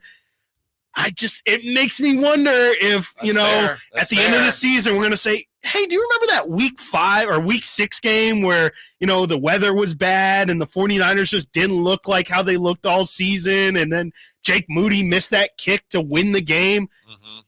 It's kind of very similar to how we lost this playoff game. I'm not saying it's going to happen. I can just see the picture coming a lot more clearly now. If this season ends in that way, it kind of will all come back around to it's crazy, but the biggest decision of the season could end up being the Niners not bringing back Robbie Gould to be their kicker this year. My mother-in-law was asking, where's number 9? She doesn't know the names. She goes, is he still around? Oh, that's so cute. That was after the first miss. Yeah. So by the end of the game, she's like, what no, did you say? where is number 9? He's not on any team? What's going on? Yeah, I mean, as I was telling him, nobody cares about your fantasy team. Nobody cares about your text thread, but I got a thread with 2 different threads with about 20, 30 total people, and I had multiple from different people, all caps, sign Rob, not where is Robbie Gould, as your mother-in-law so adorably asked. Sign Robbie Gould tomorrow. Yeah. I wouldn't go that far. She was in the hallway on their last drive, and she was listening to what we said. She gets nervous? What was going on. Oh, I love it. She's a superstition person? Yeah. I don't know. She's like, I can't watch it. The anxiety. In the hallway watching my wife to figure out what happened. That's a fan right there. And I don't know. I had that feeling like when they were lining up the kick, I said, I think he's going to miss it. Oof. And just barely. I mean, kicks are so crazy that way. I don't know if you watch College Game Day, but that kid won $30,000.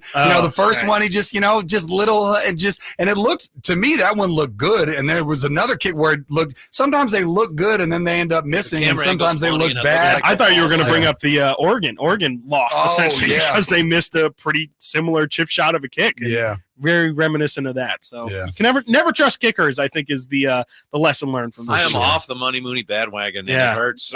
Man, I know, especially to admit it in front of your guy. I know. That you spent so many hours talking kicker talk with. I know. But you're a good man. 7.8 is still strong. I feel like, if we're doing it on a curve of kickers, I feel like 7.8 is still strong confidence meter, though. All right, still salvageable. Yeah, definitely.